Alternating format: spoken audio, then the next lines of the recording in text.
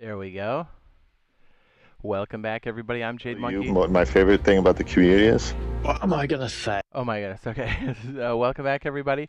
We are checking out the CitizenCon presentations that are happening, and this should be good. There should be some ship reveals. There should be some 4.0 type stuff here. So let's tune in. I'm mad excited for this. What's up? What's up, graduates?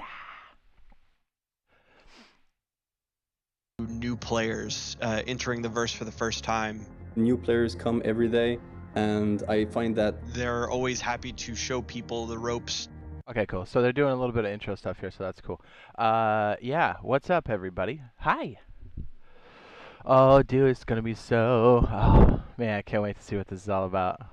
So yeah, CitizenCon is typically something you go to, but they decided to do this one live, as they did the year before, as opposed to an actual event.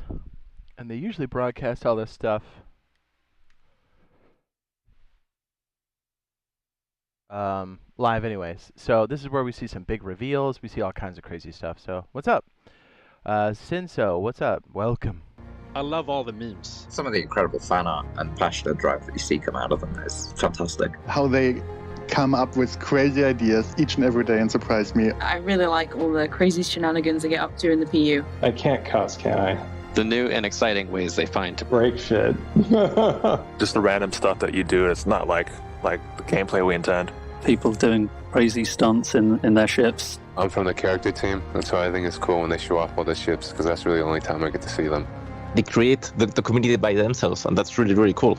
My favorite thing about the community around events. Going to Bar Citizen. It's always fun to meet some of the backers. They've all been lovely to me in person. Even if they're like really frustrated, you can tell it's just, they have so much love for it. I really like it when the community is very detail-oriented about our work. To see how excited they are about our progress.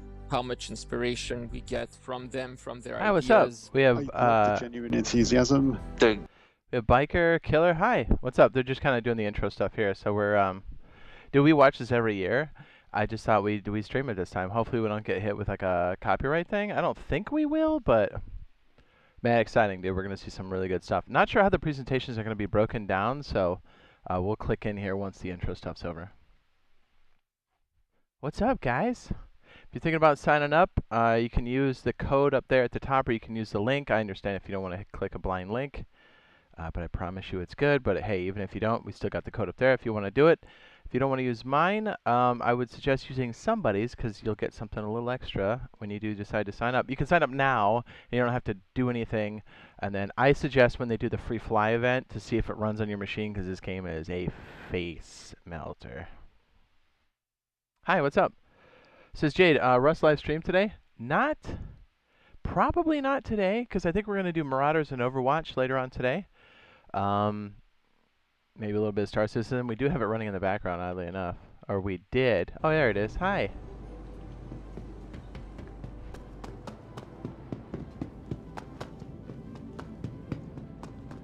So we're going to have to click in and make sure everything's good, right? Right. What is all this advertising stuff for Prime? Always wanted to build, but I didn't have the tools to do until now. One that you can fly off a carrier fighting a heroic war on the front lines, but also one that you can muster out and find your own fortune in the stars wherever your spaceship takes you. I want to be able to share this experience with my friends and fight against real opponents in space, not just AI. And I want this to be as good or better than any other game out there, and I want to actively push the boundaries of what you can do in a game. None of this would have been even possible 2 years ago.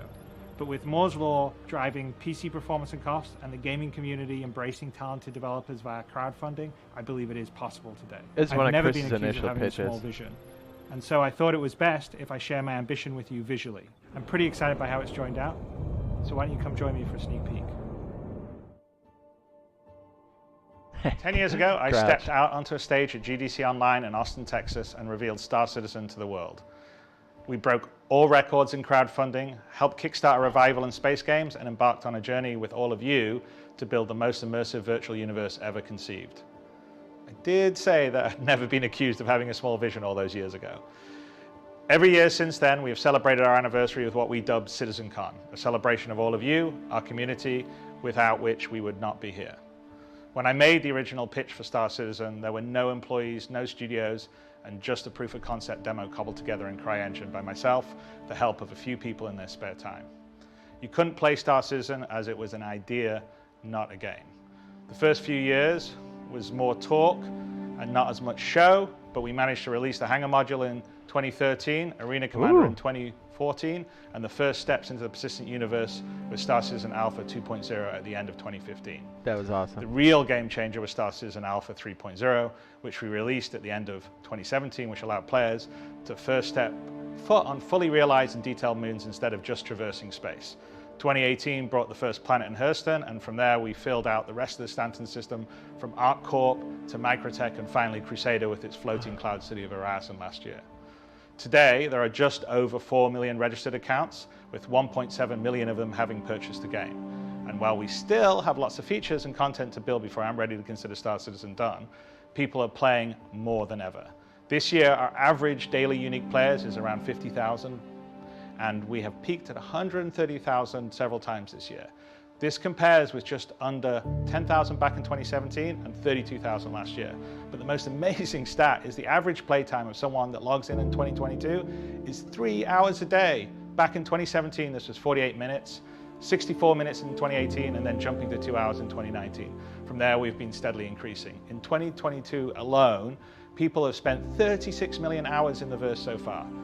So this is a testimony to the hard work the development and our online teams have been doing to make Star Citizen, even in its alpha state, more performant and stable than it's ever been, and the increasing amount of features and content that are available making for viable daily gameplay, even in Star Citizen's alpha state. Cloud Imperium Games has grown just as much. Today we're at 835 staff worldwide, all dedicated to building the most immersive virtual science fiction universe ever. In the next few weeks, we'll be welcoming 500 staff to their brand new studio at Manchester Goods Yard in Enterprise City, where we are filming this show from. All of this is down to your patience and support. Building a game of the scale, detail, and scope of Star Citizen, as it is conceived today, that allows us to seamlessly go anywhere from inside to outside, from space to planet, with no loading screens, all with millimeter detail, with everything being explorable, persistent, interactable, with thousands of players online together at the visual quality of the biggest AAA games, is perhaps the most ambitious goal that has ever been set off towards in gaming. I am both humbled and thankful of being in the position of chasing my dream to build a truly immersive universe. And it has only been possible by building it outside the traditional publisher system, with a direct relationship to our secret source, you, our community. The strength of the Star Citizen community is the real unwritten headline to our longevity and future. The connections and friends people have made along the way, the events organized inside the game and outside by the various orgs. This year, we've had 140 Bar Citizen events put on around the world, with some of the most recent being in China, South Korea, Singapore, Paris, and Florida.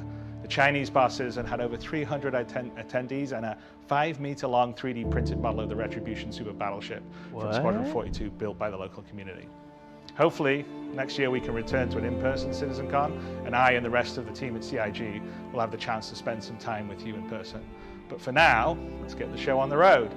10 years ago, the ship I arrived on was a single-seater. Where we're going in the future, we're going to need a bigger ship.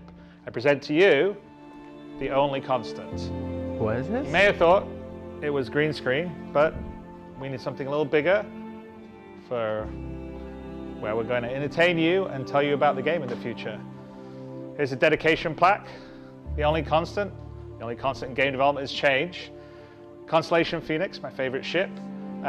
Prototyped by Roberts Space Industries, commissioned from London Shipyards, Earth, Sol 3. Launched October 2952, Manchester Starport. Captain Jared Huckabee. Jared, that wasn't the deal. You weren't going to be the captain of the ship. I sent an email. Oh, that must have gone in my junk folder. Take a seat. Welcome Okay, aboard. well, that's not bad. It's quite a nice little setup here, isn't it? We've been talking about this on and off since 2015. I know, I had to do something to get you over to the UK. Hey, you know, he knows what I like. So what do you have? Well, let's do a Phoenix, science dude. fiction drink. Right. Can you do a Pangalactic Gargle Blaster? Pangalactic Gargle Blaster. No, I can do this really dry martini that we had pre-prepared before shooting. Wow. Hey, it's our first show. We gotta start small. Look at that. Hey, we'll get better. So what do we toast to? Well, the past 10 years and the future, the next 10 years and beyond, and the community. Oh, we did that as an there we go. Cheers. And cheers. We didn't even plan that. All right. Wow. All right, so. That is strong. Ooh, that curve. That's why we didn't cover anything. So what do you think? Look at my jacket. From. Stegman Cordamon, Voyager. Nice. It's a bit blingy. I mean, you do look like you're a Knight of the Roxbury. Yeah. Knight of the Roxbury. Yeah. No, Twinsies. I don't be a twinsy with you. Twinsies? No. Let me check the rest of the set out. Just tonight. It looks good on you. Not saying it'd be the same for me.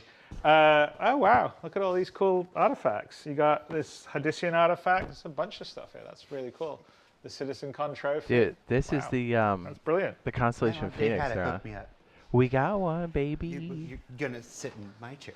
I am. It's a very nice chair. Dude, this is Nerd City. I love it. Bubblehead. This is a great place to interview people from. What's it like sitting over there? I'm getting a newfound appreciation for how awkward it is on this side. So what do you think? We should start the show? I think we should start the show. All right, let's start the show. Our first presentation of the day is Planetary Pyro with our good friend Maximilian Kylish from our Frankfurt studio. He's going to take you on a tour of 6 of the neat locations coming in the upcoming Pyro system, the first of our Journey to 4.0 presentations of the day. So take it away, Max. Here we go. It's a very nice chair. We'll talk about it.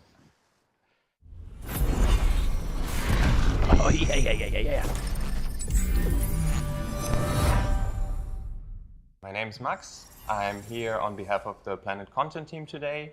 I'm a senior environment artist, and I want to show you some of the cool stuff that we worked on in the last 2 years.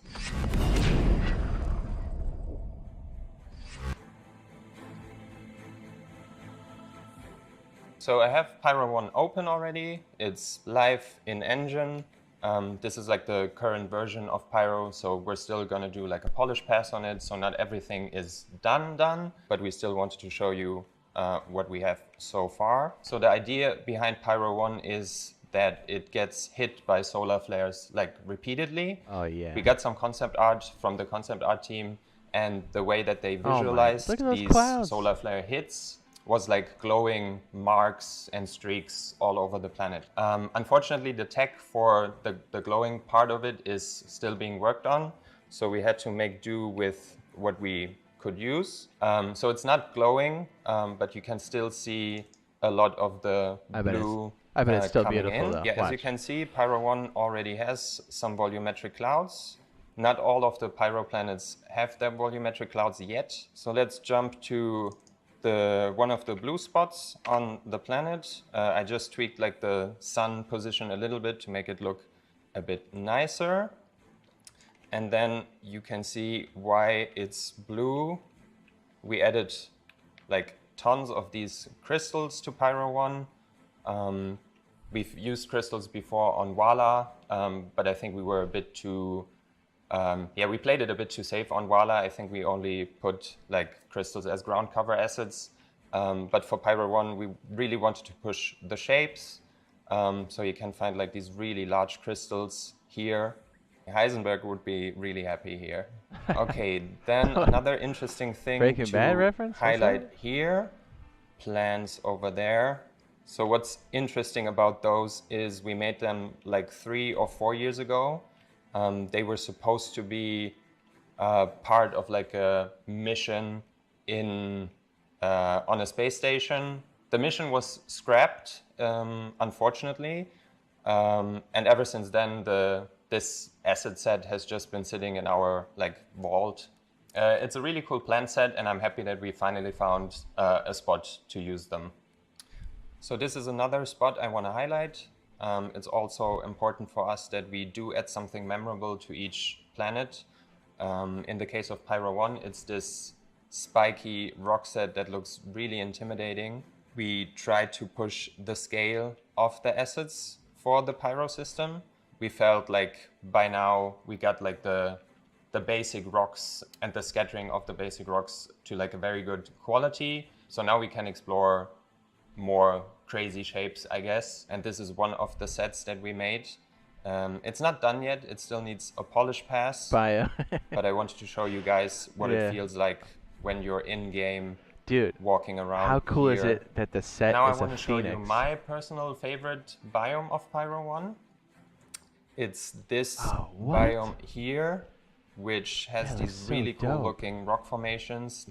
They are massive in scale. Like if I jump in-game here, you get a good feeling for the scale of them. Oh my it's goodness. possible to land your spaceship on them. What? It's probably really fun to race through here. Oh, dude. We can yes, I was just gonna say imagine that. this is going to be like a nice combat space as well, because they do provide nice cover. Let's just jump to a couple different areas on Pyro 1 before we move to Pyro 2. So these are the moons in the Pyro system that are coming in for 4.0. Dude, the gameplay they showed last year was gorgeous. We'll go through some of that later, but oh my goodness. And everything's gonna lead up to the big reveal later on, so. Whew, dude, I got the goosies, so man. Now we're on Pyro 2. In comparison to Pyro 1, you can immediately see the planet is like way more colorful. There's more variation in the use and values of the colors. We have like browns and like bone white spots, some red, and it's all contrasted by like a blue clear ocean. So Pyro 2 doesn't have volumetric clouds yet, but they will be there at release. So now I jump to one of the biomes of Pyro 2. What I want to highlight here is the improvements that we made to how acids spawn on the side of mountains. That was something that was always quite challenging for us to do, to have some natural transition from the terrain to the geometry, and then also have like the rocks form in a natural way. Now we can make nicer rock formations. It's not quite there yet. There are still improvements planned for it, but I think in comparison to what we had before, this is a big step forward. Also, what you might see is the drawing distance of acids has been greatly improved. So everything you see here in the distance is actual geometry. So if we were to fly all the way over there, you will see that this is like cliff formations. And I think it looks really cool, like the silhouette of the terrain. Yeah, let's fly through the canyons. Yeah, I would do this in a spaceship, but I'm horrible at flying, so I'm just going to use the camera in editor. Oh my god, that's going to be so cool to fly a really cool biome on Pyro 2. It's simple, but I think sometimes less is more. In this case, what sets this biome apart from the rest of the planet is that we added these calcified trees, and they spawn in very dense clusters.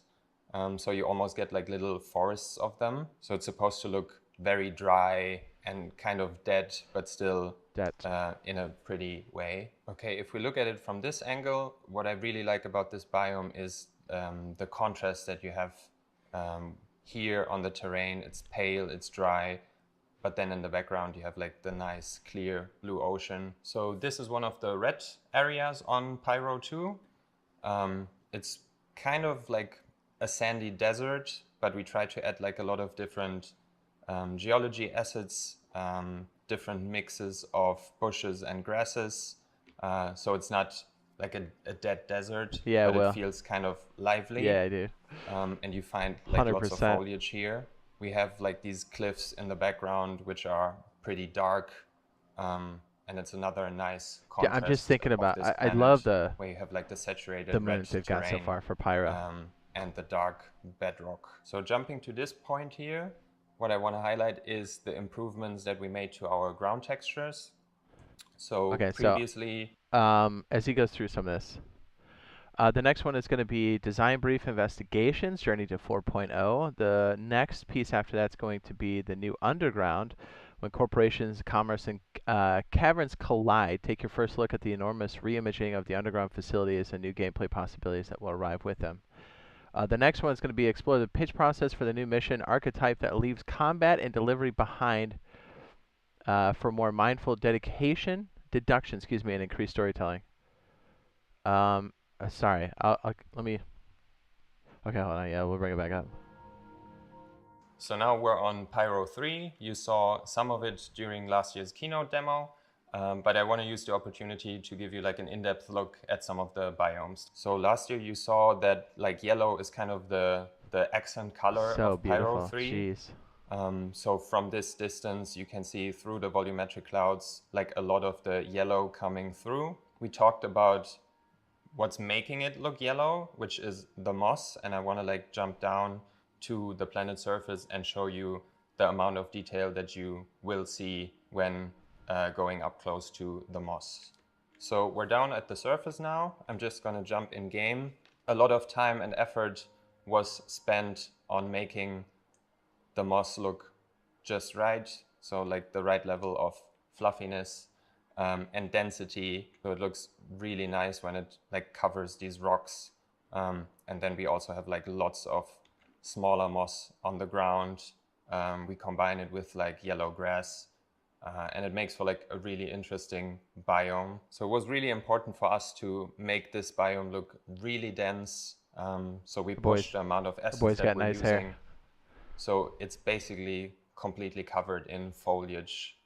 Compared to Hurston, for example, Hurston and Microtech, which are probably our densest planets when it comes to foliage, this is way denser. The good thing is that we don't have any trees here, so all the budget we can use on ground cover, on grass. Now we jump to a Pyro coast biome. The improvements we got to the coast biomes is that we can now use a OPR override for every single biome. Wow. Previously, we could only use one global override per planet, which, as you can imagine, is not enough when you have something like Stanton 4, where you have snowy regions and the spruce tree regions, and one object preset just can't cover every coast. We added these coral, coral geology set to have some of the yellow also along the coast. So you see here, we always have like a little bit of yellow coming through, and eventually it transitions into the nice mossy areas. Previously, when we made coast object presets, we played it a bit safe and only used 1 or 2 asset sets.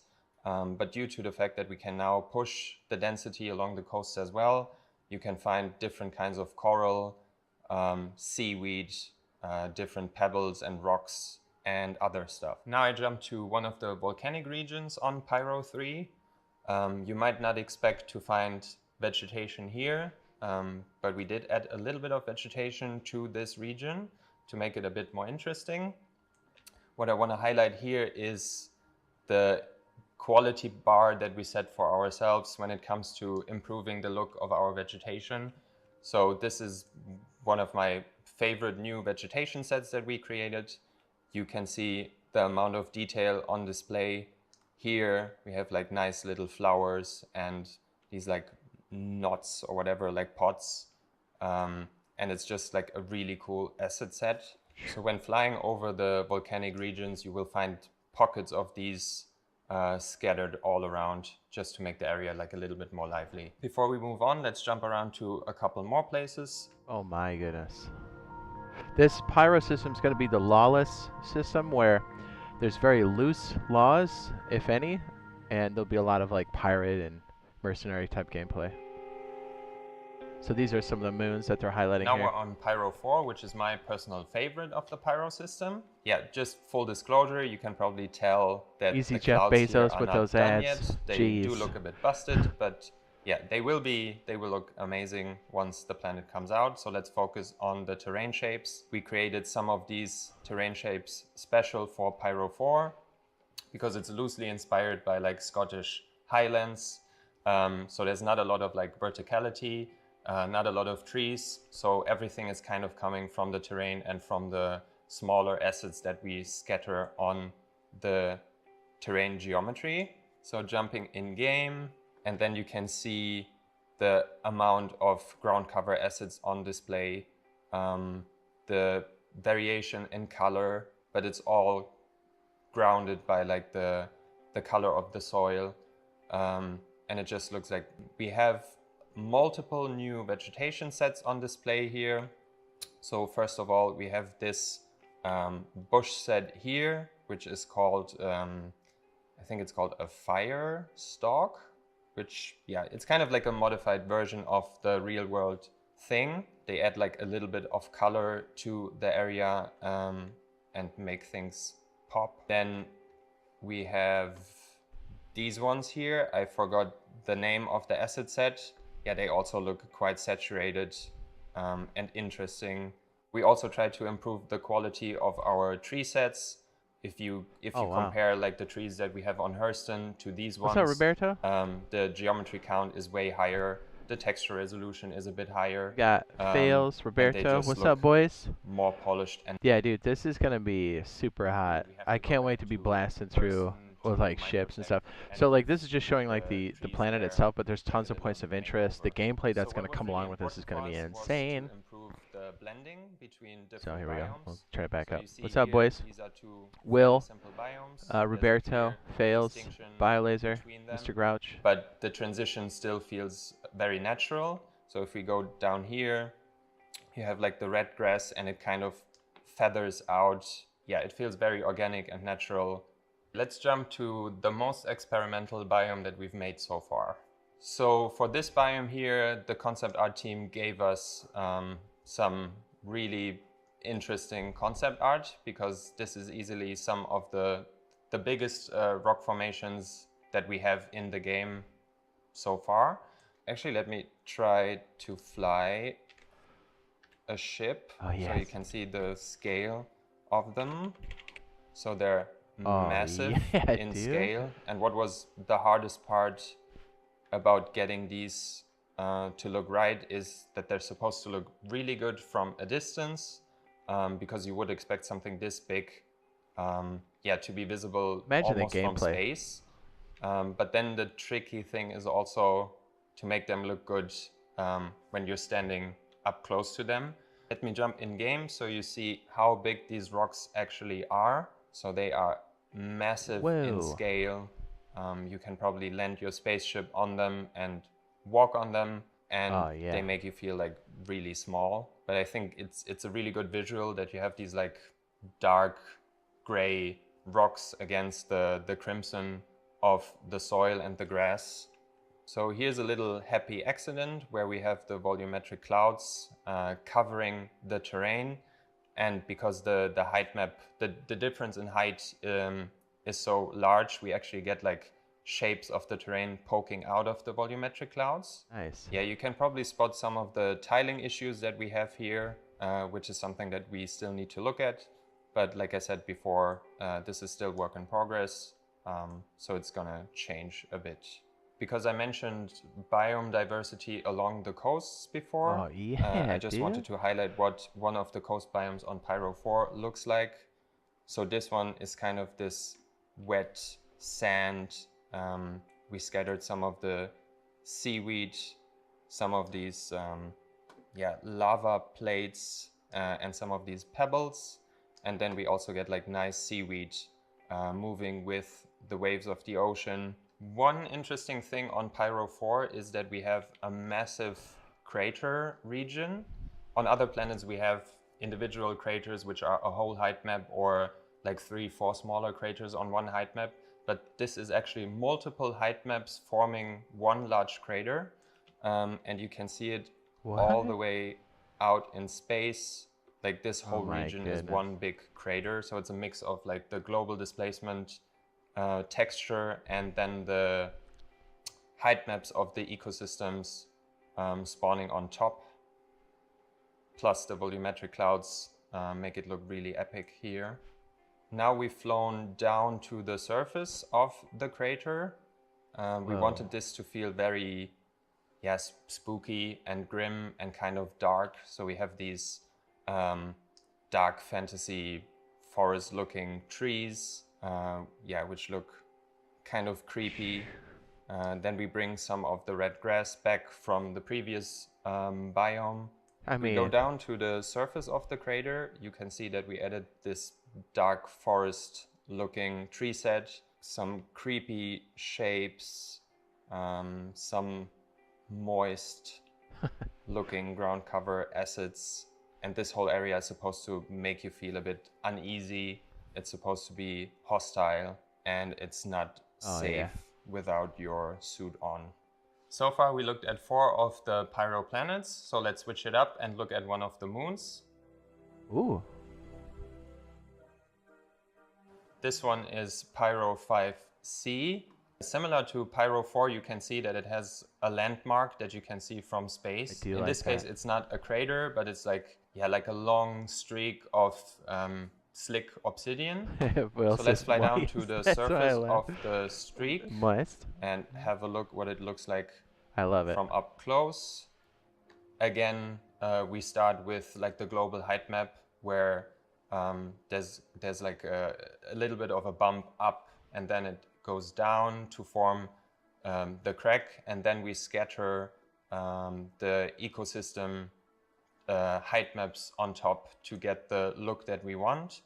So if we go down here, you can see we start with like flatland shapes, some smaller craters, and then it transitions into like these quite spiky looking mountain formations. And then down here, they feather into like these longer ridges of bedrock before it becomes smooth down here. And if we jump to this point, which is a really cool spot because like the sun just hits the obsidian in the right way and everything looks like nice and shiny. You can see here that the ground looks quite different from other planets. So instead of soil, it almost looks artificial in a way. Acid-wise, we're using one of our obsidian sets that you can also find on Stanton 4. This one got a bit of an update, a bit of polish, so we improved the shapes, different textures just to make it look extra cool, like the way the sunlight hits these surfaces. To make this area a bit more interesting, we decided to add some of these white, light gray shrubs, just so the area doesn't feel too samey. And it's always nice to have like the occasional pocket of vegetation. To set the obsidian biome apart from the rest of the planet, we went with the opposite route for these biomes here. So instead of being shiny and slick, they are more dry, covered in dry sand. The vegetation is dry. We added some of these spiky shapes to add some verticality to the scattering. But yeah, outside the obsidian crack, this is what you will find on the planet most of the time. So this go-to point I picked to show some of the subtle color that we added to Pyro 5C. So the obsidian crack is like kind of just dark gray, black. The desert I just showed is also light gray. So we felt this needed a bit of a color breakup. So we added some of these red hues to the occasional biome. It's very rocky. You also find the red sand on the rocks from the biome accumulation. And it looks really nice how the red creeps up into the crevices of the height maps in the background. Pyro 6. We're going to end our showcase today on Pyro 6. Pyro 6 has a very interesting color palette. Like I really like the yellows and the pale beige tones of the terrain. And then you have another blue ocean. As you can see, the terrain is kind of ridden by craters, and we get these really cool shapes where the ocean fills in those craters. If we jump all the way down to the edge of one of those craters, so now we're at the edge of one of those craters. I'm jumping in game right now just to show you what it feels like walking along here. You can see that we added some dramatic looking coral shapes, and then eventually you walk down here towards one of those craters that's filled with water. We have a couple of floating meshes here on the left. This is still work in progress, so one of us, probably me, has to go in and adjust the settings of the spawning here. And then we're right at the edge. And I really like the color of the water and how it looks against the backdrop of the white chalky terrain. Then over here, I want to introduce you to our human scale ref mesh. His name is Rüdiger, and he's super helpful when we set up object presets, because you can immediately see how the scale of assets feel when you have him in situation. Like, he adds context to the scene. He spawns every time that object preset spawns, and yeah, he helps us find the right values when it comes to the scale of our assets. In general, this biome here is another good example of how our ground textures work together with the assets that we put on top. So the transition is really nice from this ground texture to this one.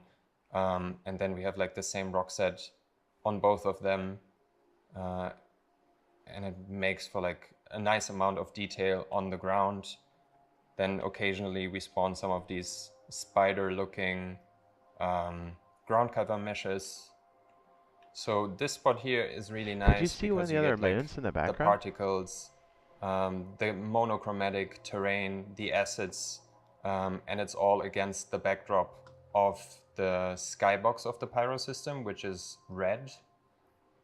Then we get like some really cool looking sunbeams coming through the volumetric clouds here.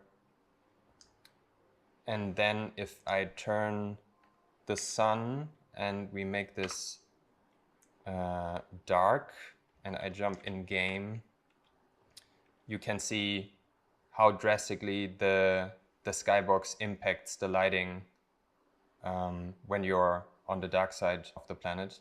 And the skybox is just, yeah, it looks really good. That's wild. So this is the skybox for the entire pyro system. So you will see it on every single pyro planet. It's just that Pyro 6 has like a very thin atmosphere, so you see it well here. Wow. I'm happy to have had this opportunity to show you guys the work that we did in the last 2 years. I'm super excited to see you guys explore the Pyro system for the first time, to hear your feedback. There's still work that we have to do, but I hope that you are even more excited than before after seeing what I showed you today. Oh yeah.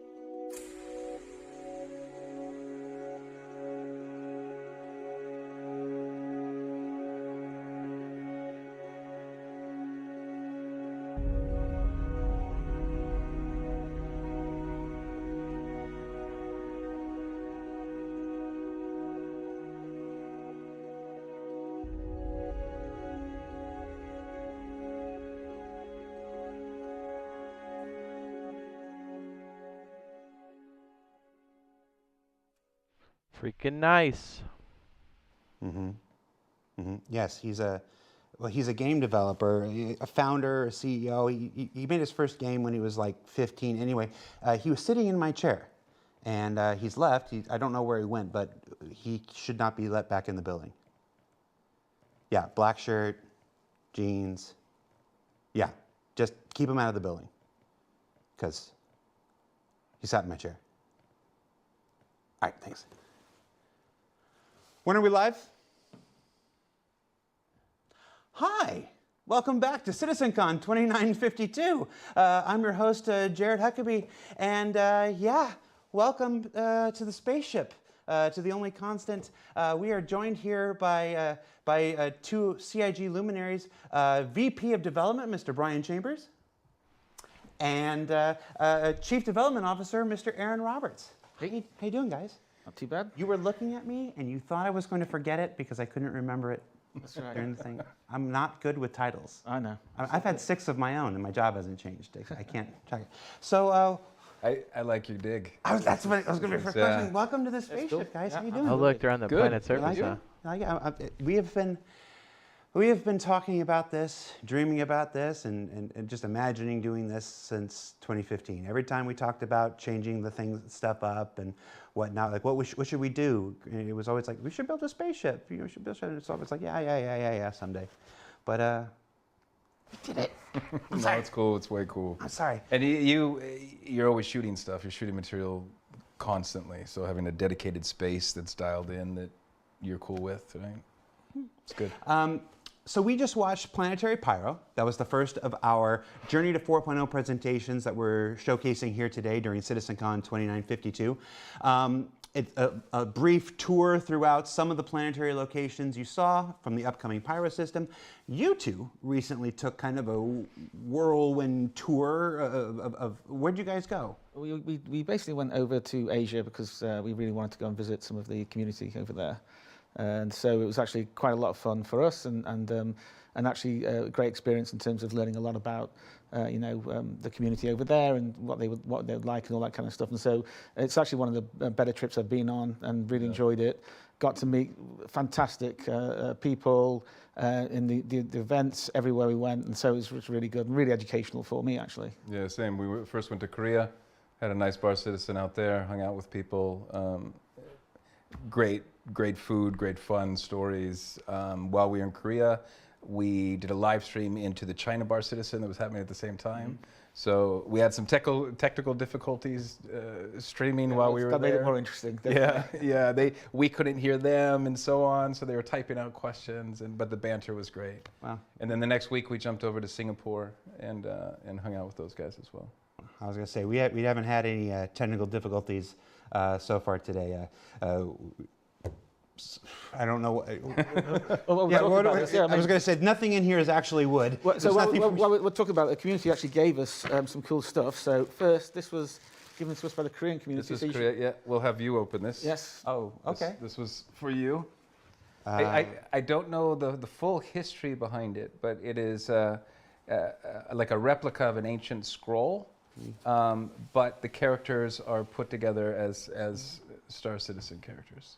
Which is really cool. Oh, yeah. Which is incredibly cool. That guy's doing the Steve Bender. So we each got one of those as well, but they specifically wanted us to bring one back for you. Let me switch to Brian's cam. Let me see if I can move this over here and get a here, Brian. I'm going to hand this to you so I don't get out. Absolutely. Hold that and get a little closer to the camera there. There we go. That's very nice. I got the string in the right. Yeah. Incredibly cool. All right, now give it back because it's mine. Yeah. Give it to me. I'll mess it up. And then from Singapore, really cool. Then we jumped over to Singapore, and while we were there, this is one we'll also have to. Everybody at the event signed this awesome. I'm gonna get this strong here. You grab one side. I'll grab one side. There we go. Wrong way. We did not plan this. No, we didn't. No, clearly. Bad, but we got everybody's signature, so we're going to put this up in our new offices in Manchester. Oh, very cool. It's very cool. So, so these things. But anyway. And then there's other stuff in there. You can pull some of them out if you want. That's all for you. Really cool little coins they made and cards and so on. And of course, if you're not familiar with what a bar citizen is, you can check out barcitizen.sc. It is a completely community backer-run organization that helps coordinate basically gatherings of Star Citizens all around the world, including most recently Singapore and China and South Korea. I know that I think there was one in San Diego last night, if I was not mistaken. This says Bar Citizen Singapore, and it's made by the community, and it is a, what is that? Oh, it's a Bar Citizen card. Yep. It's metal. It's proper, yeah. Nice. Okay, well, I'm going to leave that out. And there's some other challenge coins and stuff. We will go through this on our own time because people are probably like, just get to the next thing. Exactly. Exactly. I know who our viewers are. So before we do move on to the next thing, Brian, Aaron, it is our 10th birthday, our 10th anniversary. 10. 10. It's 10 that's something. crazy. There was an internal debate whether this was the birthday or the anniversary, because the anniversary is sometimes in November, the birthday is in October. Whatever it is, it's 10.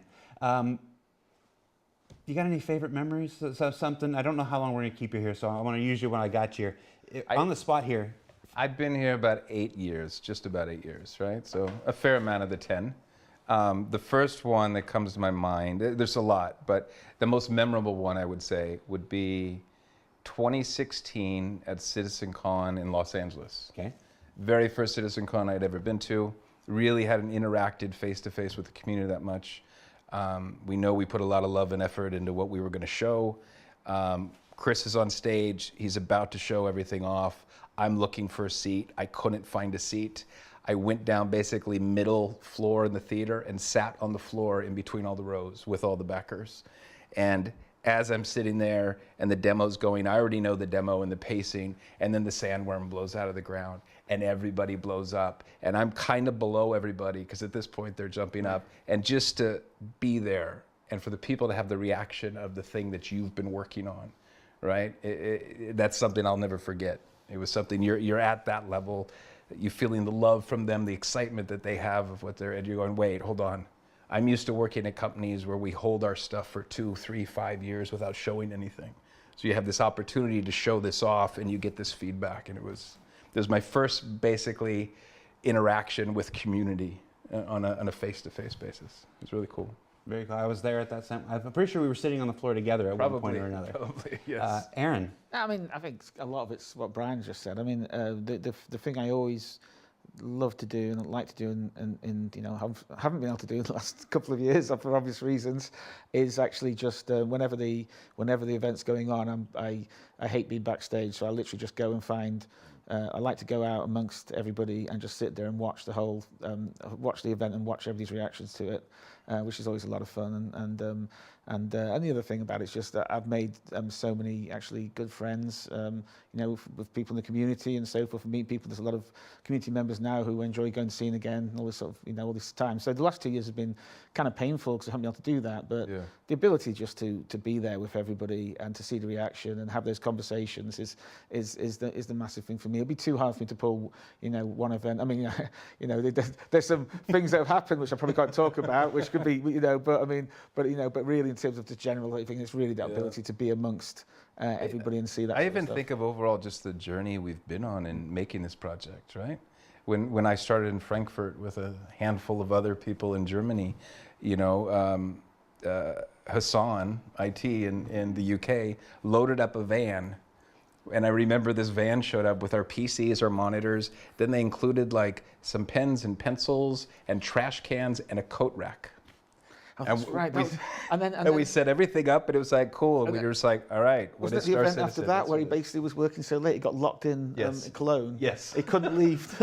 He basically got locked in, and so he basically had to sleep. Sleep in the sleep in the stage stuff like that. But no, it's just like lots of. I mean, it is all that kind of stuff. There's so many stories. There's so many times I've met people, and just all the events. It's been fantastic. It's a follow-up to that Hassan story. Hassan is one of my favorite people. He's good here at LCG. We were at Cologne in 2016. That was a really hard event to manage, and sitting with him on that last day. He and I, everybody's off partying. We've completed the thing, and Hassan and I are breaking stuff down, and it was along with a bunch of other crew. And he just sits there and he goes, "Dude, I don't know if I can do this next year." I'm like, "There's nobody else to do it except us, dude." And he goes, "Oh, no, I'm going to take PTO next year." I'm like, "You are not going to take PTO next year." And the next year, he had 2 weeks, like before and after Gamescom blocked off, and I'm like, "You took PTO?" Because I told you, I'm like, "You're my hero." You actually, and again, he set everything up. He had all the backups done. It went off flawlessly and everything. But it's just, there are a lot of stories. And I'm interested to see how Ian and Todd are going to answer this question later on. That's enough chit chat at this point. Let's get on to our next presentation, design brief. Investigations. One of the most common requests we get from the community is to talk about things at their earliest states. Tell us what you're just thinking about, not necessarily the next thing or the thing after. Like, share the earliest design stuff for how a thing might work. Everything you're about to see can and will change dramatically from the point of today to the point where it makes the game.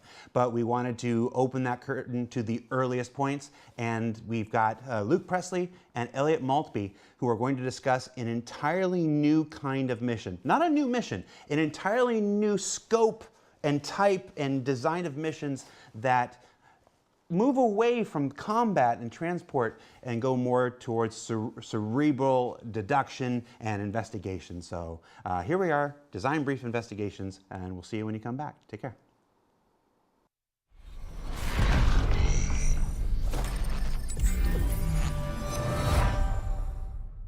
Hi, my name's Elliot Maltby. I'm a principal systems designer. I work with Luke Presley on the mission feature team. I'm here today to talk about one of the new mission types we're prototyping. So this is an early look, a new mission type, and usually we don't give you a look this early. It's because we don't have the nice shiny visuals. But people keep asking to see the design brief, so we thought, what the heck, we'll let you see.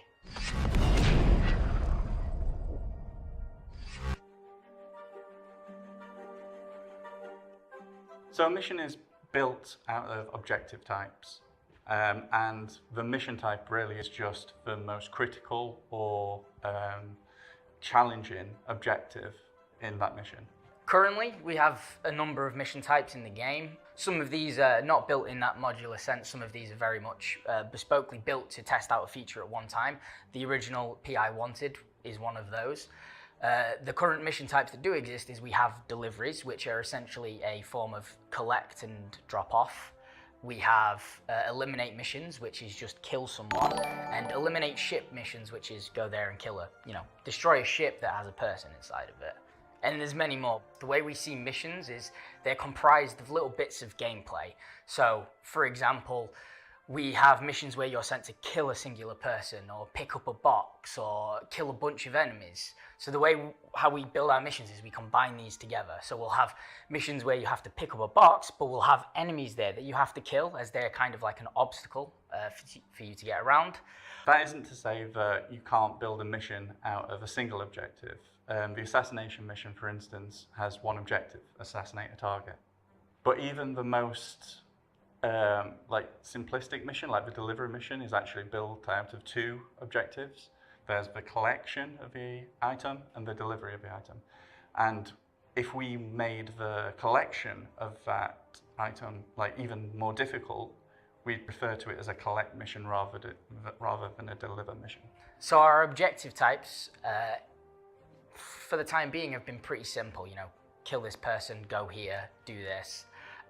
Until now, we're now looking at doing one of the most complex type of objective and gameplay things we've tackled in MFT. With that said, we're working on a new mission type, and that's investigation.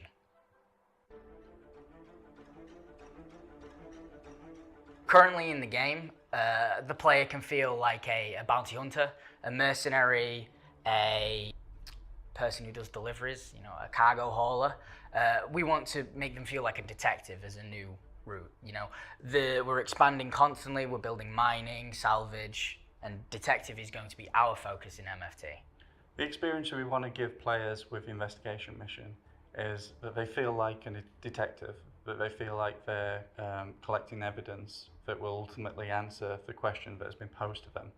and that they're able to kind of search through the evidence and find the red herrings and like choose the right answer. So what we want is we want to build a mission that requires you to have to think, requires you to have to look around, search your environment in detail, look at each individual clue and make sure you fully understand it before you make your decision as the detective. And there'll also be red herrings thrown in there, so evidence will really have to be like poured over to be able to determine whether it's actually credible or not.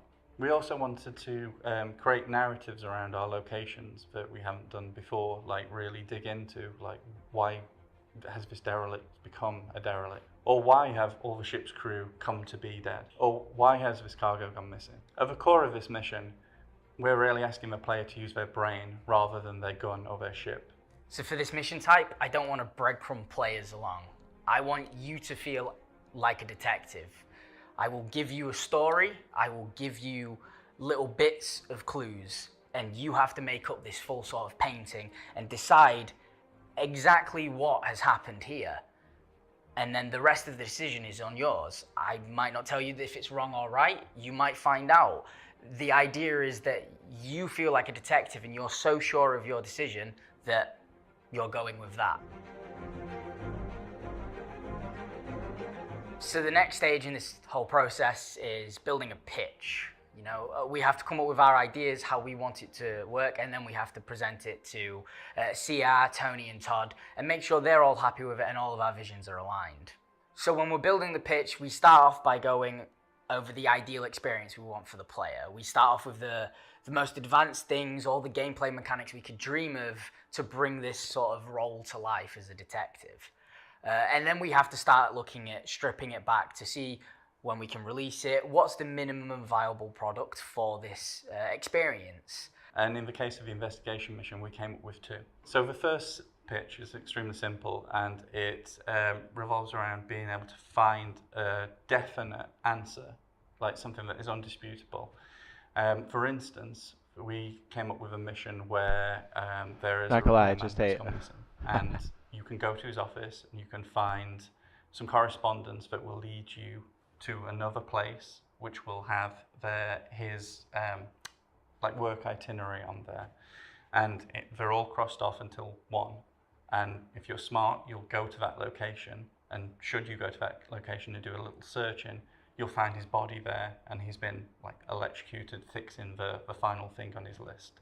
And there's your definitive ending. Whereas the second pitch, it's more about allowing the player to choose when they're done, like when they think they have solved the mystery. And the way we do this is we scatter evidence around the location and clues that lead you to that evidence. And obviously there can be red herrings in there.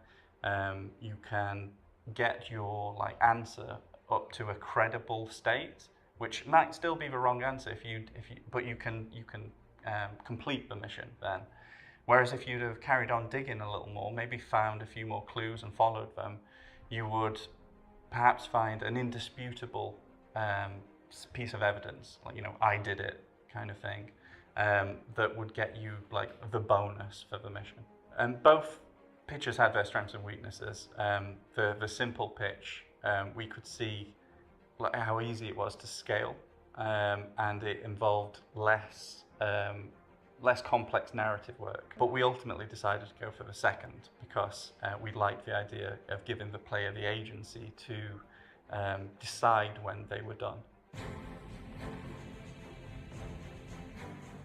So we're in the prototype phase with the investigation mission, which is more important than ever because it's such a complex mission, and we need to ensure that it's scalable and that other designers can make their own mysteries with it.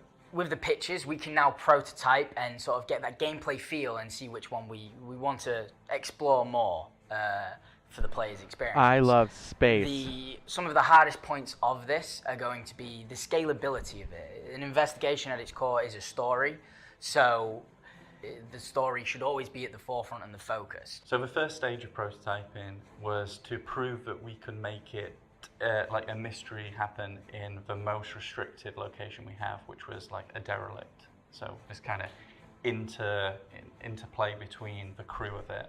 From there, we're going to expand so that it takes into account more locations and uses all of the presentation is going to be the new underground retrieval interactions that we currently have. For instance, like you can kill a guy and get information off him. You can find a corpse, get information off it. You can loot a box, get information off it. And then we'll be prototyping the newer ways of getting information like off of things. We're looking into using the med gun to find the name and cause of death of people, and we're looking into being able to like find the mobiles in an inventory and download data from it. One of the hardest things that we have to figure out is the story. The investigation will live and die by its story, so we work very closely with the writers to try and figure out what kind of story we want to tell, what kind of clues we want to give, and then after that point we look at sort of what obstacles we want to put in your way, you know, keypad locked doors, enemies, like traversal puzzles, things like that. The main challenge for creating this mission is ensuring that the player has enough guidance to complete it without putting mission markers on everything. Like, it is supposed to be about them searching, figuring clues out for themselves, and finding the answer themselves. We want you to still feel like that detective, but ensure that we're giving you enough information in the ways that we can. And we're working with the UI designer on the new mobiles, which should really help with this. So this has been our video design brief on our investigation missions. We're really excited to bring these to you. We wanted to give you an early look to let you know what we're thinking and see what you're thinking about these as well. And we're really excited about it because it will allow us to inject a lot more story into the persistent universe. So with everything we do, iteration is a key part of how we build things. So by the time you see this, and maybe by the time it comes out, it might have changed drastically. We don't know yet. We're still working on it and figuring out the fine details. But player experience and player agency is at the focus of what we're trying to achieve. We're really excited and hope you are too. And I'm sure we'll be talking about this again in the future.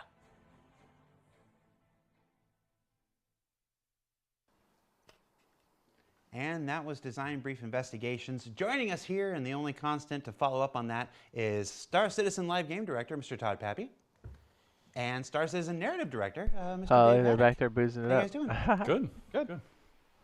These missions, we've got combat missions, we've got, you know, calling missions. This is a whole new narratively driven kind of initiative for the Persistent Universe. What can you add to what's being said? How does this work, Dave? What kind of missions are we talking about? What kind of stories are we looking at here?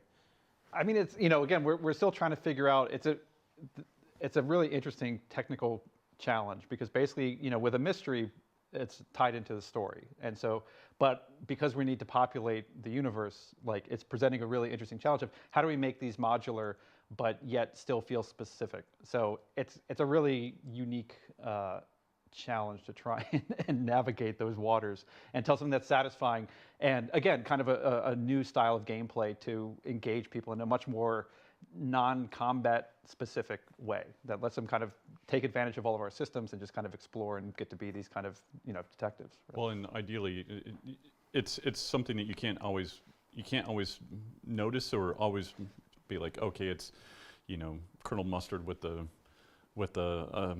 lead pipe. with the lead pipe or the rope, you know. So we want to make sure that it feels unique, you know, to the area and interesting. So it's like Dave said, I think it is going to be a big challenge for us to figure it out.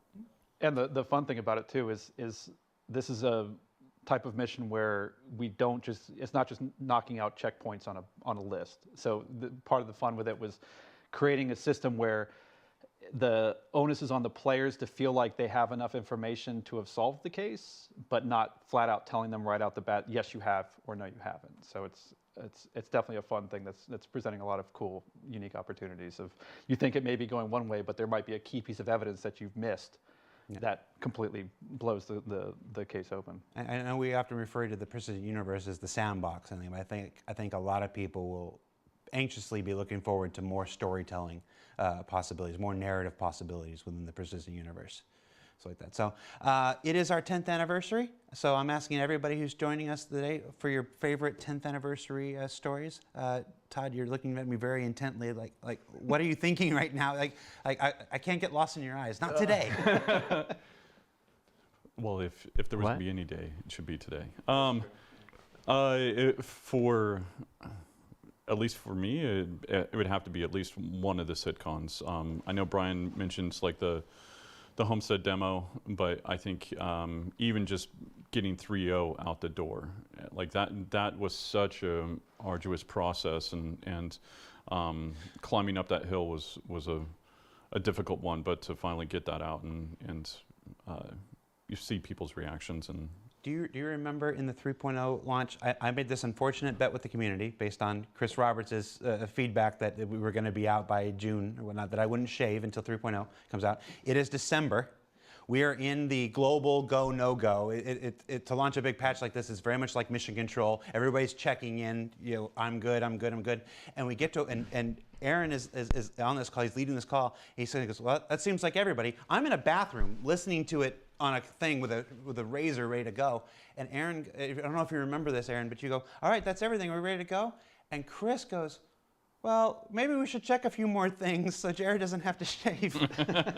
and I usually sit in these meetings and I'm muted. I'm not supposed to be talking in these meetings. I'm muted. I'm like, you launched this thing. And then it was Aaron who took pity on me. He's like, all right, launch the patch. Do you recall that at all? Yeah, absolutely. Yeah. And Dave, we'll get your story before we move on to the next thing. What's your favorite memory in the last 10 years? I mean, it's tough to lock it down. I mean, I have two kind of distinct areas. There's actually it was the morning of the GDC announcement. Like, I was in LA and woke up early to watch the live stream. So hearing Chris after, you know, at that point I'd been on it for a couple of months, of finally pitching it out and seeing the reactions of people freaking out and crashing the website and all that good stuff was definitely, you know, the kind of the first indicator of what this could be, that this was really tapping into something that people really wanted to see. But for me, one of the big ones was really, actually, was the 2015, like the PCAP shoot, just to be able to work with that cast. The crew was amazing. Everything about it was just like this real engaging. I mean, it was a three-month shoot. Yeah, I think it was 3. Yeah, that's one that stands out for me huge as well. That was. I mean, the cast that was there and how you dealt with them on a daily basis and the passion that they had into the script, and it was so cool. Yeah, and it was these sort of fun, weird things of, you know, there was a song that came about during the production that I won't spoil anything. I don't know if it's actually been released, but that became sort of the theme song of the entire shoot, which was amazing. So. Xylo's blowing up my phone saying we need to hurry it up. So I don't know what that means so much, but just letting you know. All right, bring it back to me. All right. So thank you so much, Todd and Dave. It's time to move on to our next Journey to 4.0 presentation, the new Underground, where we explore what you think you know about underground facilities and then explode them in a whole new way. So check that out.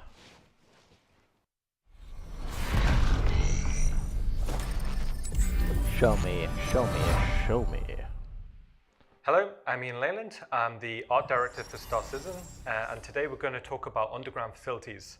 Now, this was a presentation that we gave Chris internally a little while back, and what we're going to cover is how we're going to take one of the locations we have in the game right now, but actually really design it from the ground up to be the location archetype that we really wanted. Okay, let's get started.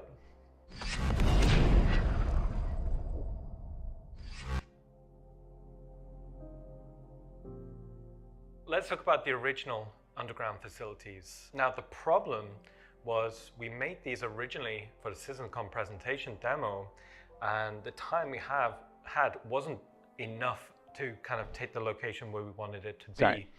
Now, it kind of fits the current purpose. It's fairly small in scale. It gives a multi-room layout opportunity for FPS combat, but we always knew we wanted it to be able to scale small, medium, large to accommodate maybe 60 minutes of gameplay time per location.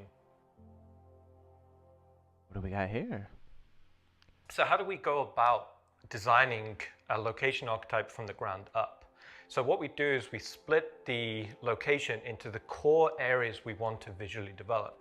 Now for underground facilities, the first thing we're looking at here is what we're calling Zone 1. So this is the presence on the landscape. So what we're looking at here is an example key art shot of what a medium-sized underground facility could look like.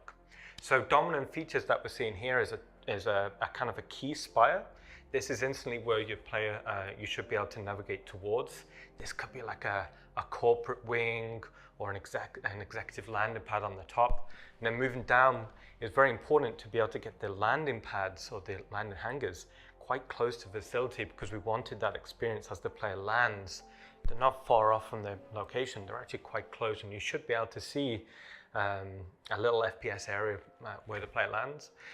Also, what we're seeing here is some visual justification at what might actually be going on. So you're seeing, processing and tanks and supplies actually on the landscape there. Now, what I was saying before about it being a kind of a much braver visual presence on a landscape, so we designed the silhouette primarily, so you'd be able to recognize these as a location to aim for. Also, what we're seeing here is we thought it'd be cool to actually have surface entrances as well. So we're actually thinking about primary, secondary, and tertiary ways for the player to get into these locations depending on the mission scenario.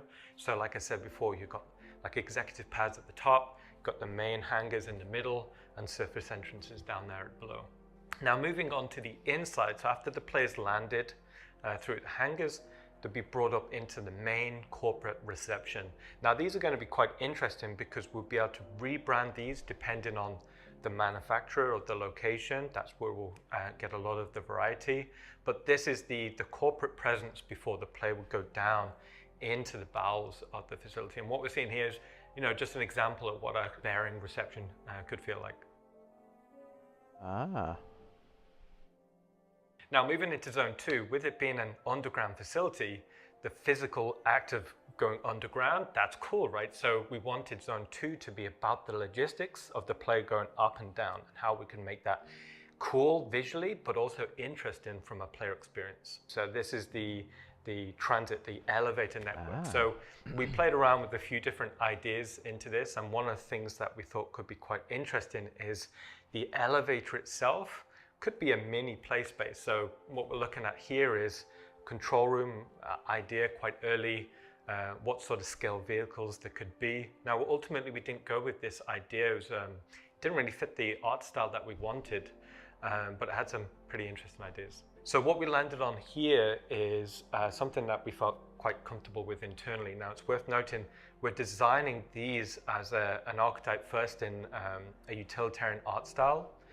In the future, we'll expand out and do other art style variants. So what we're seeing here is the control room overlooking the main warehouse floor, and then this elevator should be big and clear enough for the player to understand, like that's where logistics will go up and down. And for the elevator itself, we wanted it to be its own play space. So on the top level, that's where containers will be shipped up and down. But maybe underneath it, there could be little nooks and crannies. If we wanted to stealth into the location, we'd be able to give opportunities for the player there. And down below, this is what the player would kind of see. So now they're really starting to get into the bowels of the facility. So echoing of that control room down below, but also this is where we'll present the player with an opportunity to choose the area they want to go. Maybe cargoes to the left, maybe processing to the right, or maybe technicals up above. Part of that process of how we design is we look at things about from the player's point of view. So what we're seeing here is pretty good indication about how the player would exfiltrate from the location. So a lot of the lines are leading towards the elevator because we want navigation to be as intuitive as possible. Moving on to Zone 3, so this is the bowels of the facility. So these are going to be spaces that we've never really explored before. A lot of the locations in the game tend to be quite residential, but here we're going for something completely industrial. As a player, you want to feel like an ant almost to the location. The primary purpose is not for you to be walking around, so we dedicated spaces towards logistics, and we put kind of personnel walkways almost as a secondary element. So in this image, you're kind of seeing where, you know, big trucks could kind of go, but we've also got like little nooks and crannies for the player to kind of explore and go into. Now, as it being a location dedicated towards the moving of logistics, we wanted to explore and have fun with vehicles, right? So here we're seeing the mule kind of coming and going on one of these walkways.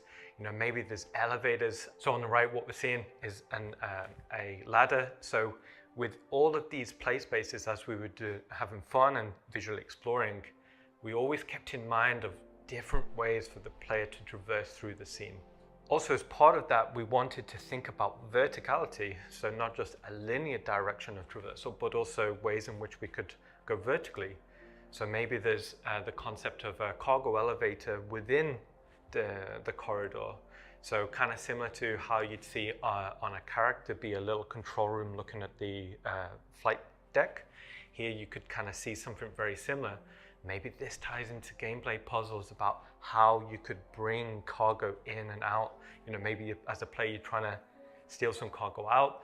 There's tons of potential for how we could do puzzles in that regard. So looking at this image, we took loads of inspiration from modern day aircraft carriers about how you see pads on the flight deck go to the underbelly. We thought this would already give tons of opportunity for not only cool visuals, but also ways in which you can reveal extra traversal opportunities. So as that cargo deck goes down, you'd see other ways to kind of traverse through into the facility. Okay, so what we're looking at here is kind of an example corridor. Now, corridors in our game are quite important to us, but they don't necessarily have to be boring.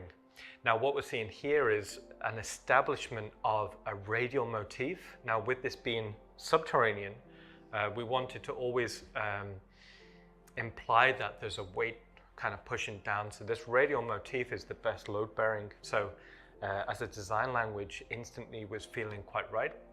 So in this traversal corridor, what we're seeing is a few different things. Clearly, there's a clear route for logistics. That's cool. But also on top of that, you've got these side routes, which is where personnel would go, split hierarchy. So it would be pretty cool for FPS combat, you know, for opportunities there. And then leading in, underneath, you're kind of seeing a tertiary route.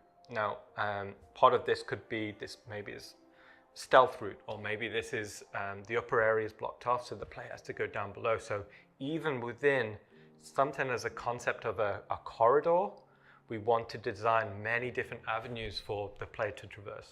Okay, so what we're looking at here is the underbelly of that concept we just showed. So up above, dedicated towards logistics, maybe containers going through, shipping containers going through.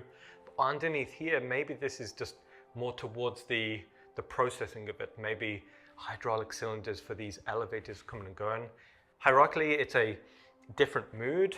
So up above, it's cleaner, it's noisier, but down below, darker, more steamy. And again, that presents other opportunities for gameplay.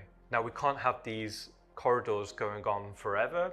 Performance-wise, we'd never be able to draw it, and it wouldn't be the most entertaining for the player.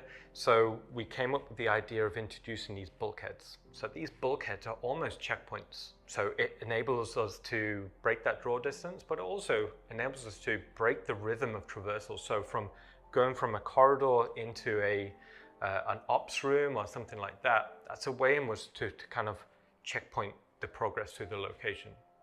So inside these bulkheads, we could maybe array like ops rooms. Maybe these are scanning checkpoints to kind of monitor the movement of cargo to and from.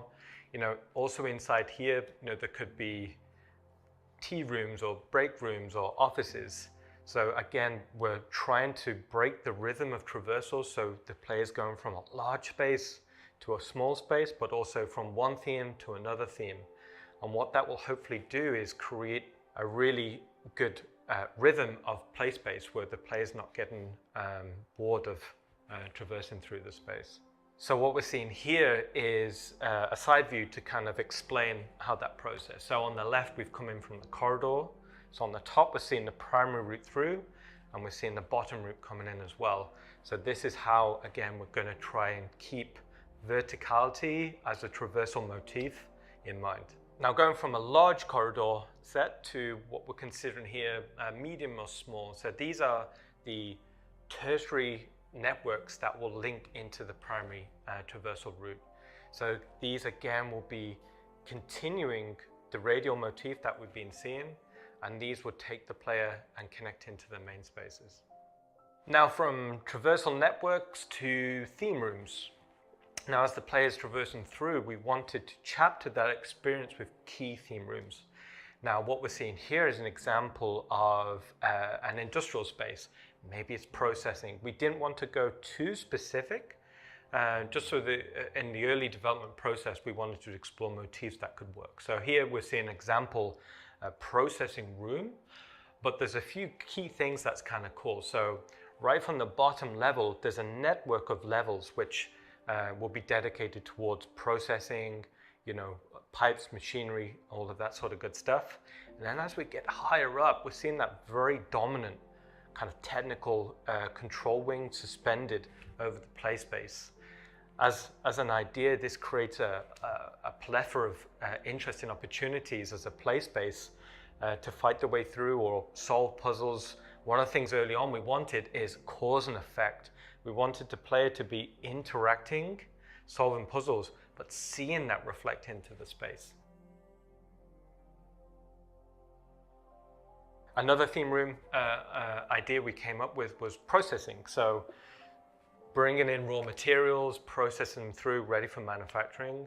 So we had a bit of fun with ways in which we could kind of create these quite interesting set pieces. So it's not all just industry in the underbelly of these underground facilities. There's also going to be technical areas, areas dedicated towards the control of the location. So what we're seeing here is maybe it's the main map room. So this is where they control the networking of everything. And also on here, you've got the overseeing executive suite. So it's not just technicians here, but also executive wings. And also as a bit of fun, if the player does get access to these executive wings, then we're seeing another type of art style in here as well. So we've seen industrial, we've seen technical. Now we'll be seeing, you know, more like the corporate foyer we saw up above, so meeting rooms, office spaces, that sort of thing. And what we're seeing here is maybe there's the data processing of the location. So as a quick idea, we thought these data racks are actually submerged for cooling in a base of water. We thought also it'd be cool if there's a cause and effect. So if the player solves a puzzle, to go from it being below water to above water. So again, ways in which we can kind of spark ideas or conversations with design about interesting opportunities. And then lastly, Zone 4. Now, it wouldn't be, it'd be a missed opportunity if we didn't go into some sort of organic locations as part of the underground facility. So this could be excavation zones or areas where it'd been abandoned. This could lead into cave networks. This was something we had quite a bit of fun with. So how do we actually take the player from being in this fairly well-established industrial location to a cave? There needs to be some form of transition period. So we came up with ideas about how we'd see excavation equipment, or, you know, with the roads kind of peter out. And as part of the roads, you know, maybe we can do some pretty cool layouts for the player to drive through. Something that's a little bit more invested than just a straight line. Now, as part of that transition period between heavy industrial to exposed cave, the equipment needed to create further UGF spaces, you know, maybe there's a large boring machine still there. Again, maybe that comes into some form of gameplay opportunity for the player to traverse over, interact. That's kind of cool. Also, as part of that, another opportunity to introduce a new element to the space could be, as we're transitioning towards more natural spaces, we can not only introduce different types of geology, but maybe we're introducing some form of liquid. So depending on the location, maybe it's on a certain planet, there could be like underground rivers, underground lakes, maybe it's lava, maybe it's acidic. And also if we're describing these locations as maybe some are more abandoned, we could start to showcase how nature slowly started to take over. This also would introduce some pretty cool opportunities. So also another process we do during concept development is I like to start taking some of these ideas we're developing and get them in the engine as soon as possible. And what this affords us is we can sit down with Todd and we can really evaluate how well an idea is working in terms of space, size, composition, gameplay opportunities right from the early visual development process. And what we're looking at here is very loose concept meshes brought into the engine, quickly lit, just for that exploration process. That's an overview of what we're pushing for the new underground facilities. I'm quite excited about it, and hopefully you are soon. And we look forward to showing you more in the future.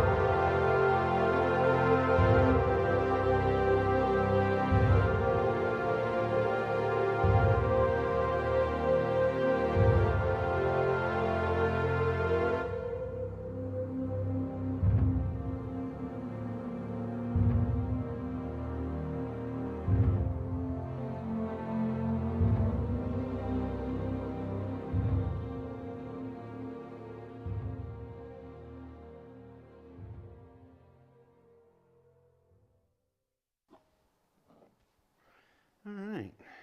That was the new Underground, starring our very own Star Citizen art director, Mr. Ian Leland.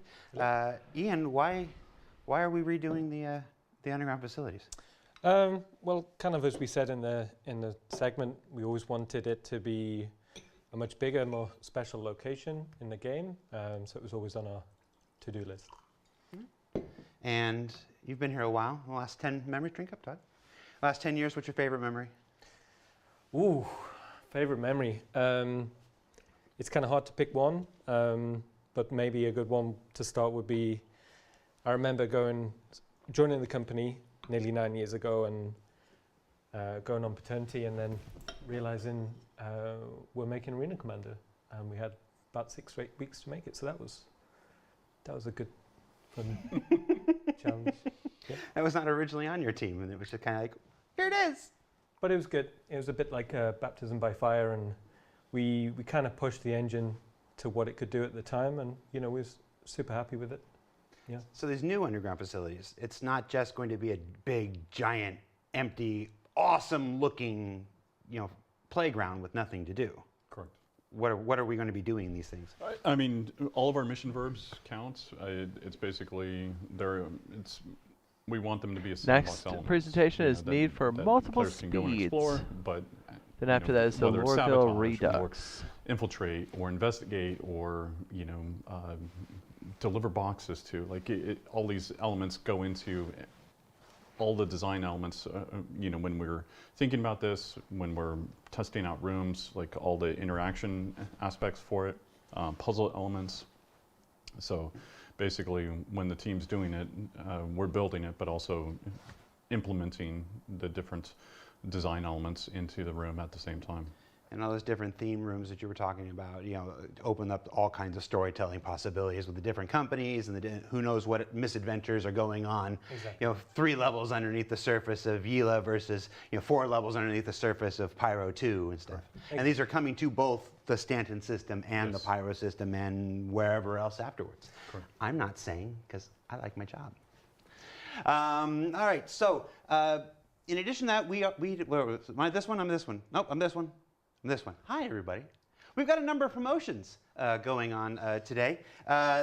Everybody that's a member of the Star Citizen community, you've got a registered account on the website, is getting a free digital goodies pack. It's available for all backers. It's got Francis, the party animal plushie, which I believe it's a Finley with a fun hat, isn't it? It's a space whale.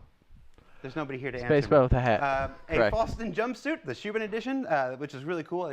We don't have a lot of onesies in the clothing line, clothing-wise for the Precision Universe, and a grenade launcher, because giving everybody in the universe a grenade launcher, that's going to be fun.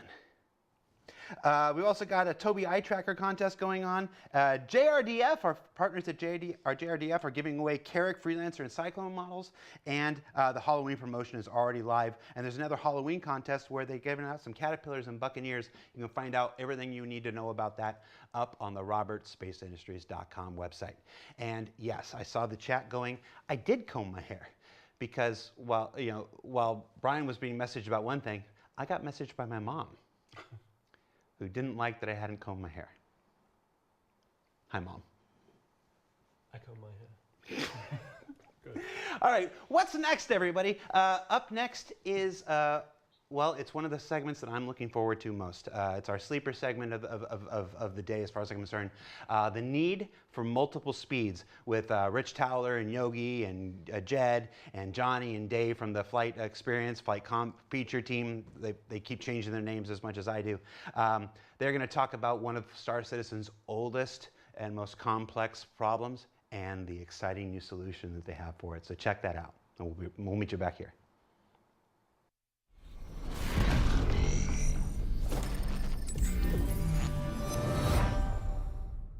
Hi, my name is Yogi Klatt. I'm a gameplay programmer in the vehicle feature team. I'm here with Rich Towler, David Colson, Jed Talbot, and Johnny Young. And today we're gonna talk to you about the upcoming changes to the flight systems and the combat systems, which are done specifically for Squadron 42, but which will eventually find their way to the persistent universe.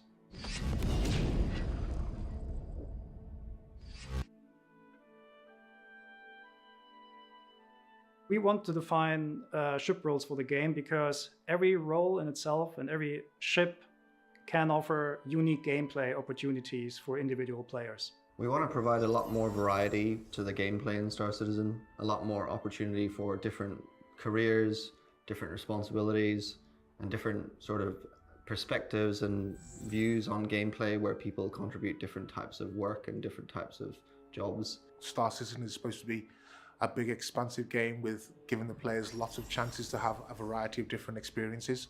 It's not just about combat, it's not just about an economy, it's not just about piracy, it's about all of those things happening at the same time. So we need ships that can act and function in different ways to support all of those different goals. In trying to figure out these roles and define what they are and make the gameplay for them, we started very heavily leaning toward combat, mostly because combat is a mechanic that is very widely applicable throughout the game, and the principles behind it apply to various other roles in the game. We've been working away in the S42 branch, and this has really allowed us to isolate these ships. So we're kind of broken it down into archetypes, and it's really allowed us to kind of break down what these ships do. And also it's to make sure that when we are defining these roles and balancing these roles, that we're putting the ships in the right place, because we don't want the ships to be like, you play this ship, it means you dominate this part of the game. That there's always got to be plus and minuses so the balance is right. So there's still some crossover between the ships. So just picking one type of ship just isn't just a win. We have already defined several ship roles, and they're usually known as light, medium, and heavy fighters. Light fighters for us are fighters which are very dominant in the area of 1 versus 1 PvP combat. But they come with a downside, because obviously the light, which means the materials chosen on the ship, are probably not the strongest. So it's more about the attack. It's more about trying to outposition and get in there and attack and get out of the situation. Heavy fighters are kind of the opposite. They're not supposed to be really good at one versus one, but they excel at N versus N engagements. So when we have group battles. Medium fighters for us, internally we call multi-role fighters because they have a lot of hard points, so they have a lot of loadout flexibility. So a player can tune them to the role whatever they want, but they will never reach the performance of dedicated ships. A lot of the medium fighters sometimes come with a turret as well, so they've got that additional gameplay of the turret, which is aimed to kind of counter the lack of maneuverability that their ships have. And then additionally to that, we have racing ships, which are basically just really fast at changing the velocity vectors. And interceptors, which we basically just want to go very fast in the forward area, but never reaching really the performance envelope of dedicated dogfighters. Interceptors are designed to kind of catch up to ships and disable them. So they come with kind of advanced kind of hardware on these ships. Bombers, on the other hand, are, well, they're just slobbing heavy ordnance at larger targets, so you use them to take out bigger ships. But they're not really good at, well, killing small fighters. And then from smaller ships coming to larger ships like Constellation and up, we want to change the gameplay to be less about positional combat, but more going into the naval style of combat, where it's important to show the correct shield and fire arcs and timing your shots over long distances. So the purpose of ship roles is to really help players understand what ships should be used and when they should be used. And it's really about delivering on those kind of gameplay promises that we've been talking about over the past kind of several years. If every ship is the same, it's not fun. But if we have dedicated ships with dedicated pros and cons, then we can create very exciting combat environments. And the biggest challenge we see in order to get that gameplay we want is the current speed that we have in combat. It's a subject we've talked about many, many times in the past. And it's something we've tried many things with.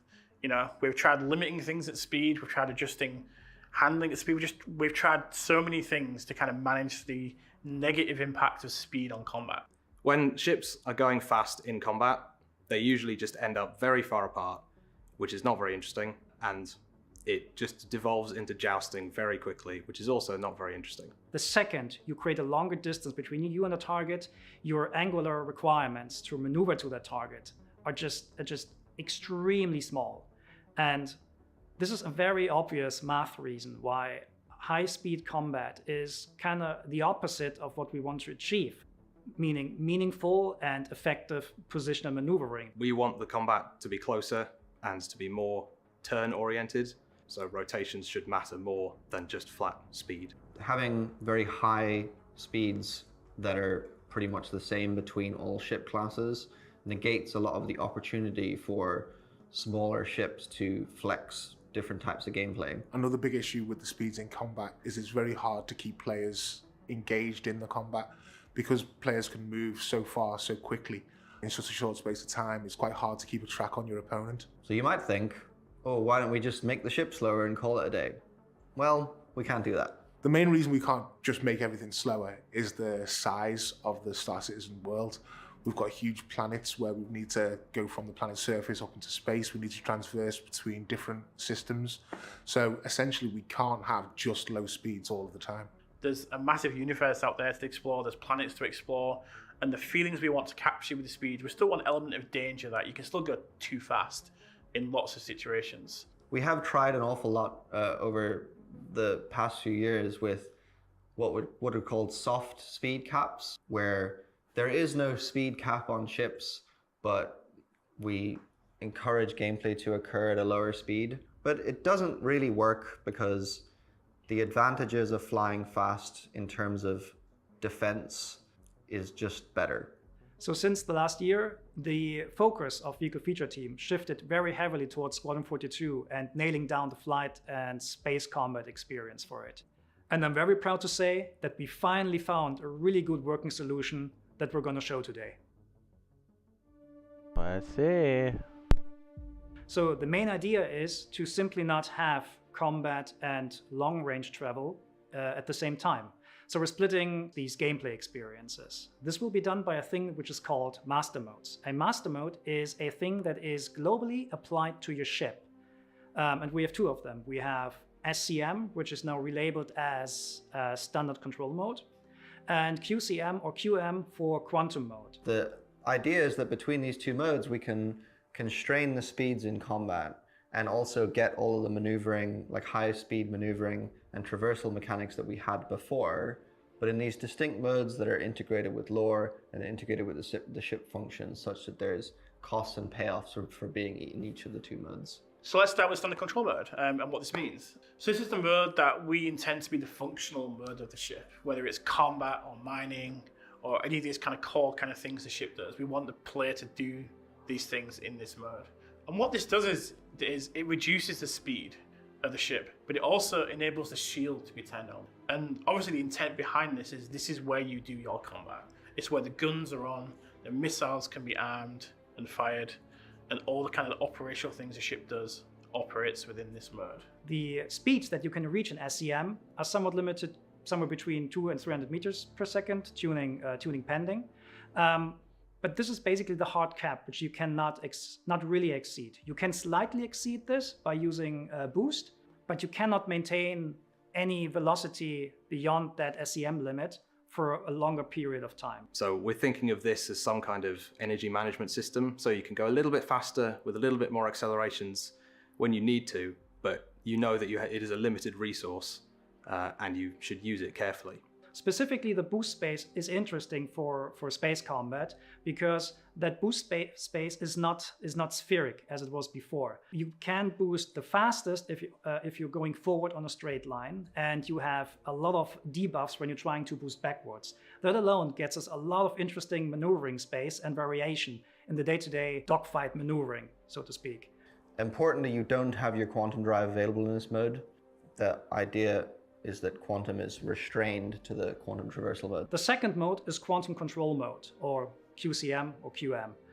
What this mode does is it unlocks your maximum velocity that your ship can reach. So when you were limited before to 200 to 300 meters per second, now you can go to 1200, 1400 meters per second, whatever your ship allows you. During the development of the quantum mode, we realized we needed something that was a little bit more kind of about traveling large distances, but not the distances that you need to, speed up your quantum drive and travel across the universe. So we've created this feature called Quantum Boost, which is available in the quantum mode, and you can access it at any point. So at any point you want to kind of boost towards your location that you're kind of looking at, but it's just too far away.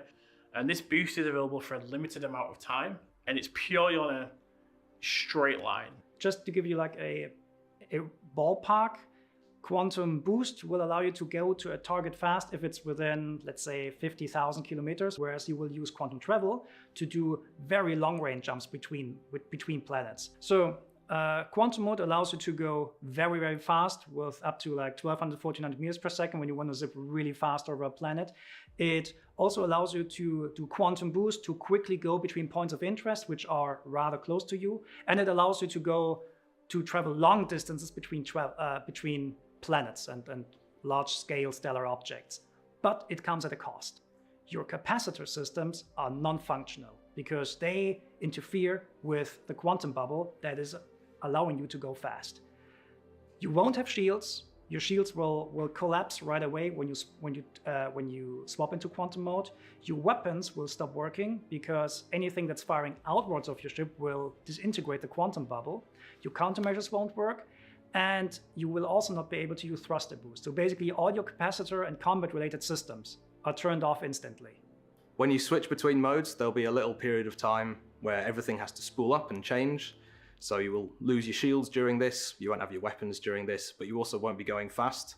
So there's a risk-reward element when you need to switch modes. So it's going to be a very kind of conscious choice of what mode you should be in at any particular point. So if you feel under threat of someone that's close by, you're not quite sure what their intention is, maybe switch to standard control mode and be safe. Or you can switch into quantum mode and escape. And this is going to kind of bring in an element of danger and an element of risk. Because going into the two different modes is like a systemic thing within the ship's items, we actually have the opportunity now to define ship roles that can block people from escaping, either using devices that suppress the quantum bubble or devices that can effectively interfere with your ability to transfer between the modes. For example, specific ships like interceptors can be tuned such that they have a higher standard control mode speed, so they're able to catch up with people. Or, for example, make the swap between the modes faster and more efficiently, so that they could catch up with you, go into standard control mode and attack you more effectively as per the properties of their ship versus another ship which might not be as good at doing something like that. It's something that's fundamentally changed the gameplay experience for us. And this is working now, you know, and we're playing it every day in the studio, we're refining it, we're tweaking bits here and there. But we're at that stage now where we're tweaking and balancing. And we've got the core features, it's there in the game playable. And the difference it's made on the game for us is, it's basically night and day. Because the speeds have been limited in standard control mode, suddenly fights are a lot closer. The accelerations of ships similarly have been retuned a little bit, and their afterburner strength has been retuned a little bit to make it so that you can orbit around ships and have a lot more interesting maneuvering.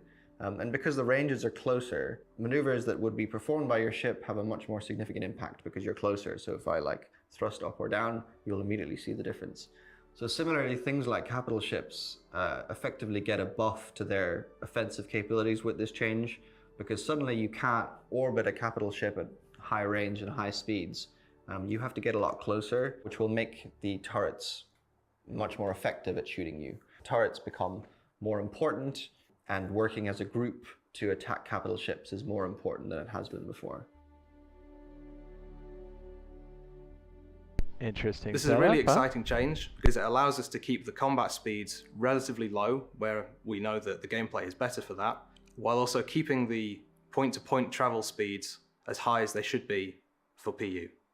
Playing with master modes in Squadron 42 has been a lot of fun, simply because it's changed the entire combat experience. Before, you'd find that you were fighting at a huge distance. Now you find that you're in really tight, close combat with the other players. I think the biggest part of this is going to be when we have the larger ships interacting with the smaller ships. Once we can have battles with big capital ships and smaller ships, we'll have brought something to the Star Citizen world that I don't think has come out before, and I think it'll make a massive improvement to the game.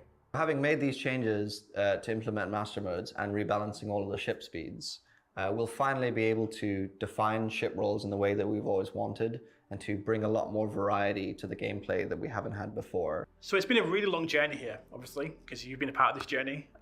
You know, and we've tried many, many different things over the time to try and really create the experience we want. But you know, the reality is, from us, it came down to, you know, what it always is in Star Citizen, which is creating choice for the players. It's about giving players the option, and their choices have consequences. You know, so with master modes, it really helps define the player choice in the game.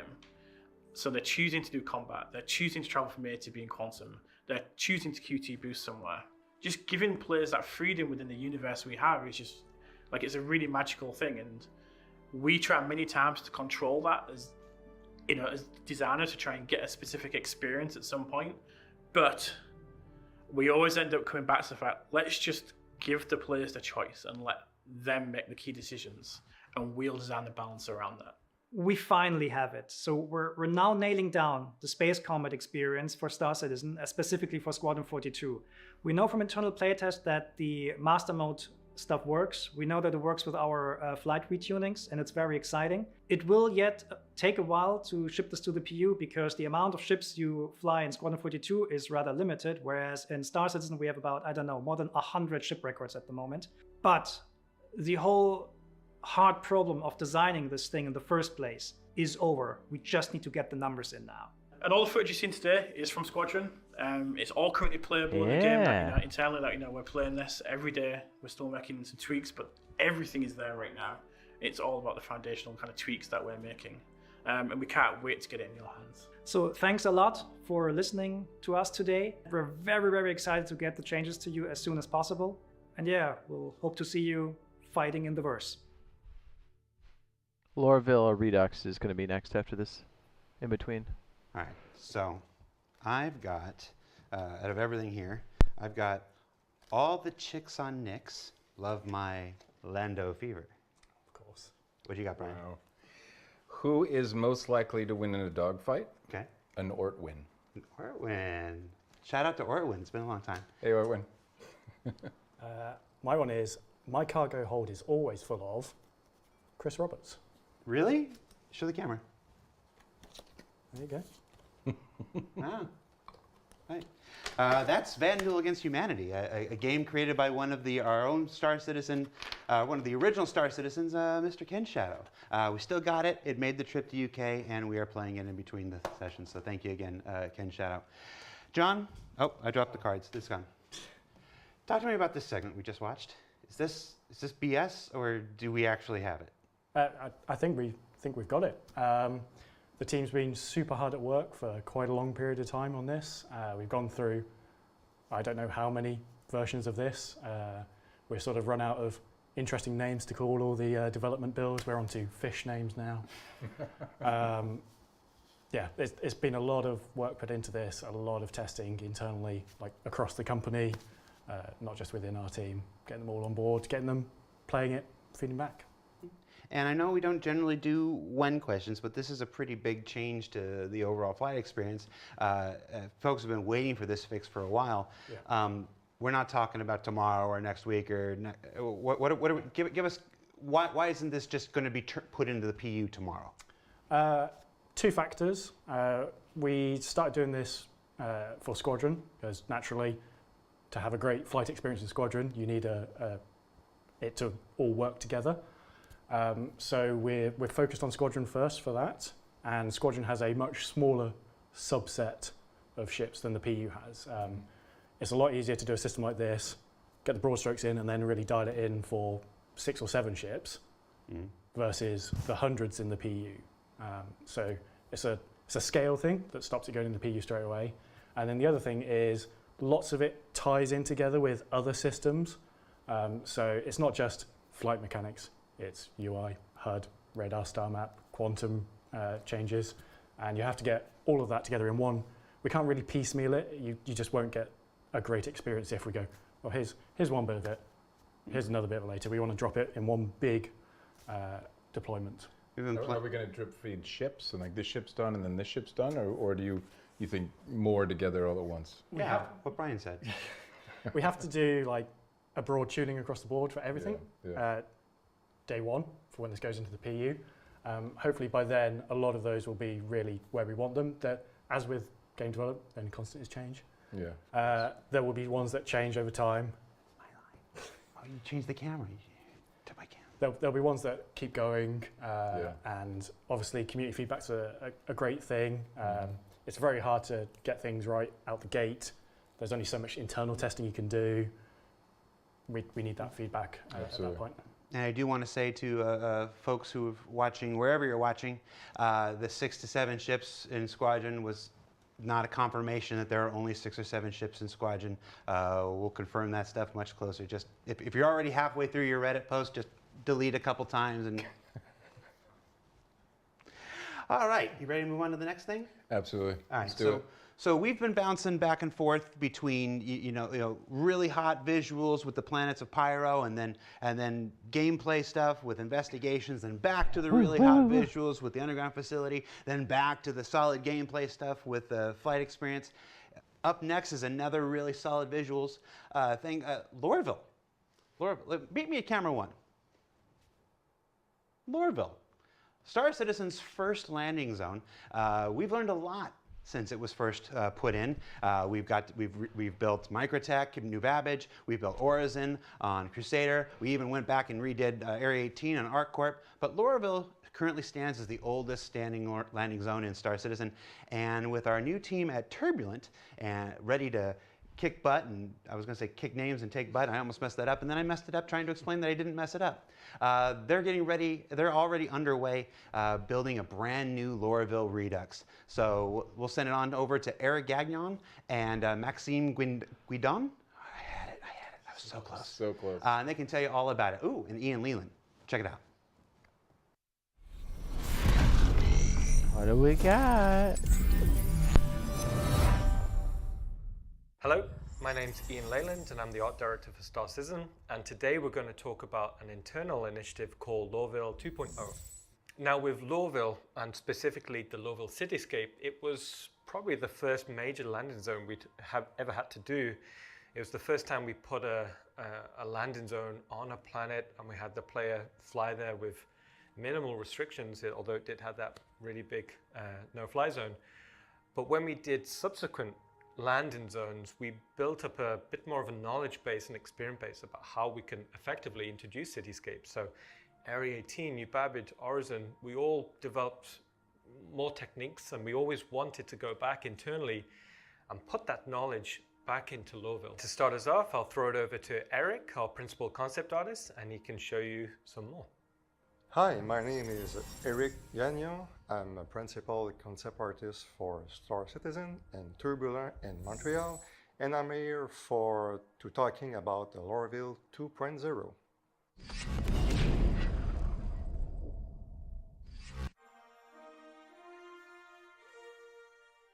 When I started to work on the concept, initially what I did is to create a variety of sketches, black and white sketches of a different approach of that city.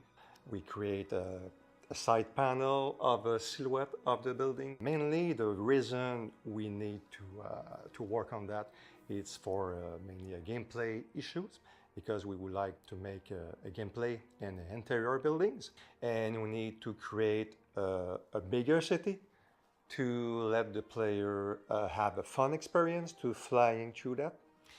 Yeah, so after the sketching process and get some approval, I need to know very well the footprint of that city. We build a city from a human scale, you know. We have nothing in that city, they build in a gray zone.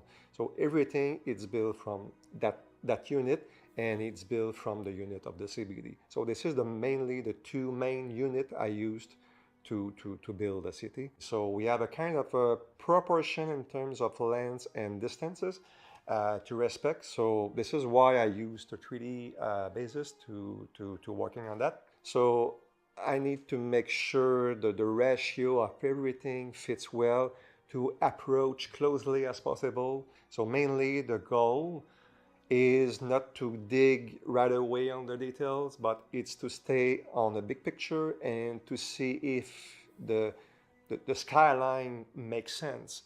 So this is a good challenge to play with that, and I think I did a nice job on that, because at the end, what the feeling we have, it's like a real city.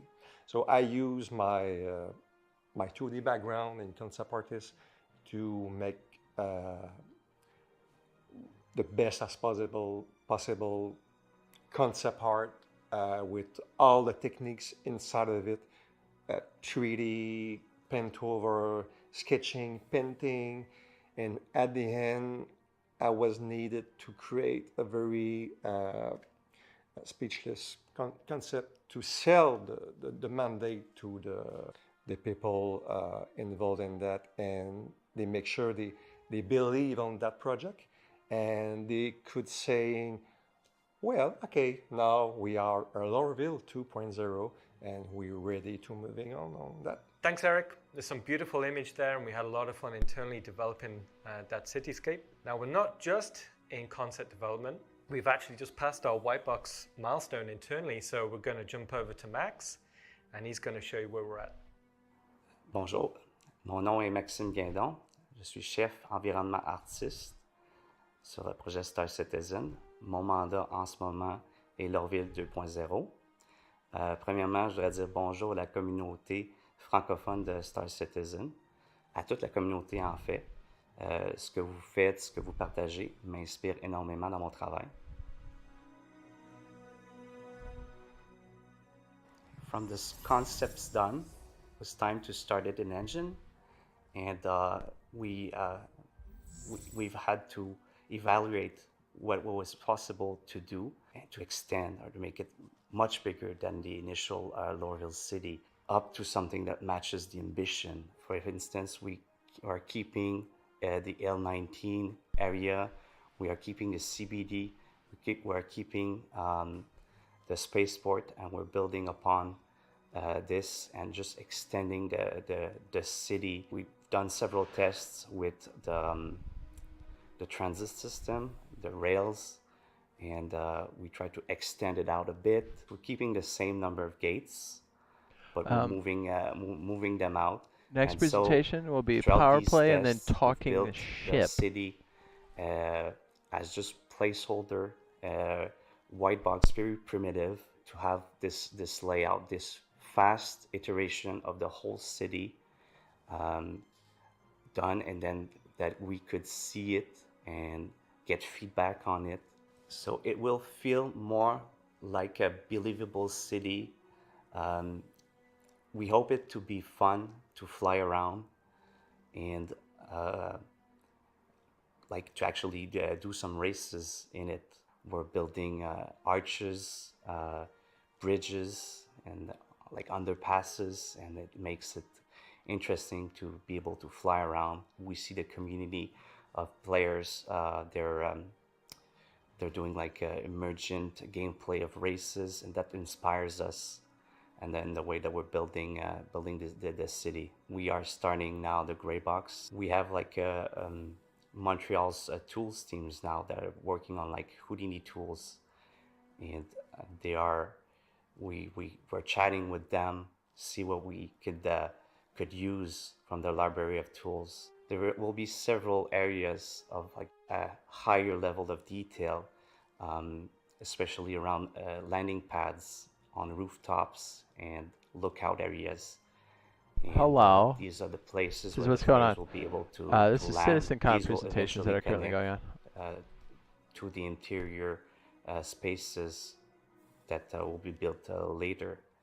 And in that sense, Lorville will be ready for those interiors. We started as a team of 2 artists working on Lorville, and now we're 5. And we could even be like more soon. Each artist has slightly different skill sets, and we complete each other. They bring ideas. I let them bring ideas to the table on how to advance what we're doing, make it kick-ass. So that's really important. So I hope you'll like what you see, and we can't wait to show you more.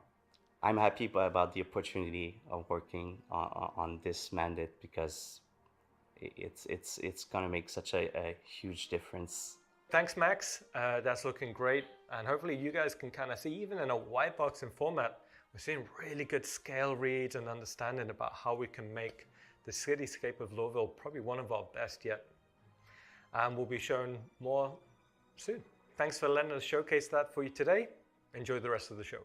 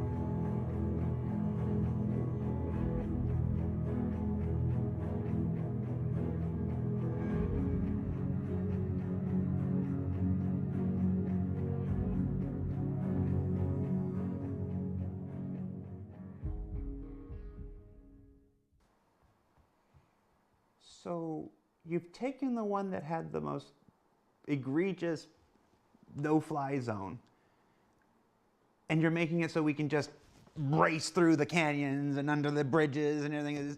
I want to ask you the same question I asked John Crew. Is this BS, or is this really what we're doing? No, that's what we're doing, and hopefully you can see in the B-roll that you can actually see it. And, you know, no-fly zones, you know, they were there for a reason at the time, but as we grow, as we learn, we find ways to have a better player experience with that regard. And if you see it, how we got things working with New Babbage, then we started thinking, okay, there is a slightly different way. Because ultimately, that no-fly zone there is for a reason. It's not because, oh, you know what would be really cool, right? It's like, you know, we want to keep the player experience in the maximum level, so it's there. But for Lowville, as you've seen, we want that experience to be as low as possible to get that feeling where you can weave in between the structures, weave in between the buildings, and it was always something like as we progressed through the landing zones, it was always like one day we'll get back to Lowville. So I'm super happy that we're seeing this now.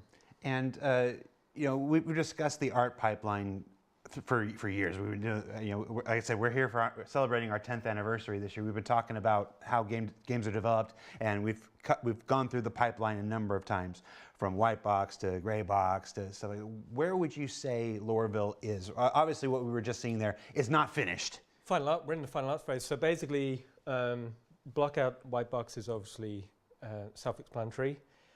Interestingly, grey box phase, I'm thinking more like first pass art. So we're always trying to keep the team on the toes. But grey boxing is terminology that we've used on all art disciplines, and it's kind of. But when you're using kits, and you're in grey boxing, you're not actually traditionally grey boxing. So we'll probably just call it like first pass art.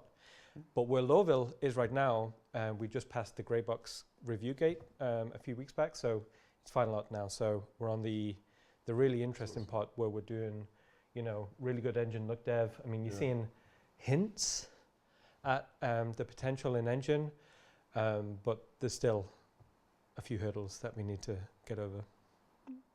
Well, that was a look at Lorville Redux. Just on another step on our journey to 4.0. I do want to clear up some of the misconceptions that we're seeing in the chat here. Our journey to 4.0 is more akin to a journey to 4.x. The things that we're showing you today are not a list of this is what's in 4.0. Some of this will be in 4.0, like the planets and moons of Pyro and stuff like this. Other things will be in 4.1, 4.2, 4.3, and we'll know which as we get closer to development. Anybody that's followed the project long enough knows that that's how this works. But everything you're seeing on today's show here is everything that's in the process, in the pipeline, being developed now for 4, 4.1, 4.2, 4.3, and so forth. And before we jump to the next one, I want to shout out a couple of the other promotions that are going on. The digital goodies pack is going out there. You get a Finley plushie. It's not called Finley anymore. It's called Francis. I should look at that beforehand. There's a new jumpsuit that's being given to everybody, and grenade launchers with a cool new skin. That's free to all backers. Just register your account and pick up any one of the pledge packages and whatnot, and that stuff's yours. The Toby Eye Tracker contest is going on right now. Send us your in-game watch party screenshot for a chance to win. I know there are a number of watch parties going on right now. Shout out to the folks down in San Diego who I saw on Twitter Shout out to us. The JRDF contest, our partners at JR Design and Fabrication, create a ship model using only ordinary and random household objects for a chance to win. They make these models that you see here. The wonderful star kitten, a dragonfly. Switch to Ian's camera. I'm gonna put this in there like this. Look at that. Oh, it's not in focus. Hold on. Let me get closer to his face. We're gonna do this. We're gonna do this. No. Stay down there. Look at my star kitten dragonfly. In focus. He looks so uncomfortable.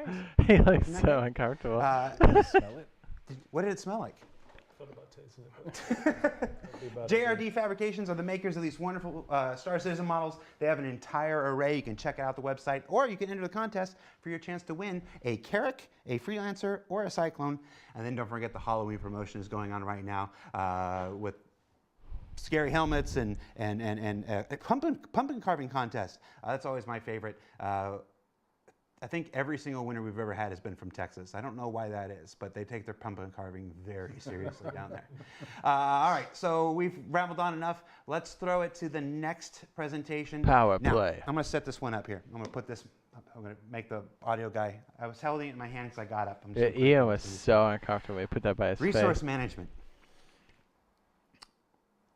What did I want to say about this? Okay, when I backed the project back in 2013, 2014, before I came here, the thing that excited me most about Star Citizen was the potential for multi-crew gameplay. That positional experience of a captain and a navigator and an engineer and a comms person and run down and put out a fire and Does something's Jared exploding keep in the changing cargo hold. shirts? You gotta go and fix the fuses and stuff like this. That multi-crew experience has been what drew me to the project, first as a backer until I came in to do this on a spaceship. Did I mention I have a spaceship? I have a spaceship.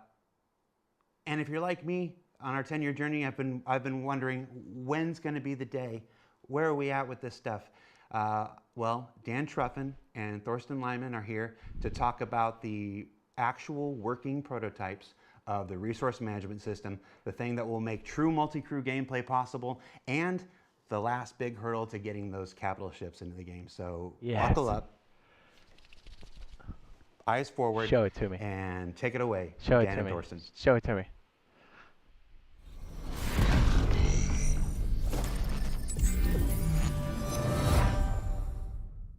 Hi, my name is Dan Truffin. I'm Assistant Director for PU Content, and with Thorsten Lyman here today, we will be talking to you about something coolest we think, accent it will by far. change the way Star Citizen functions and works and how the players will play the game in the future, and that is resource management.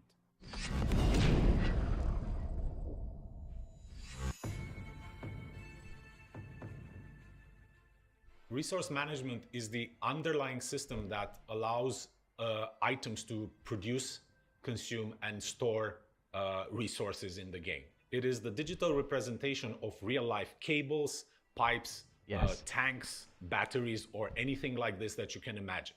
It's the foundation of the ships, where you have certain resources like fuel and energy powering certain items on the ship, but it's also the system that will lie below any station or any vehicle, anything that you can imagine in our universe that actually requires a certain type of resource. Resource management is not just a system that helps ships function. It is a thing that's integral to the functionality of the entire universe. It will be the way surface outposts function, underground facilities, space stations, landing zones, everything in Star Citizen will function using resource management. So we will start with the smaller vehicles, and the gameplay for those smaller vehicles way more interesting than what we have right now. And from that, we can move on to like bigger ships, and finally the capital ships will have a real purpose in the world, and where it will have a real meaning that you have the multiple roles inside those ships. It will drastically increase the time to kill for all vehicles in Star Citizen, and it will encourage people to disable ships rather than destroy them. Missions like Siege of Horizon will increase in scope and scale up a lot more with the use of resource management, as players will be able to cripple resources, change the way resources are distributed, cut power, cut certain fuel and critical parts in order to progress further in those missions. We can suddenly scale a lot bigger than what we have right now. And the reasons are that we have more control over the powers of certain platforms there, and we can introduce some interesting gameplay that facilitates these functionalities. Resource management is going to open up the possibility of player structures, player-owned outposts on planet or stations in space, where the player will have to manage resources, bring in fuel, do repairs. And this will not be something that only caters towards the engineer. This will be something that is valuable for everyone in the world of Star Citizen. Resource management will finally allow players to build their own bases and their own homesteads and actually keep them engaging and fun. And really, this is the main thing that makes multi-crew gameplay possible. We envision the players taking on roles like engineer, mechanic, tactical officer.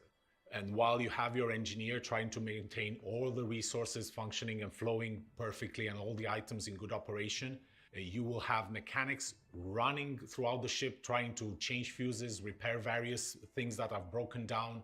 You will have tactical officers moving shields from one side of the ship to another in order to counter whatever incoming damage you have. Obviously, the pilot is going to be doing his job, trying to move the ship out of harm's way. The gunners are going to be taking out enemy incoming fighters or other ships. This is how we envision this entire ecosystem just coming together and providing what we hope is true multi-crew That's gameplay. what I'm talking about. Oh no. And for all of you out there that are waiting for the Idrises and Javelins and want to use the ships, this is the system that is going to make using those ships possible. So all that said, this is a really important system for Star Citizen, but let's dig into the details and see what exactly this is. I wonder if they're going to sneak in that last presentation. Resource You know what I'm management saying? can be broken down into several key elements. Power, energy, resources, life support, item maintenance, Yes. relay handling, Yes. access control, Yes. and gravity. So let's Ooh. start with power, energy, and resources. Yes. The players can choose to overload items in order to get more efficiency out of them at the risk of burning them out. They can also underload items to save some resources if they don't need the full efficiency of an item. The players will have to pay attention to the balance of resources, power, fuel, coolant, heat generated, in order to maintain a well-oiled and balanced ship. And overall, prioritizing certain items and their resource consumption. Life support is the most important thing you have to pay attention to in your ships now, since atmosphere is finite in all the spaces that you might discover. And here, the life support system is a key factor. Here, the life support, you have to maintain it, meaning you have to make sure that the consumables inside the life support generator are always there to make sure that it can generate breathable atmosphere for you, or the temperature is actually increased to a human livable factor, so you don't freeze to death or you are not cooked. As part of item maintenance, the player will be able to control items throughout the ship, turn them on, turn them off. They will be able to remove broken items and replace them with new items, or sometimes dodgy items, depending on their income. It will be able to control which sub-items are installed in those items, That's what either I'm talking as about. fuses or sub-components that give them various bonuses to that specific item. They will be able to run repair gameplay and replace broken fuses when the item stops working or takes enough damage. Relay handling is the actual management part that you, as the engineer on the ship, you have to do there. It's basically defining these circuits in the most effective way, especially for bigger ships. So a relay is something that defines which items are connected to each other. And what we want to achieve here is allowing you to create the best possible outcome for your ship. With access control, we're introducing ship roles. The captain will be able to assign certain roles to each of his crewmates, and for example, say one of the player becomes the engineer, which gives them specific access to certain controls, while the person that is the pilot will not have access to those controls. At the same time, a gunner will only have access to a specific gun or all the guns on the ship. And finally, gravity. So gravity is a concept that you experienced already in every ship. So there's always a ground, there's always a down, there's always an good up. landing.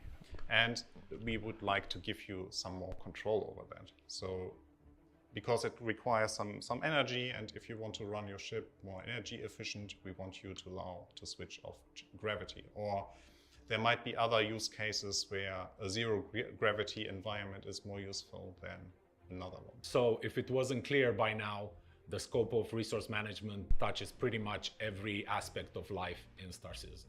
So we're doing a lot of talking, but I bet what everyone would like to know is, where are we with all of this right now? Yes. Yes. Currently, we have working in-engine prototypes of the following systems: power, gravity, life support, and the relay network. With a power system, we can overpower and underpower items. We can set the priorities of item producers and consumers inside the ship, and we can set the path of resources inside the ship through the resource relay network. And with the power system, we already can distribute the base energy and base fuel look how hot that throughout the looks. ship. Oof. So we can make sure that each item actually gets the resources they need. Creating your own resource path is basically defining the routes, or the most efficient routes that the energy or the resources have to take throughout your ship. Yes. Dude, that looks so hot. I want that gameplay so bad.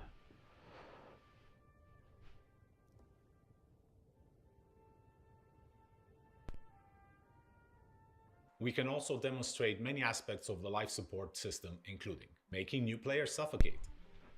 Yes. This is going to be cool. Display of atmospheric composition, pressure, and temperature. Drop it. Yes. Perfect. Yeah, show me venting.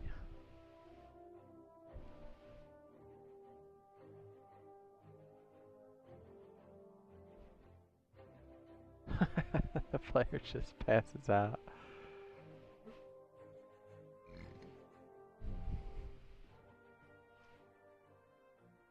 Fire expulsion. Yes, this looks so cool.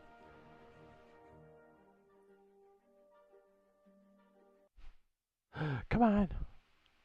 Don't do this to me. Oh, Twitch. Jeff Bezos? You've got a $600 million yacht and you can't fix this? Bezos? Sorry, we're buffering. There's not much we can do about it. We can go back and revisit the video once they publish it. Lo sientos. Sorry. Man. Jeff Bezos? How could you? Everybody's probably like, what's going on, dude? Right when they're showing us the fire. Oh, man. That hurts my soul. I guess we'll wait a second. We'll launch the game. We'll get in the Phoenix so we can RP. Feels bad, man. Oh, yes. Show me.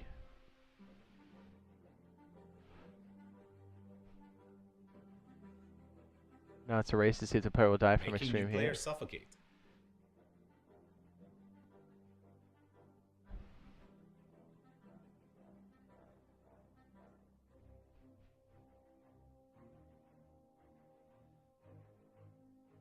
Venting and filling rooms with atmosphere.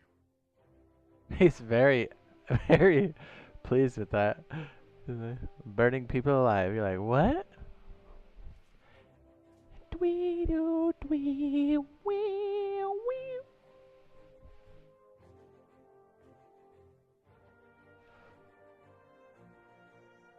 That's cool. I like this. Engineering. Oh. Got a little sneak preview of what that's gonna look like. Do-do. Boo-boo. Boo-boo. And making players suffocate again. He's very happy with that. Yes. Show me on the 600. Go. What's that?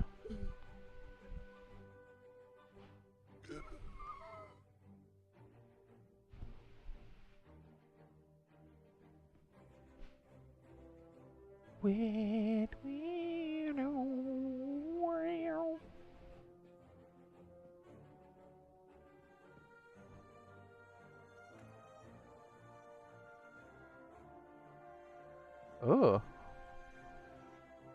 Gravity off.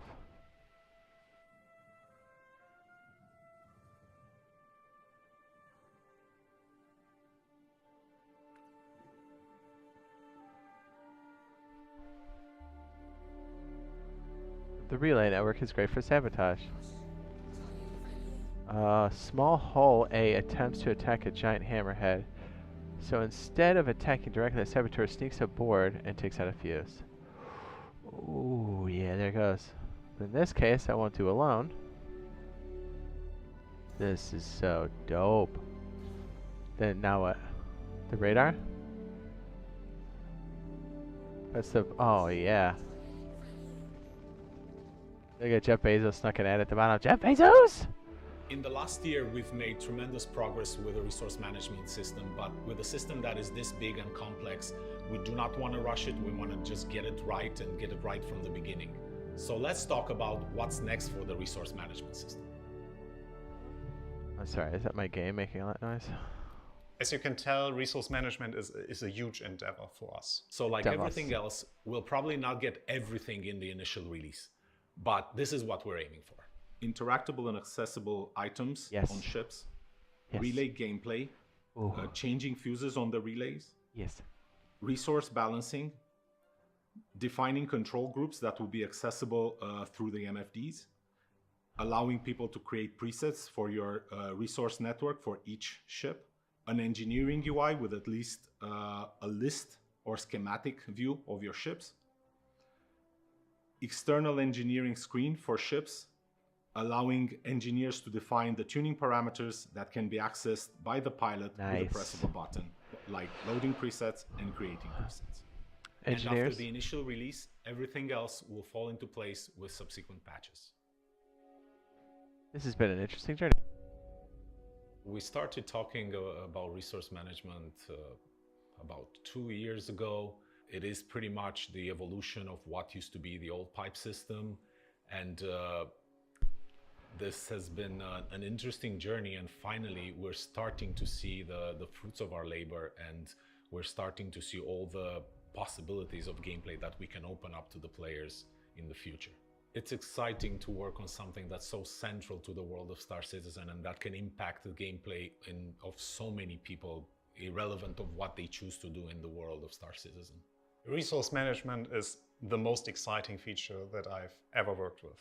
It's such a groundbreaking feature that will change the entire game from its core.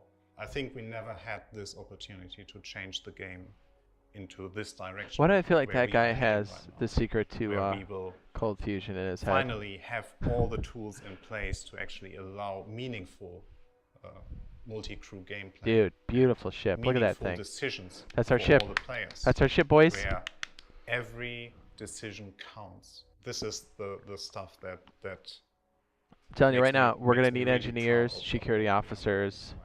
Thank you for letting us share our progress with you. Oh, and so we good, hope the you're Idris. Happy with all this progress. Okay, next one's a big one. CitizenCon. Sorry. Dude, that's very exciting. Oof. This Bar Citizen Singapore card is really cool. They've just been staring at me playing with it for the last 18 minutes. That was that was Dan Truffin and Torsten Lyman talking about the resource management Ships are system. coming in. And joining us to follow up on it is Todd Pappy, John Crew.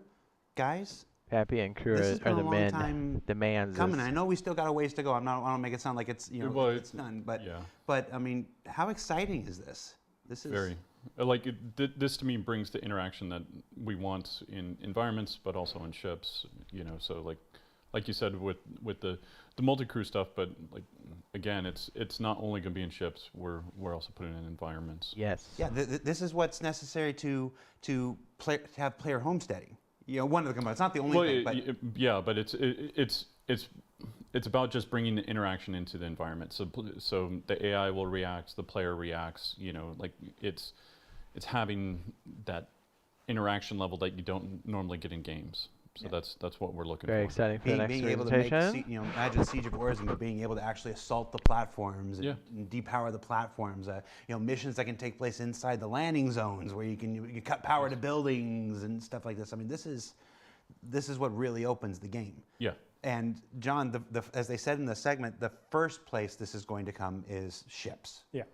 So what's the first version of this look like? So first version is going to be a lot of what you saw in that video. So we're working through some of the ships now. Hammerhead, Hulle, Star Runner, just to prove out a few things, because naturally some ships were built a long time ago. Ones in recent times were built with this sort of level of detail in mind. But yeah, you'll have all these components accessible. You'll be able to get to the relays, do all this management. Something really cool in that video was all the the fire and gravity and atmosphere stuff. And like you say, it goes from just being a ship you're on board to like an interactive piece of the puzzle that gives you that multi-crew gameplay. You're not just limited to I'm a pilot, I'm a turret gunner, that's about it. Now engineers and support roles are going to have a huge part to play on ships because things will go wrong. And if you don't get on top of it quickly, it's going to be a very bad time for all involved. Yeah, like I said before we set it up, this is the aspect of Star Citizen that first drew me, in. So it has been I feel like I've been very patient and waiting, really wanting to see this go. And as I see everybody on EUPU and everybody that's contributing to this thing, it's just super exciting to see it really beginning to evolve and really beginning to be used tangibly in our prototypes and stuff like that. And it's just, I think people know I don't generally hype very often. I'm usually the guy that's sitting here, it's like, don't hype, manage your expectations and stuff. And you should still do that. I'm not changing my tune. This is the part of the thing that I've been waiting for personally. So I'm excited. All right, so we've ping-ponged from the visuals to the gameplay, to the visuals to the gameplay, to the visuals to the gameplay. We've only got one more scheduled presentation left. Ship Talk, Talking Ship, our annual celebration of vehicles, new coming to the pipeline, vehicles coming straight to flyable, things, something in the middle. That's going to star John Crew and Ben Curtis and Paul Jones, and I'll let them take it away.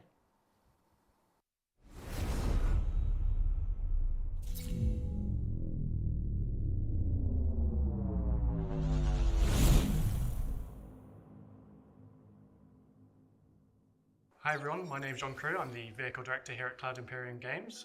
This year I'm once again joined by Ben Curtis, Vehicle Art Director, and Paul Jones, Concept Art Director, and this is our yearly Ship Talk panel. Like previous years, we'll be talking about something coming soon, something being announced today, something coming a bit later, and then the fan favourite, the Pick a Ship or Vehicle concept series.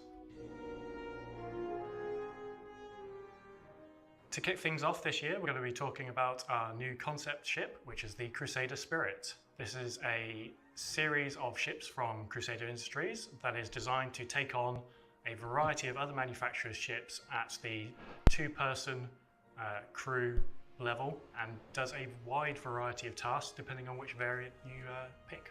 The two standout competitors to this ship are naturally the Cutlass and obviously the Cutlass Blue, Red, Steel, and the Freelancer series.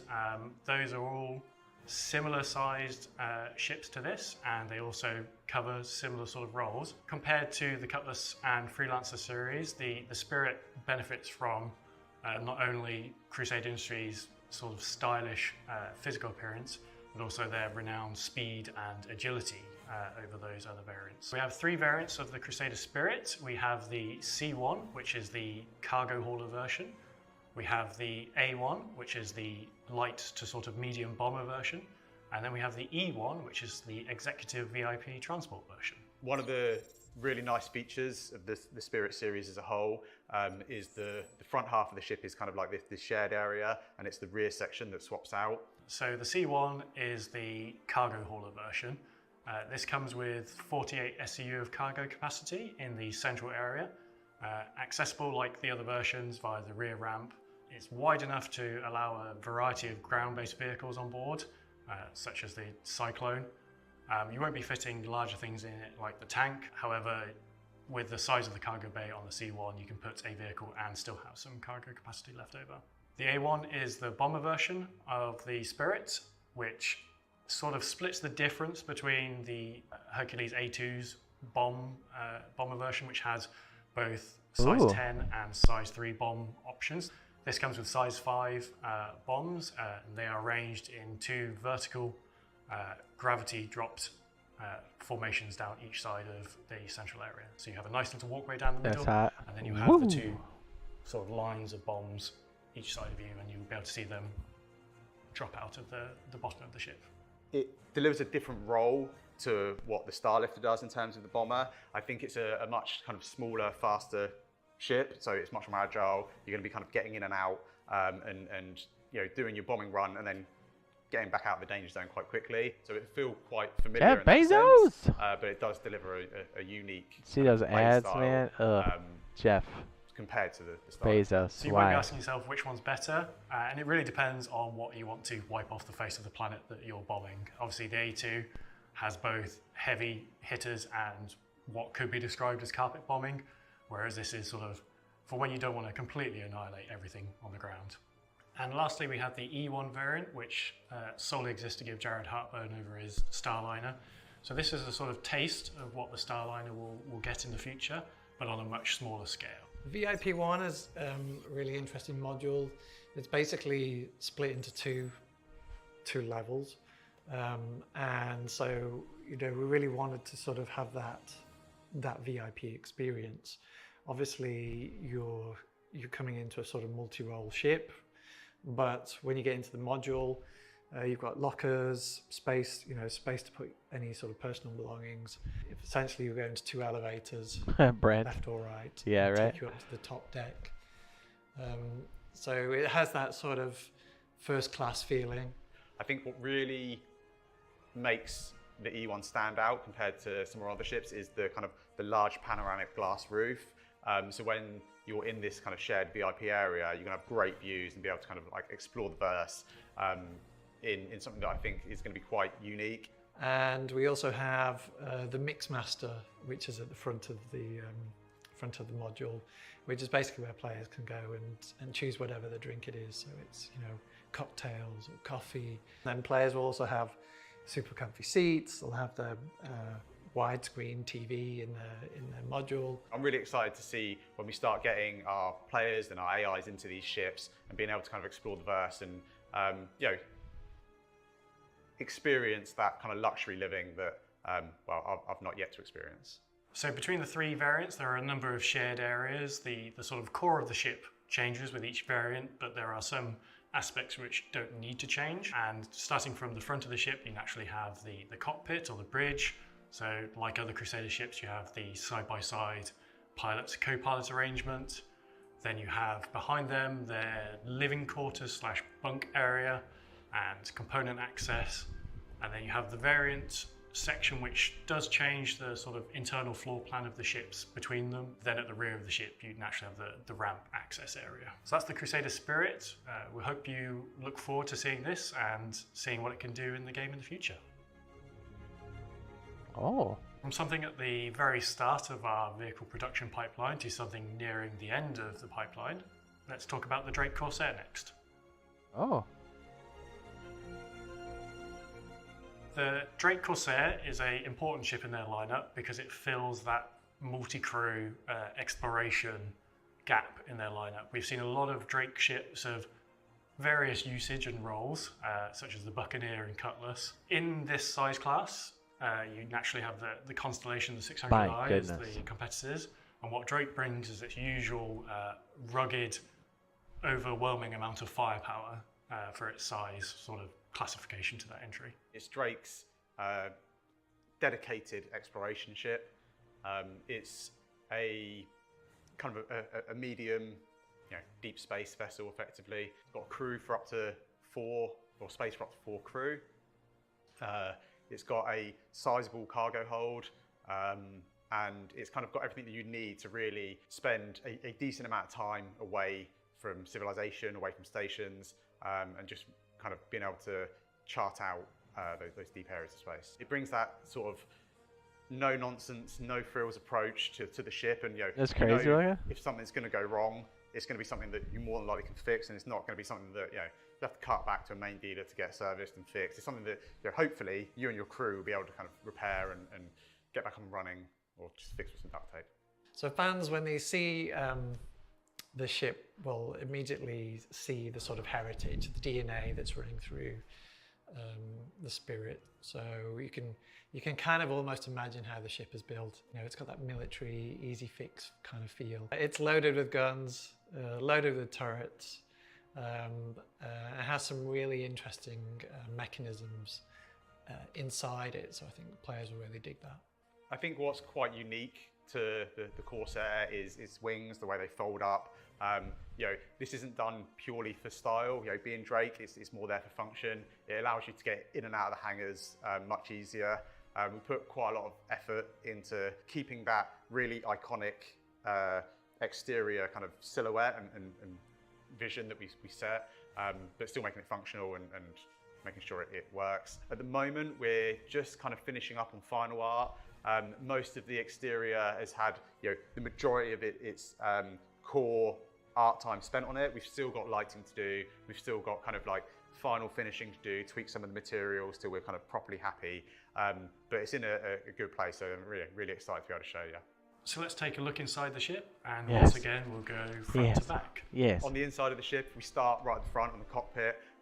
The Corsair has quite a unique Is that the feel to fan? its cockpit. In the pilot is kind of sat right up front, that's and then hot. kind of Woo. classic kind of Drake stylings. The co-pilot gets in the seat behind them and actually sinks down What? on the floor. That transition from the main cockpit area into that kind of co-pilot kind of section, you move right forward and you're sat pretty much underneath where the pilot is. It gives great visibility for both the pilot and the co-pilot. Oh. The other nice thing about this cockpit is, again, you've got these massive guns that are stuck out either side of you.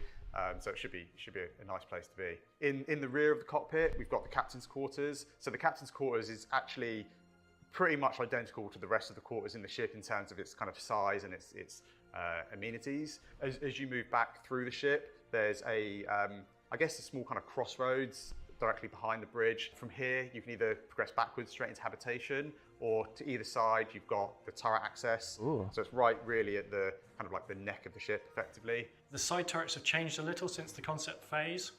They now have a greater range of motion in sort of the yaw axis. We're quite limited at concept stage to about 45 degrees. Each way, you're now looking at 90 degrees pretty much each way, so it's a lot more effective, especially forward firing, which again, the Corsair has so many guns pointing forwards. Having an extra 2 turrets is very, very Drake. In habitation, we've got you've got the remaining 3 crew quarters that, being Drake, they are no frills. You've got a bed, you've got somewhere to store your gear, and that's pretty much it. The main habitation area though is, if anything, quite luxurious for a Drake ship, in that there's a decent sized space. You've got your bathroom, which is no frills. It's got a shower, it's got a toilet, whatever. You've got the kind of chow line for all your food and everything you need to survive. And then right in the heart of the habitation area, there's a large kind of sizable seating area, and that's not just for the crew to have their meals. It's for somewhere that you can plan operations, plan your next move, and really decide where you're taking your adventure. As we move back from habitation, we start to get into like the rear half of the ship. I think if the habitation area is like the heart of the crew in the ship, then the engineering area is the real heart of the ship itself. It's sort of this octagonal, hexagonal space with a few little rooms coming off it to cram components in. And off one of those, you have the side airlock, which again has suit lockers and weapon lockers in there for before you go into EVA or docking or coming back out of, before you enter the rest of the ship. And then you've also got the lift, and the lift not only goes down to ground level, but it also takes you up to the roof of the ship. So if you do want to go on a quick spacewalk, or you need to go and repair something on the exterior, then you've got kind of easy access straight up the lift. And What? It's then dope. finally at the rear, you have the main cargo hold, which has space for an Ursa rover or similar sized vehicles and down, along with a significant cargo capacity. And being a Drake ship, there's a huge ramp on the back of it. All the mechanics are exposed. You can really see the workings of how the ship actually operates. If you're a fan of Drake, it certainly ticks all those boxes. So I think the Corsair is a particularly cool ship. I love the styling of it, love the asymmetric wing arrangement of it. I think it's just going to be a great, fun addition to the game, giving those sort of players who enjoy that Drake experience their slice of the pie. And you'll be able to experience that yourselves at IAE this year. And a vehicle coming later today, a vehicle that's at the end of the pipeline, we have the Greycat STV. What? Racing is a cool and fun aspect of Star Citizen, and it's something that we've seen that backers really enjoy doing and organising amongst themselves, and something that we really want to help support from within CIG. So we wanted to bring a new vehicle to the verse, which is where the STV came from. So the STV is the Grey Cat sports terrain vehicle. It builds on what they learned from the PTV, but it brings it out of the hangars, off of the tarmac, and onto much more rugged terrain. It's a four-wheeler, two-person open-topped, sport styling, everything you need to razz around on the planets. So the STV is actually part of a wider family of vehicles. You may recognize a resemblance in the name to the Grey Cat PTV, which is also part of that family. And we also have a third vehicle lined up that we want to do in the future called the UTV, which is the utility terrain vehicle. And we've actually reconcepted the PTV, and we have the concept for the UTV. And when you see all three side by side, you'll see that family resemblance. The interior again is similar, design language, simple layout, easy to clean. That was a big thing for us, even though we don't have like a cleaning mechanic. All this sort of builds into the sort of visuals of the vehicle. So, Jeff Bezos? The floors have got drill holes in them, so it can easily let water through. The seats are easily removable, so you can actually see the bolts where you can just quickly whip them out. And so all of this thinking goes into those kind of vehicles. The wheels are a big feature, large sort of rubber mud guards. Just there's lots of subtleties in terms of the roll cage, the sort of cross section of all these things. Maybe people wouldn't notice, but for us, these are all part of making a manufacturer consistent. So the STV delivers that gameplay that is you and a buddy out exploring over our planets. We've got these vast ships that you can explore deep space and go off with your big multi-crews. But what this really allows you to do is get down on one of our many planets and go exploring on the ground. It's not just a vehicle for you and a friend. It's also got kind of some cargo space in the back. So if you are out there doing missions, rather than having to fly your ships directly to where the mission is, it allows you to land slightly out there, slightly in a safer area. You've still got space to load up with weapons, load up with your whatever mission items you need, and get in and out nice and quick. Compared to the Cyclone RC, which is a sort of racing variant of a non-racing vehicle, the STV was built from the ground up to be a good racing vehicle. It has a good chassis, it has better handling, it has better top speed, and that's what makes it a compelling racing choice. The best things about Star Citizen as a whole is it kind of brings a lot of gameplay, and it's not all about combat. It's not all about flying these massive ships. And I think one of the things that a lot of us are excited internally about is racing within our game. A lot of us come from a racing background in terms of the games we've developed before. A lot of us are petrol heads at heart. So I think being able to build on that kind of gameplay in Star Citizen is super exciting for us. And if you stick around to the end of the broadcast, you'll get your first chance at seeing the STV in action in a race organised by Atmo Esports, creators of the Daymar Rally, where you'll see it taking on the terrain for the first time. You'll be able to pick one of these vehicles up today at the end of the broadcast. And finally, the most important aspect of these inaugural shows, the Pick a Ship concept challenge thing. For those of you that have seen previous years, you will have seen that we've thrown up some silhouettes of potential ship and vehicle options and asked for your feedback on which one we should actually make. And the wise among you have probably realised that we end up making pretty much all of them anyway. So instead of just doing that again and pretending that we're not going to do that, we thought we'd do something slightly different this year and just have a single ship option. And the choice is actually the manufacturer and the styling of that ship. So we want to do a nice large civilian mining ship that bridges the gap between the Argo Mole and the RSI Orion, because if you know those two ships, there is quite a gulf of space in between them. We wanted to fill that gap with an intermediary stepping stone before you jump into the big RSI Orion, which the scale of its mining is nothing like any other mining ship in the game. The Mole is the current mining system, just lots of it. So with this larger ship, we want to increase that and also provide onboard space for our ground mining vehicles such as the Rock and the Rock DS, which allows you the flexibility of taking on any mining situation that you can come across. So with that, we have 3 choices, which are basically the manufacturers. We have RSI as the first choice. So obviously RSI do the Orion, so this would be a smaller vehicle in that family. We have Argo, again, we have the Mole, so naturally it could be a larger step up from that. And then we have MISC, the third option. Obviously MISC do the Prospector, so again, keeping it all within the same family. As you can see from these images, they each have their sort of own unique styling take on that pitch that I've just given you. At the end of this Ship Talk panel, Jared will come on and explain how you get to vote on these 3 options. And that's the end of Talking Ship, so over to you, Jared.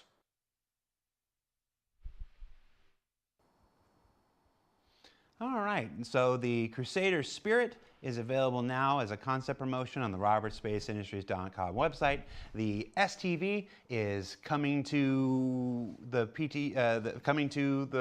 universe at the end of the broadcast, just in time for the Atmo Esports racing event that's happening after this. And the Corsair will be making its way to you at this year's Intergalactic Aerospace Expo. And to vote on this year's John Cruise Pick a Ship Challenge thingy, I think he called it. There is a comm link on the robertsspaceindustry.com website where you can go and vote on the manufacturer for the next big mining ship.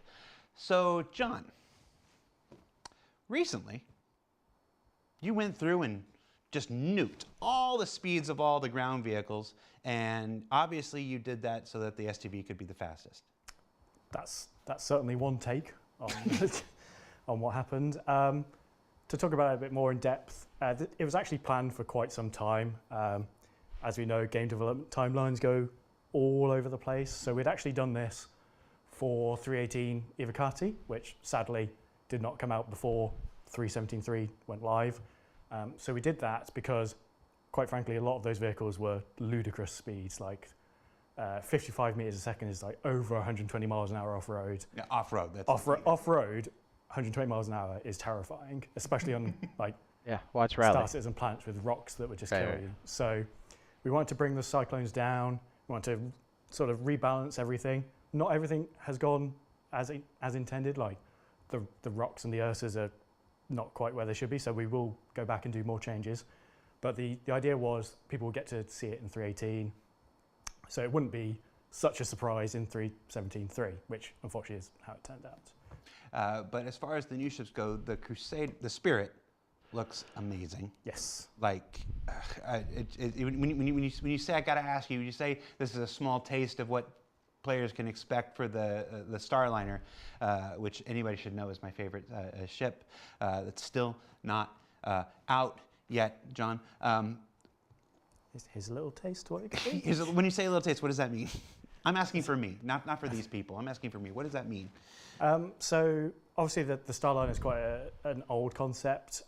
We didn't really do a huge amount of interior look development, so the time we spent on the Spirit E1, the E1 Spirit, is really what we're going to build on for that. So you're going to have like that VIP first class pod enclosure. Mixmaster, the most important feature of the Starliner. I still have no idea how that's going to work. Ask Tony, it'll be fine. Yeah, that sort of feel, that luxury transport feel is something we haven't really shown in Star Citizen. Every man and their donkey was pestering me for that Horizon Shuttle concept, and we'd planned to do like a Crusader Cutlass competitor, which is its like internal working name, and I hated it because it got abbreviated to like the 3 Cs. We just called it the ship the 3 Cs the entire time. And then there was that sort of vocal uprising about, hey, John Crew, give me that Horizon Shuttle, and that sort of the 2 things merged together, and that's where it came from. And then the Grey Cat STV, which will be our straight-to-drivable vehicle, going live on the website and stuff at the end of this broadcast. That's an exciting, push in the Grey Cat, in the Grey Cat arena. It looks sporty as heck. Yeah. And it was neat to see a sneak peek of the UTV as well, which I'm assuming is going to come sometime later on. Yeah, it's not in active development right now, but when we decided to do the STV, we're like, hey, let's spend the time, let's work out what Grey Cat as a manufacturer looks like and feels like. Because we had the PTV, people have seen the big Spider Miner from back in the day. They're 2 very different things. Right. There wasn't really like a family lineage, so we built that family lineage around that. And we're like, here's the reworked PTV. Still looks how everyone recognizes it, but it sort of works with the modern mechanics. Let's do a sporty version. Let's do a utility version. And so we've got those three together now that you can really see like the family lineup. And they each do slightly different things, which is cool. But yeah, the STV is that beach buggy, dune buggy thing to just razz around. No, it's really cool. I really like the styling of it. So, if you, we've got one small thing left, and then one rather large surprise left. Yes. So we'll do the small thing first, and then buckle up because. Yes. Well, I'm not going to tell you. I'm not going to tell you. I'll tell you in like 5 minutes. But before we get there, last year during last year's CitizenCon presentation, we explored a lot of the outlaw lifestyle, their outposts, the space stations and stuff. We thought we'd do a little sizzle to follow up on how those things have evolved in the year since. So get ready, we're going to show a quick sizzle, and when we get back, there'll be a neat surprise. So stay tuned.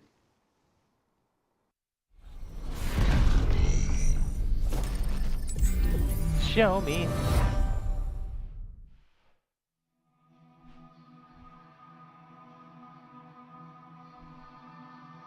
Beautiful. This is the pyro system type stuff, like gameplay, and oh, dude, it's unreal. Tatooine? Is that guy sleeping in the chair? Dude, look at this. Are you kidding me?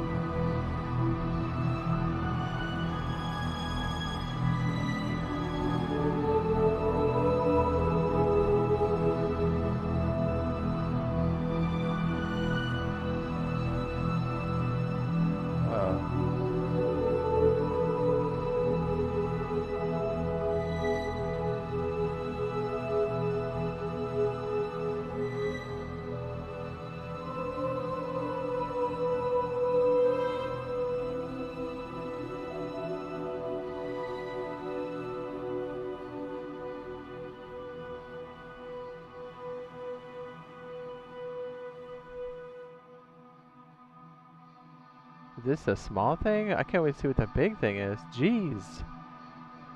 Dude, this is so sick.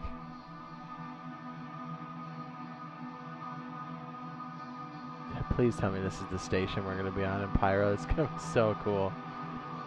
It looks like busted. I love it.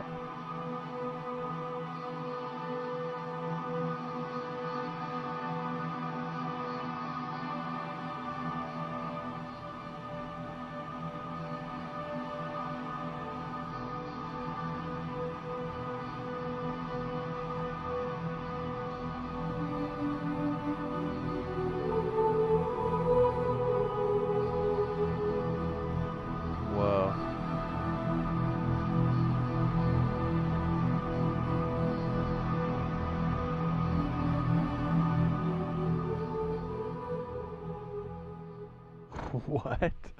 That was, dude, I got goosebumps for like the whole thing. A glimpse at how the outposts and the space stations have evolved since we saw them at last year's CitizenCon 2951. Now, if you've been following our program today, you might think this is it. We're near the end, but we've got one more special surprise in store. Joining us on the show today are two people who probably need no introduction, but we're going to do it anyway. Founder and CEO, Mr. Chris Roberts. Hello, everyone. How you doing? How you doing? Doing good, Jared. Welcome to the spaceship. Welcome back to the spaceship. You opened the show today. I know. And Squadron 42 game director, Mr. Richard Tyrer. Hello, how's it going? Good. This is your first time on the spaceship. It is. It is. What you think? I think it's very nice. Very really happy. I'm just going to ask everybody how it thinks all day. So Chris, Rich, you're here. Are we going to talk a little bit about Squadron 42? Is that what we're doing right now?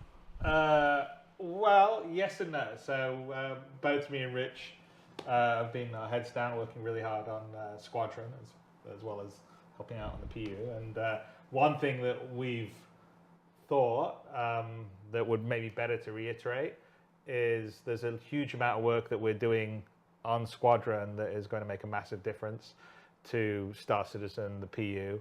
And we wanted maybe to talk about some of the things that we're doing, because I know a lot of people say, well, everyone's working on Squadron, no one's working on the PU, and that's not really true, because a huge amount of the core gameplay that we're working on Squadron is specifically being built not just for Squadron, but to benefit the PU, and we're just doing it in sort of the test kitchen of Squadron to allow us to really, polish and make sure the features work well without having to be caught up in the sort of quarterly release cycle that you have on the PU, because we were finding it was hard for us to really finish the features out. We'd get a tier 0 out, and then it would just sort of sit around for a while because everyone was rushing on to the next set of features they wanted to do. And for Squadron, obviously, it's shipping as a final polished AAA title, so everything needs to be really put together, working really well, and playing great. And so we're trying in the setup that we're doing now to do that for the features that we've identified that we need to make sure works really well for Squadron, but also will play across into the PU. And so we thought it'd be really useful to come by and tell you all about some of the subtle things and the gameplay aspects that we're working on that maybe you haven't heard from Todd or Tony or everyone else that today and during the ISCs, because we sort of try to keep the Squadron stuff close to our chest to really sort of surprise and impress people when we do it. And so, we thought, why don't we just come by and maybe just talk about little things, maybe show you a sneak peek of something here and there, and not everything, because we're trying to keep it close to our chest until it's really ready to let the baby out of the carriage and it's beautifully dressed and all the rest of it. But hopefully it'll give you guys some insight to what's happening, and also understand that a huge amount of the development resources, even if you think they're working on Squadron, are ultimately working on stuff that will be in the persistent universe.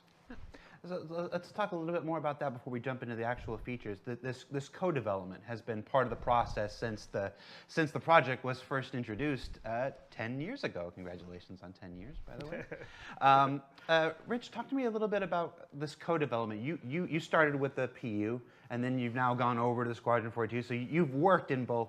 You've worked in both environments. You know the struggle of T0 features and the quarterly releases for the PU, and now you're getting to your experience is different on Squadron. Talk to me about how that's changed and how it's still work for one still benefits the other, or will ultimately. Well, when I worked on the PU, it wasn't really the PU or Squadron.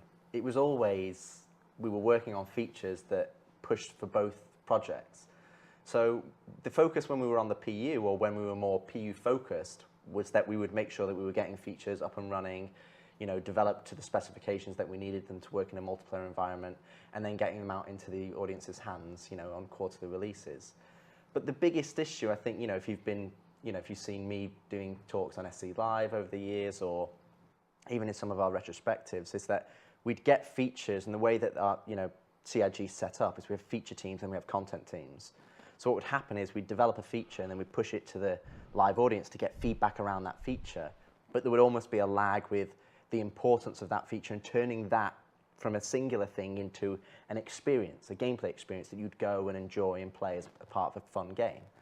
So we always had this lag where content teams were then trying to get on top and then use the feature, and we were trying to change the feature. So I think this kind of pulled it back a bit, allowed us to really focus on both the content and the feature at the same time, because it allowed us to bring it as under one umbrella, which is Squadron 42. So we were able to get that feature in the game, not as a T0, but as a fully whole capable gameplay experience that, you know, myself, Chris, we can play and enjoy it and go, is this right? Do we need to make it better? How does it feel?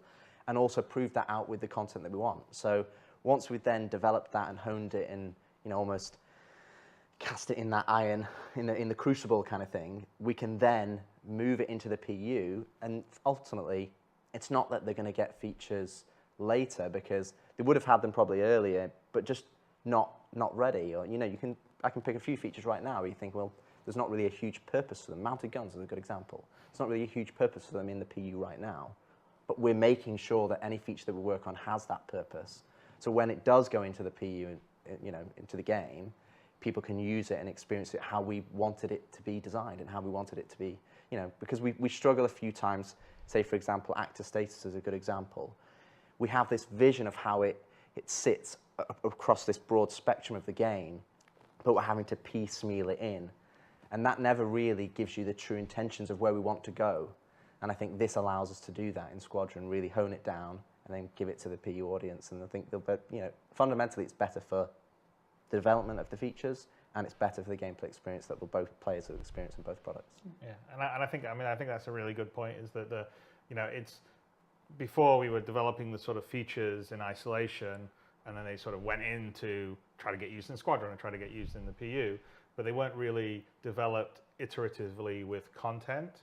And so that's the reason why we sort of pulled back some of the stuff and are working on Squadron, is because then we can iterate it with actual gameplay content, which is what Rich is talking about, to make sure it feels well and right with the time to bake it in without having to feel like, oh, okay, we've got a quarterly release out. And because, you know, there's a lot that goes on with the quarterly release in terms of it's not just that one feature. There's all these other things that go into it, and there's a whole process of publishing and splitting off the streams. And so there's a huge amount of effort and work every time you do one of these releases that sort of eats into your development time in terms of doing the feature. And so pulling it out of that sort of loop and saying, okay, we're going to work with it in Squadron to really make it polished. So it's, yeah, like not a T0 version. We've really got it down. It feels good. We like playing it. This is fun. This is challenging. It feels good. Is the benefit, I think, that's happening with us on Squadron. When we're seeing it on our side, I know it can be a bit frustrating for everyone on the other side, because we're sort of telling you, oh yeah, it's going to be much better than you've got right now. But we are very aware of a lot of, say, usability issues, you know, user experience issues that we are addressing right now in Squadron, specifically for both Squadron and the PU. That's gonna, and we'll show you a couple of little things that will help with that today. But essentially, if you think of core gameplay in terms of, you know, we have some core areas, what we call the, you know, the sort of the actor system, which would be the FPS, the you know, players moving around on foot, you know, interacting with things, the vehicle stuff, which, you know, like John Crew heads up, but you know, the whole vehicle systems, and you know, you've already seen some presentations today on things that are very specific to vehicles, you know, like the sort of need for multiple speeds, and also the resource network, which is going to first roll out in vehicles, but it's going to be universal. You know, all those are sort of core gameplay systems that we have. And so what's happening now is that we're taking some of these systems and really just making them work well for Squadron, and then bam, they're going to come across into the PU. You know, another good example, which hasn't been talked today very much by on the you know, the vehicle side of the Need for Speed, but you probably saw, you know, in the different modes there needs to be more stuff on the HUD, and you know, we've got a whole redesign that's happening on the HUD and the MFDs. That's going to be very different than what you have now. First of all, it's using universal building blocks instead of, you know, what some of the legacy stuff has in Flash, but it's going to be much more minimalist depending on what your context is. It's going to be, you know, depending on what equipment you have, you may be able to cache some of the stuff to your visor, maybe not. And we're building this system to work well in all the ships you use in Squadron, and then it will get rolled out to the PU, which has obviously much wider range ships. But as we're designing it, we're building it with both Squadron and the PU in mind. And so there's a lot of things, you know, people have talked about the star map forever, or, you know, so that has definitely been a major, I mean, there's right now, I think, 3 engineers, you know, a couple of visualists on it that we're really sort of working to make, the new star map, which people haven't had. It's been in development yet. We're not quite ready to show you today, but that is going to be a much improved experience. But all of it, so navigation, traversal, combat, the whole feel of it, all things that we're really focusing on here to bring across into the PU after we've got it working really well in Squadron. And so I think ultimately it's going to be good for the PU, and a lot of things are going to sort of come together over the next couple of years. We're pretty excited. So we wanted to visit you and talk a little bit about it. I think there is two common themes that I think you'll see throughout the entirety of this talk as well. One is the fact that it's how we develop the features. That everybody looks at individual features, has got the microscope of that specific feature, but it's how they all interact together to create the game. So it's about bringing them all together to create that gameplay experience. And number two is that none of these are like, oh, we're going to get to this in however time, and we're going to work on that. All of the stuff that we'll talk about today is stuff that we're actively working on, and not in the inception, but we have in our hands. We can play it, we can see it, we're feedbacking on it. So it's something that we're fairly advanced along, and so hopefully we'll be able to pull back the curtain a little bit. Yeah, that's some of the things that we're going to talk about, and I think we're about ready to start getting into it here. Some of the things will have aspects to show. Some of the things won't have aspects to show, like the star map, like Chris just said and whatnot.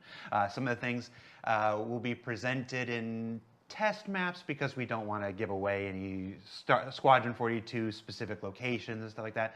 That said, I think we can maybe show some stuff in Asiato because people have we already showed one location. So you guys ready to this enough preamble? Let's go. Let's start with Rich, you were the AFT guy. Now you're the whole Squadron game guy. But let's start with something that affects everybody. This is a first-person universe, after all. Let's talk about the FPS radar and the player interaction system stuff. What can you tell us about how this has evolved? It's interesting because we obviously, I think I've given a talk on FPS radar and scanning in the past, and I think the biggest thing that when we look at what Star Citizen is now, what's the first thing that you do? You're in your bed. How do you interact with the game? How do you interact with the environment that's around you? Doors, getting into your ship, how do you interact with kiosks? And a lot of the thing that we realized is that, and it's not something new, it's just something we've always wanted to get to, is how does the player interface with the game? How do they translate their controls and what they want them to do, ultimately in the universe that they're playing? And how does that then translate in the computer game so that it does what you expect it to do? And I think one of the biggest things was the player interaction experience, where we kind of use this terminology to understand that's like interact mode, personal inner thought, the player interaction system, all of these umbrella systems that kind of sit underneath this main kind of like saga, shall we say. And I think that's one of the things that we really want to improve and make better, because I think it's lacking right now. If you go and walk around the universe, generally having to go into interact mode, having to use the cursor, having to select things, and we've spent a lot of time trying to make the world physical and feel right and immersed, that you're immersed in it. Well, that you can interact with things, like the props are interactable. Exactly. You can do things, you can push things around, you can move them. I mean, the whole goal is to make it a sort of physically living universe. Exactly. That you can interact with to a level that in most FPS games you don't, right? Because most FPS games you run around, you shoot things, maybe you pick up a gun that gets dropped, but you generally, most everything's static. And so our goal definitely for the PU, it's one of the reasons why we're doing the persistent, the whole idea of persistent streaming and later on the server meshing, is to have this fully persistent universe that, you can push the chairs around, or that cup I could take off your desk and take it to my spaceship instead of your spaceship, Jared. and it will be there and it'll persist. So obviously interacting with things is a huge deal. In Squadron, we have a huge amount of physical puzzles, interactions, in a level that I haven't seen in a lot of FPS games. So it's almost like a sort of story game and a puzzle game and a traversal game and a combat game and a stealth game and a flight game all rolled into one. And so we need systems that are easy to use. And currently what we have, ideas were good, but it's pretty clunky. So we've been really focusing on it because also we want you to be able, okay, keyboard, mouse. What if you joystick? What if you have a gamepad? We need to make sure all that stuff works well. So we don't want to have 400 key presses you have to remember to do stuff, and we don't want it to take forever to interact and do stuff. And so we've really been thinking about it. Those are, by the way, have been large complaints on the PU, just getting in, new person getting into the game, like, how do I get out of bed? How do I do some basic stuff? How do I understand? Right now it's sort of trial by fire. I mean, I think, there's a lot of people, it's almost like, I don't know whether it's a From Software thing where it's like, oh, I managed to beat the challenge of Star Citizen and I actually got to my ship. But we need to make that better, and so that is actually one of the big things we've been focusing on, and the player interaction system. And by the way, these have been plans that have been around for quite a while. Absolutely. And Rich, back when he was in charge of sort of the core gameplay group, which was the AFT and the weapon teams and the actor tech team and stuff, that was on the list of things to do. It just, because of what we talked about, the release cadence in Star Citizen on the alpha, it just, didn't get to it yet. Well, we're getting to it now, and we're working on it. So I mean, part of it is basically removing the barrier. Yeah. So removing the clunkiness, as Chris said, to how to interact with with the environment. So what we've kind of gone to, we've gone to kind of this weighted system. So if you're walking over to a trolley, you shouldn't have to look exactly at the handle to be able to go, oh, I want to use the trolley. You just want to be able to go over there, and the game, you go, I want to interact with the trolley. You just press F, and the game should know, yeah, they want to interact with the trolley. So if I'm looking at your desk, for example, you've got quite a lot of things that I could pick up and take and do whatever I want. But you want to be able to just walk over there and not have to go into a mouse cursor mode to be able to then select it. And you should just be able to go, I want to look at the green ship. I'm going to pick up the green ship. I want to look at, your little mini ship over there, or the book, or your coffee cup, or whatever. And you just want to be able to go and look at those things, press F, and you need confidence that when you're looking at something, and we have the user interface to tell you that yes, this is the thing that you're going to pick up, and you don't want to have to go into this separate mode to be able to do that. So I think that's one of the fundamental things on the player interaction experience, and that's such a pervasive system across the entirety, because it's the same when you're in a cockpit. Or you're walking around, or you're in EVA, or you're crouched, or you're prone, or all the different environments that you're in. You need to be able to just effortlessly interact with the game world, and you want it to just feel natural and immersed, because you want to get involved in what you're doing in the gameplay, not have to fight the controls. And then on the other side of things, which is FPS radar and scanning, it's actually kind of being split into kind of a twofold. The first area is kind of what we're calling kind of like a quick scan. This is something that, again, if you think of the Star Citizen universe, it's very detailed. That's one of our strengths, that we're detail at scale.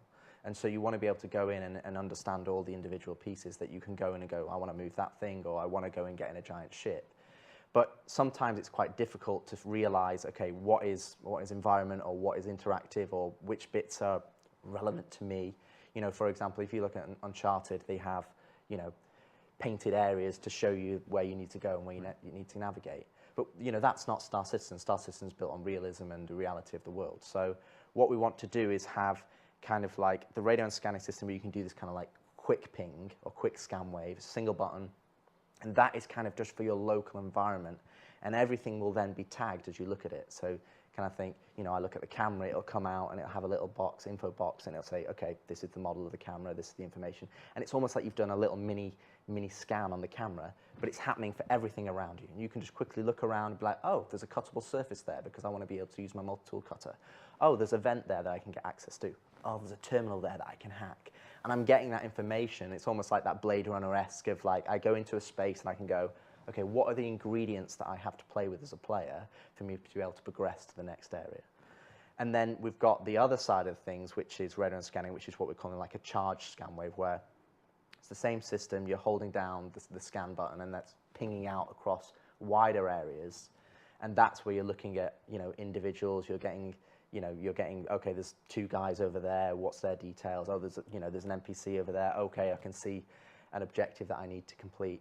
And that's a bit more, because that's more gameplay pervasive, that's something that's going to be more of a risk reward. So that's like, okay, I'm giving my location away, but they're also, so they may or may not, know that they've been scanned. If it's a player, they absolutely will be. And that's all underpinned off the signature system that we do for radar scanning of the ships as an FPS. So it's all systemic. It's not, we have to go in and they go, oh, it's this custom setup. So we have this kind of usability aspect for radar and scanning for people to be able to go in and understand. You know, I think there's been plenty of Reddit posts over the years of people go, oh, I wish scanning, you know, radar and scanning would do this and show me little info boxes. And yeah, we have that up and running. So there's that aspect of it which kind of ties in with the player interaction experience of how you play the game and how do you understand what you need to do. And then there's the other side of things, which is then it's a more of a proactive tool of you looking through the environment and finding what you want. We have a couple of videos. Should we show some videos of those? Yeah. So I understand we have 2 videos. What's this first one we're going to look at? So the first one is more kind of showing what I described with radar scanning, that first aspect. So you're going into a space, you're doing a quick scan wave, and then it's quickly showing you up the little bits that you can interact with. All right, let's take a look at FPS radar and Pi 1. So you can see here, this is in Asiado, which we've already showcased. This is obviously going in and utilizing some of our new building blocks UI for the doors. And then here's a scan wave, and you can see that I'm looking at that data pad, and then you can move around, and it's giving me that information. So right now, it's just giving you the basic high-level information in terms of the names and things. But you will also have more detailed information depending on, you know, contextually what the item is. And what you're seeing here is part of the player interaction system. So you can just, even though that's kind of a complex area, there's lots of little things that you can interact with, but you're getting confidence of, oh, cool, I can grab that, or I can use the data pad. And you're not having to go into interact mode. You're not having to be driven by the cursor. You can go in and just press F or interact with it. And you know, you've probably seen this in plenty of AAA games, but they don't have the detail and at scale that we do. So we wanted to make sure that that system is really robust. But hopefully it gives you kind of an idea of. And I'd also say that like part of the idea is that there's the default action, which in this case is what you see when you're on it when it says grab or you know, I think there's a few other ones that you can use your default action. But the icon, if you just had a single disk with that wasn't broken, then that would mean there's only one thing you can do with it. In a lot of those cases, you could see there was a broken disk in 4 pieces, which was basically saying that's a multi-action. So as you look at it, if, for instance, in that case, if you hit F, it does the default action. If you held F, it would bring up the modular wheel that would show you the other actions. So you could maybe equip it versus grab it or whatever you would do.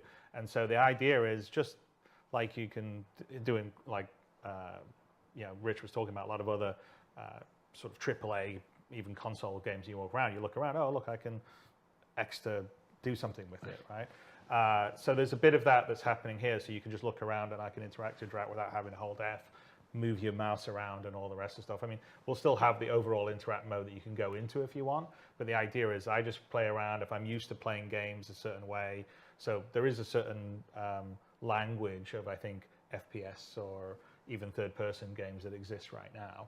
And we don't want to like do something totally different to it because you know, people are used to playing games a certain way. It's like why in an FPS game you run around with WASD and use the mouse because so many people are used to it. And so we're leaning a little bit onto that, but trying to make it much more usable and work with inside a much more powerful system than you typically get in games. And so even there, you saw there's a lot of interactables. You look at them, you can move them around, do all these different things with it, and hopefully it'll be much more intuitive for players in Squadron or Star Citizen. And that default item actions is a good point because that's also something we've gone to and we're changing in the fact that we want everything to have a default action that essentially you go over, you press F, it always does that default action. But let's say you're harvesting harvestables and you want, you know, the default action is that it picks it up and puts it into your hand, but you want it to always be to store into your backpack.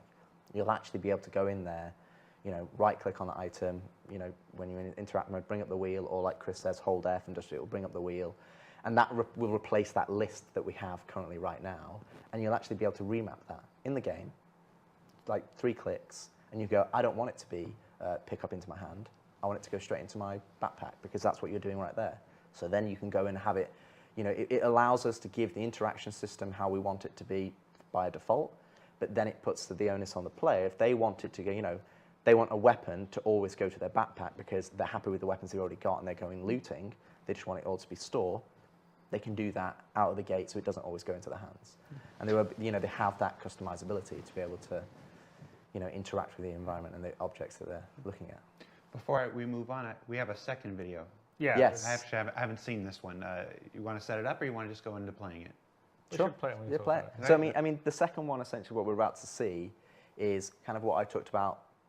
This is the second half of radon scanning. So this is where they're still getting the environmental information, like whether you've got a vent or a terminal or a hacking area, but you're also now getting information about the enemies and the AI and what's out there. So it's a wider and broader. Yeah, I mean, this is where you basically, it's almost like whether it's X-ray vision or you can hear it through the wall, but you could track someone on the other side of a wall, but you're doing the charge scan, which is much more risky because it's noisy, and if people go, oh, someone's scanning, maybe there's someone over there and they can track you down. But it'd be useful in like when you're stealthing around, it's like you're going to go around a corner, you don't know if there's some enemies around the corner, and you want to find out.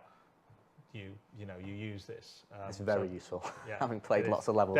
Definitely, because in Squadron, we're trying to have a certain amount of realism. So you're not just going to go and gun down 400 people. So we want you, when you're in situations, you're outnumbered, and you have to. It's more of a stealth game in the FPS than it is a straight out run and gun shooter. Right. You can bring it to the point of realism, then bring it back to the point of fun, as you said. Well, there's a lot of fun stealth games. All right, so I want to see this clip. I haven't seen it yet. Let's roll FPS 2. So what you're seeing here is that he's going to do a scan wave in a moment. Essentially, what you'll see is that it's now penetrating through the walls, and now you can start to see the slavers that are in this environment. Now, these slavers don't necessarily have a radon scanner, so they're not able to pick you up. So what will happen is when you do a scan wave or a charge scan wave, your signatures will basically skyrocket. So that's what will give you away to other people. So in the PvP environment, you're only getting, it's a big risk. If you want to do it, but you're giving away your location. So if you're willing to do that, then so be it. But in a more of a PvE environment, what we're going to do is we're going to have tailored. Some enemies will have radon scanning and some won't. So if they do, then they'll be like, hey, I've just been pinged, and they'll get your location, and then they'll go and investigate. So what you're seeing here, on that video is kind of a more wider, broader area and seeing through the walls, whereas the first one is kind of a more limited scope. And you can, it's up to the player to choose which one they want to do. The first one is really more about just, we want to encourage the player to go into an environment and go, okay, cool, I'm in this room. What things do I have to interact with? And then the second one is more of a wide escape, like Chris said. When we're playing our stealth levels, you need to have kind of a good understanding of where they are, and it's only temporary. And you will have a cooldown on that charge scan wave, so you're not just going to be able to spam it there forever. It's like you get a temporary picture, and you go, cool, I've got a good snapshot. Now I'm going to make my move and go forward. So while we're still here on the first-person experience, the player experience, let's stick to a couple more topics that are related just to the player before we move into ships and bigger stuff. Ledges and ladders. Everybody knows the struggles of elevators in the persistent universe, but that's not the only way to, traverse the universe to get around and stuff. I understand that you guys have made a number of improvements to mantling over ledges and how to use ladders. I mean, ledges and ladders is kind of the best game I ever played. It's like a board game. Yeah, exactly, absolutely. It's kind of two features that we're focusing on, but I mean, as Chris said, in terms of squadron development, we're looking at improving the entirety of the traversal experience. How does the player move, and just from general locomotion and how that feels, and then in terms of the traversal moves, so vaulting, mantling, ladders, and so on and so forth. So one of the two areas that we've identified that we wanted to push for was for ledges, which is we wanted you to be able to, I've slightly misjudged my jump because I'm in first person, I can't see my feet. And it's, it's kind of frustrating. You're like, it's just right there. If this was real life, I'd just put my hands out and grab it, right? So that's the first part, that we can actually grab onto ledges now that you're falling past, so that you can actually then pull yourself up, which adds just, it's to be honest, it's huge. Like we've built traversal levels now, and it's the difference is night and day, because when you're in a first person, it's very difficult to judge like right on the edge. So we can add a bit more challenge to the traversal so that you're actually moving around with ledges and grabbing and pulling yourself up. And then the other side of things, which doesn't necessarily sound that interesting in terms of, it's improved ladders. But again, if you play the Star System right now, you get onto a ladder, you're looking bolt straight forward at the wall. You're locked. You can't look around. You have no spatial awareness. It's just, that's it. You're locked in. You can't get off halfway. You can't jump off. You're kind of very locked. So what we've done. Jump on halfway. Too. No, exactly. So what we did is we kind of leveraged how we did body dragging, and that, you know, even though you're attached to this thing, you want to be able to look around. So you can attach to the ladder. You can jump onto a ladder directly. You can run and jump onto a ladder. You can look around full 360 degrees. You can look around 90 degrees as you're going up. You know, and it's just a lot more fluid and a lot more, you know, it doesn't feel like, oh, now I'm locked in. It just feels like you're more of a human being on the ladder and you can look around. And then, obviously, if you can look behind you on a ladder, that opens up environment, you know, opens up scope to jumping from that onto something else. So it's... Yeah, because you can jump off the ladder halfway up it or wherever. Exactly. So there's a huge amount of, I mean, in Squadron, we're putting a lot of traversal gameplay in, which will make its way into the PU when all these sort of systems settle, and I think you'll see a lot more. I mean, you already see a little bit where, you know, you could use a tractor gun to put a crate over or push something to get up and look at stuff in derelicts right now, for instance, in the PU. But imagine a whole level above that, which is kind of what's in Squadron. I mean, even that in the derelicts was really inspired by some of the early work we were doing in Squadron. But there's a lot of like physical and traversal gameplay and puzzles in Squadron, and we're building the systems to also work well with that. And then again, with a systemic world like we have in Star Citizen, where you can move things around and they can persist, there should be multiple ways to solve the problem you're trying to deal with, which is how we've approached the Squadron design. Is like in most of the areas that you go through, there's more than one way to get to the end to solve the problem. To, you know, do you stealth around? You just take it on head on and start shooting, or is a way that you can, you know, do it without seeing anyone because you've just, you know, taken this difficult traversal path. So those are all things that are important, and so it's little things like this, and I would say, I mean, we've got a video to show, but we're still, you know, like some of the finesse of the animation detail is still to come. So a lot of it is this is a lot is the block out. But we have this beautiful motion capture stage here that we will show you guys at some point when the Manchester Goods Yards and the stage are fully finished, and then Jared will do a updated version of the 2013 tour that I did with Erin, but it will be in a much bigger environment.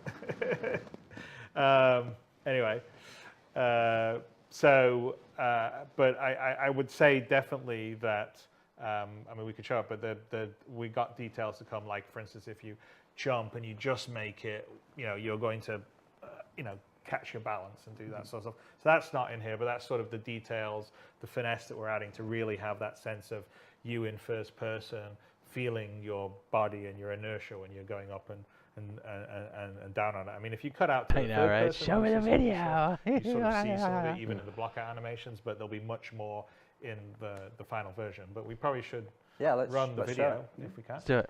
All right, ladders. So obviously this, as you can see, this is final art. Absolutely. So this is taken directly from Squadron 42. No, it's obviously a test map. But you can see here that, as Chris said, the level of inertia is still block-out phase, but you can see that we're actually starting to get that you can grab on, you can go straight into a mantle or a vault, you can go straight into the pull-ups. And the thing is that what you're seeing here is, you know, while this is just an test map, a lot of these are providing design ethos to then feed into the PU.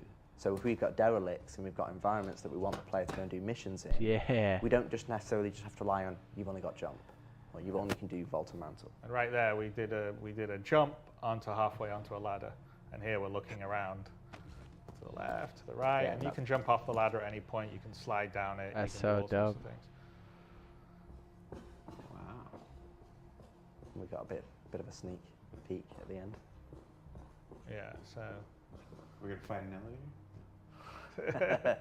the true boss. And we jump across to get on the ladder there. And again, these are all the blockout animations. I wonder what that is. Someone accidentally put that in there. Yeah.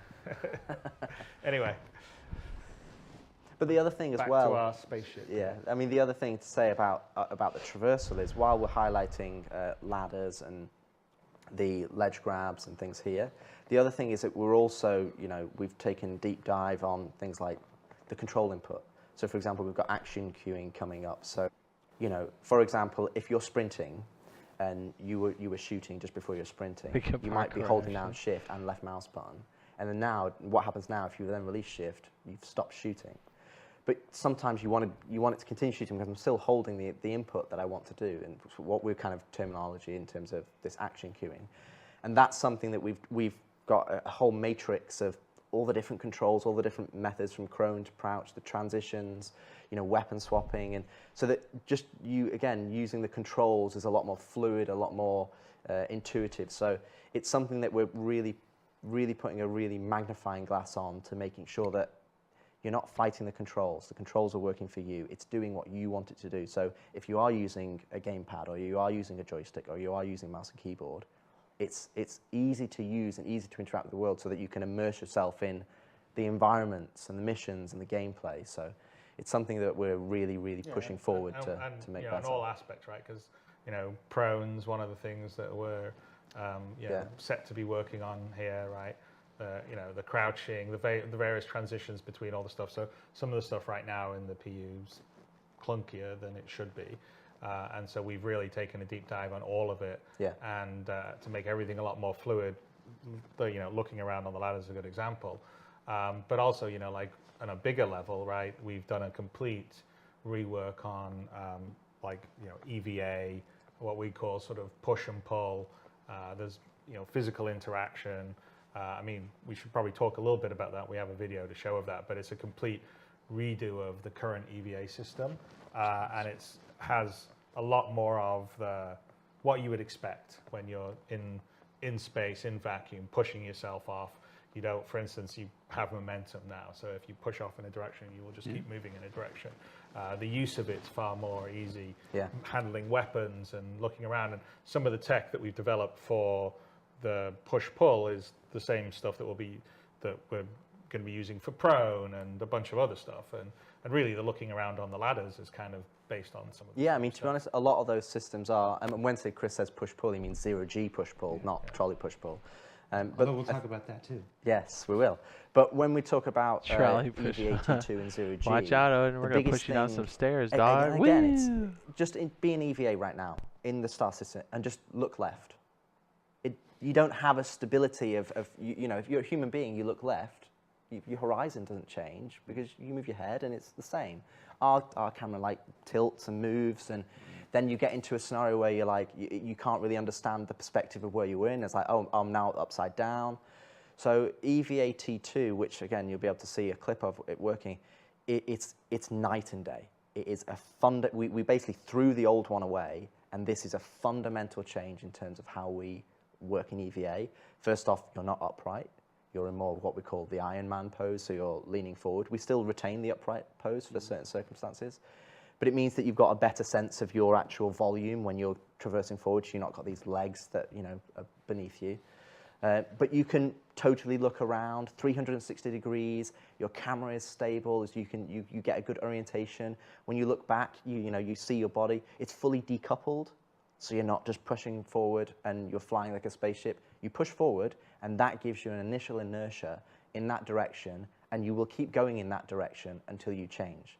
But then when you want to change, you just need to look at another direction, and you push that way. And the way we've implemented it, it's almost like your suit's kind of similar to the IFCS on the ships, that it kind of counters the forces and then allows you to go in that way. We actually originally tried it where you would drift and actually do the curve, but it just made traversing more intricate spaces, which is what we want to do. Eventually we want to be able to turn gravity off in ships, and that you can take those down.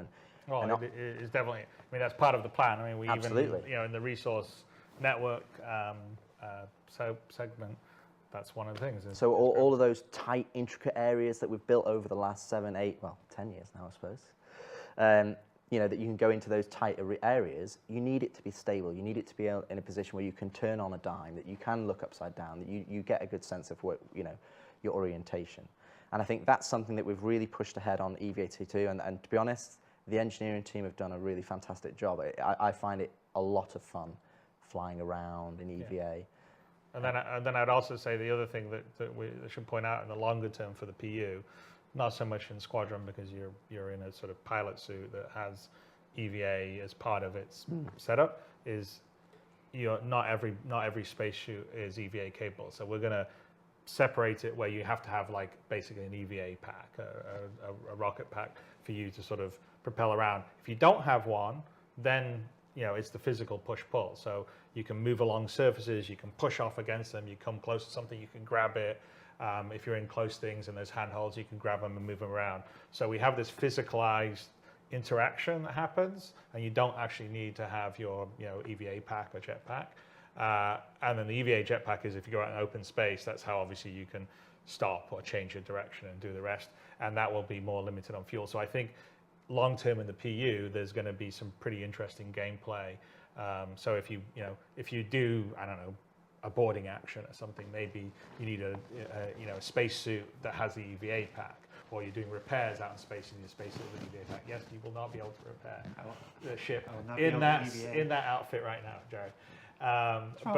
But I think it gives a really good. It's just going to give more options, more context, because like longer term, what we want to do in the PU is what you wear is important, right? So right now, everybody just runs around in a big suit of armor, a big space. And we haven't really turned on some of the features we've actually put in there that says, for instance, you shouldn't be able to sit in a seat of a space fighter in heavy armor. You shouldn't be there with your gun on the back. You should have a flight suit on, or you come into a city, you shouldn't be wandering around in heavy armor because that's antisocial. Maybe they don't let you go in there. So we want people to have reasons to wear different things, have storage. That's the whole point of the physical inventory system. And as we're starting to roll out, more of it's coming in Squadron, and then in the PU, that's definitely coming online. And things that we're doing like that with the the physicalized cargo and everything else.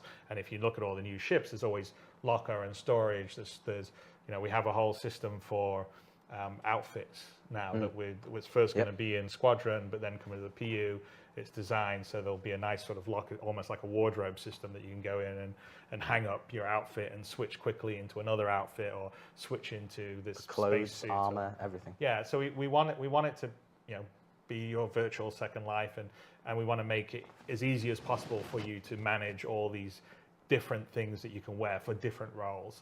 And EVA is one of the minor parts of that, where, like I said, you either have an EVA suit with a pack or not, but you still will be able to move around. And we should probably run the video so we can. Good job bringing it back around to EVA at the end like that. Let's take a look at the EVA video, see what we're looking at here.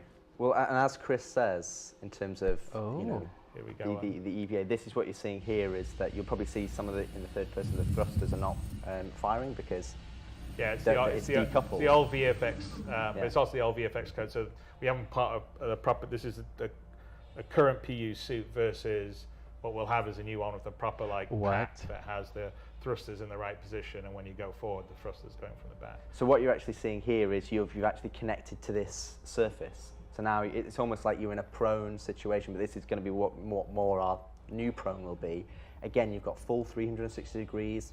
You can just move your mouse and you look all the way behind you or all the way in front. And right now we're moving along here, not because we're thrusting, because we're using our hands to move ourselves along, and we're looking around as we're doing that. If we went out to the third person here, you would sort of see us moving our hands around. I think we'll see it a little later on. There we go, here we go. So we're just sort of pulling ourselves along. And if we wanted to at this point, we could stop and we could push off against it, and then we would just go floating out into space. So that's the sort of idea of what we call push-pull.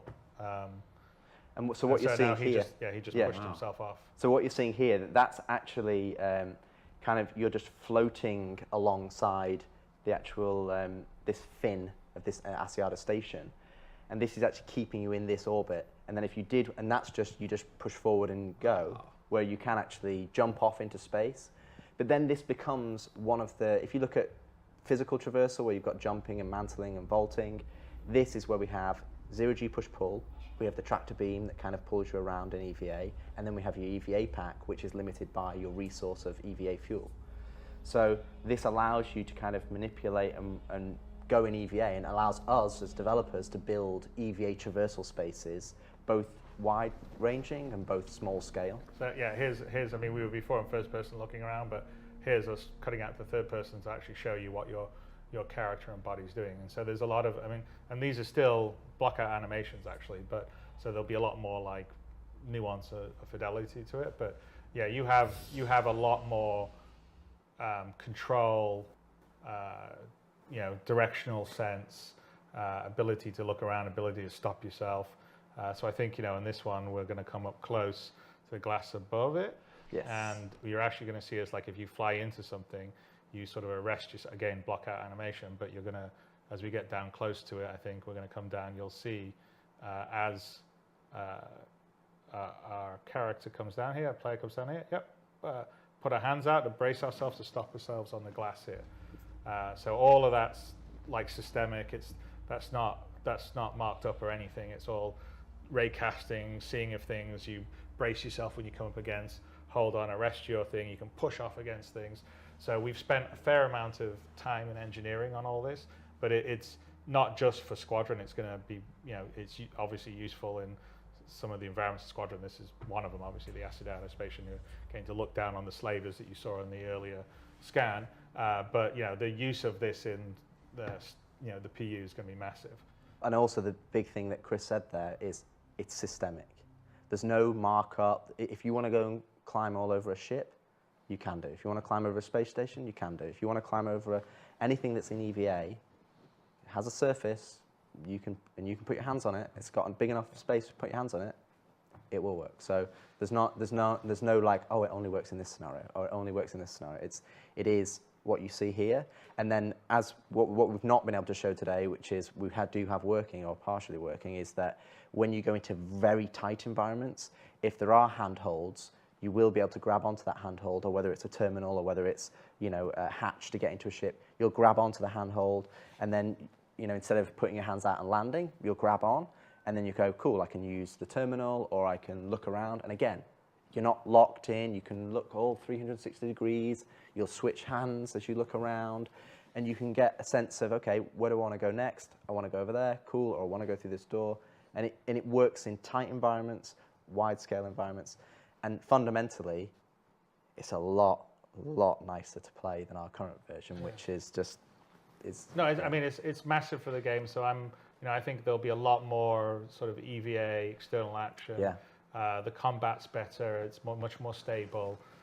I think, you know, we'll see a lot of puzzles and traversal in the PU that can be built from that, because we don't really, we have a lot of stuff down on planets, but it would also be nice to have more like exploring more the sort of derelict asteroid bases kind of things. And EVA, I think, you know, we all love science fiction, obviously, we're making these kind of games, that, you know, that's sort of a lot of classic sci-fi that you see. So we spent, you know, that's an example of us being able to spend the time to really think about how we want the system to work, how best it's going to work, and bed it in on Squadron, and then it'll be something. Yeah, because we did 2 or 3 iterations. We did, we did 2 or 3 iterations of how we wanted to do it. Did we want to have this Iron Man pose? Did we want to have it upright? Did it blend between them?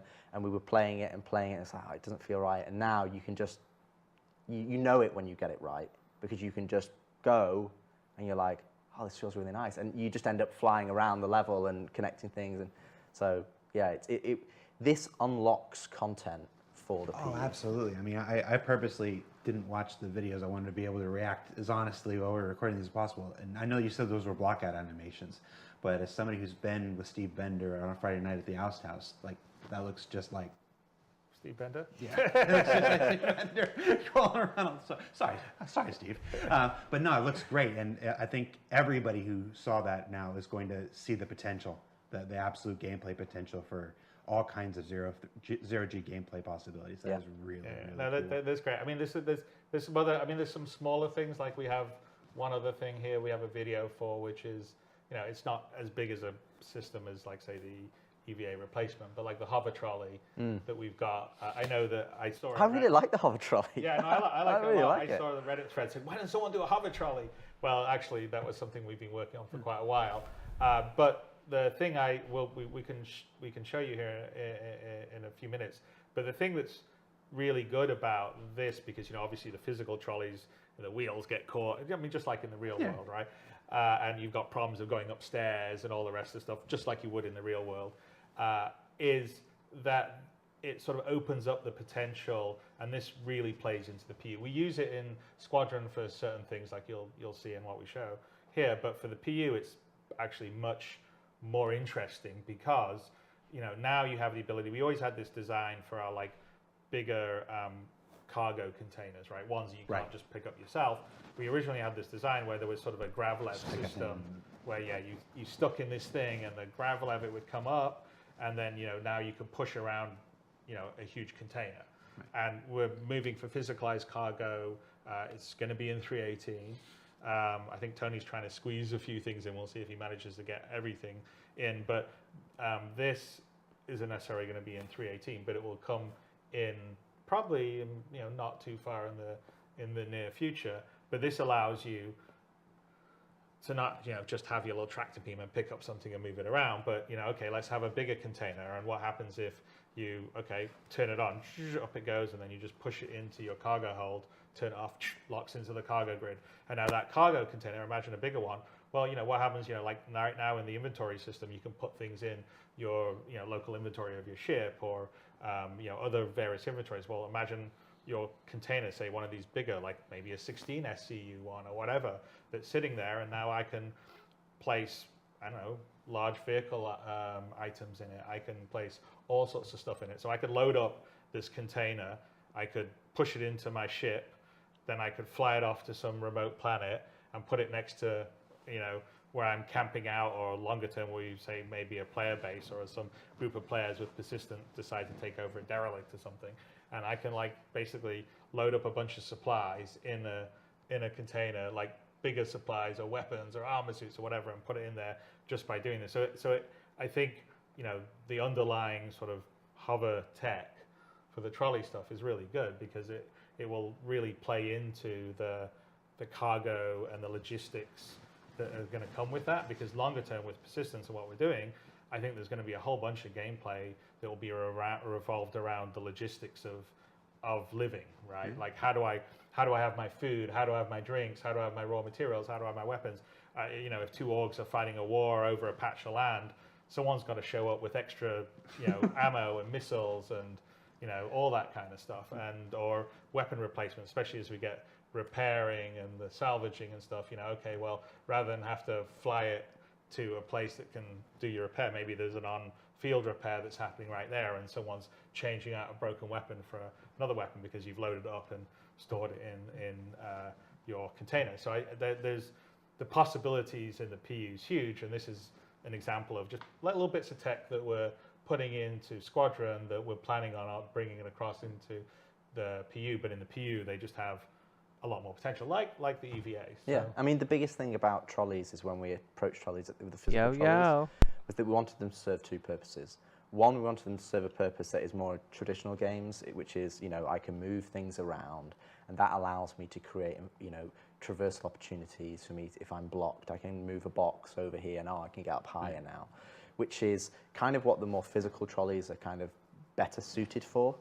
And this is another example where we kind of put trolleys into the PU, but there wasn't really a use case or a best use case. So that at the moment they're just used as enemies, or I've seen people fly them as missiles out of ships, but they're not really utilized for what we want them to use. And then you've got the other side of trolleys, which is we want them to be used for cargo loading.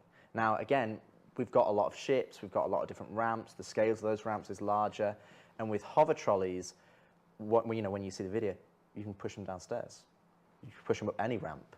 You know, the weight that you're having to physically push a physical trolley, which is taken into account, hover trolleys, you don't have to worry about that because, you know, let's play the video. Let's see the video. Let's play the video there, and we've hyped this up now. Hover trolleys are the most amazing thing in the world. Here we go. So you can see here, this is actually a slaver pod. So it closes down, it's on the floor. We're going to activate it. Lever takes up now, grav lev's on. You get hold of it, bam. And by the way, the new interaction system's not working in this demo here. This is a separate build. But we're, you know, as you can see, it's getting pushed over bulkheads. But this is essentially a really big improvement for us, because we want physical cargo, and we want physical cargo to be a big deal in the PU, that you have to move that cargo, you have to make decisions on how long it's going to take to load it up, not just buy it from a kiosk and it appear in your ship.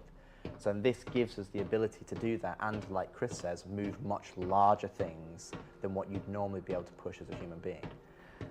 Yeah, I mean, this happens to be just a slaver pod, but obviously you could be pushing, as long as it's GravLev equipped and has the sort of hover device, then like I said, you could have large shipping containers and stuff like that.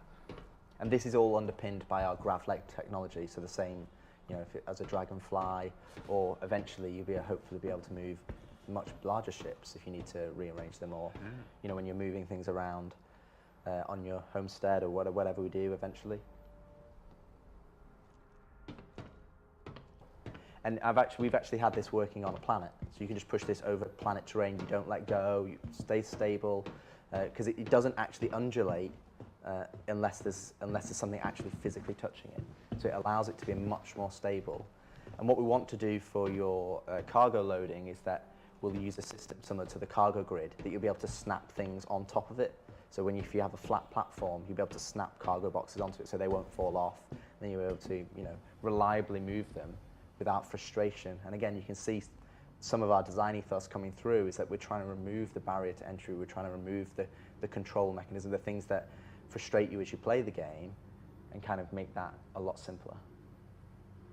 I see this and all I can think about is Spock and the photon torpedo tube. That's true. Yeah. Very cool. So we've talked about a number of things now that are related to the player, to the first person and stuff like this. And we got a couple more we're going to come back to later. But let's move up into spaceships, because spaceships are a big part of the experience. Our heroes. We just had earlier in the day, we had our flight experience a segment where they talked about master modes and quantum boosts and stuff like this. But at a higher level and stuff, let's talk about how the flight experience is changing a bit through the work in Squadron 42, and anything you want to share with us on that. I think the biggest thing for me, and I think it's what Chris and I have talked about, is the difficulty of developing a game over a period of time when it's a live product, is that you're developing things in isolation and you're putting them out. So you're going, okay, this is our T0, this is MFDs. And okay, now we want to do the flight HUD. And we put the flight HUD. And now we want to do this section. And what happens is, maybe it's a different designer over the years, or maybe it's someone else, or maybe they've learned from what's happened or gone out previously.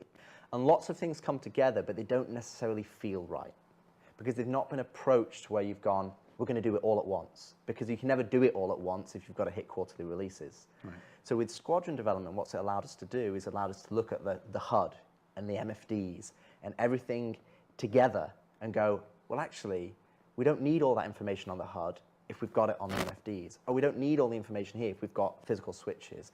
And it's allowed us to approach the design of the cockpit experience holistically, so that we can go, okay, let's pull all this noise away, because we've tried to fit everything onto the HUD. We've tried to put everything on there. You need to know your G-forces and your heading direction, and I need to know my ammo, and master modes is a good way of going down that road. Is kind of going, okay, we want to have traversal, and we want to have combat. So if you've got SCN, combat. If you're in QCM, you're in quantum mode, so that's traversal and flight. And then we've taken that approach and gone, okay, well, do you always need an altimeter? Well, no, maybe not if you're in space. Maybe you only need an altimeter when you go down to atmosphere. Your MFDs, if you're in SCM, what do you really care about? Well, you care about your health, your weapons, your target's health, how they're doing. But as a default experience, we're only giving you the information that is needed to you at that point in time. And what we actually saw is that you're flying around. We've got gorgeous space environments. I want to be able to look at them. I don't want to. You want to see the ship that you're fighting. You want to see the environment you're flying around in. I mean, one of the big things that were the big initiative on the vehicle side for Squadron is the sort of complete redo of the HUD and the MFD systems, and basically the display where we're first of all we have to refactor it to move away from some of the old flash that's been around forever, which is what the MFD displays. And on the HUD, we sort of took a look at where we were going and felt like Rich said, it's just too much stuff's there all the time. We want to be more contextual. So, and we're doing this in a overall holistic way that would be probably almost impossible if we were trying to fit it into quarterly releases in the PU. So, most of the vehicle team is working on this as a sort of group. In the need for multiple speeds that we saw earlier, you sort of saw some aspects of it, which is the different modes you can be in depending on what you're trying to do. But a lot of that's also reflected on the HUD and the information of what you're targeting, and whether you can, whether you want to be able to cast up, say, your target status or your ship status to your visor. Now, that won't be the case for everything. Every suit, like for instance, if you have a more combat-oriented ship or suit that you would wear, like I don't know, a Gladius or a Hornet, and you've got the appropriate equipment, then you should be able to cast. If you're just flying an old rust bucket like an Aurora. Well, what was the Drake ship we saw the other day when we were looking at it, saying all the HUD was on there? We're like, well, it's kind of the equivalent of a lorry. Oh yeah, it was a Caterpillar. Yeah. So you wouldn't have the Caterpillar.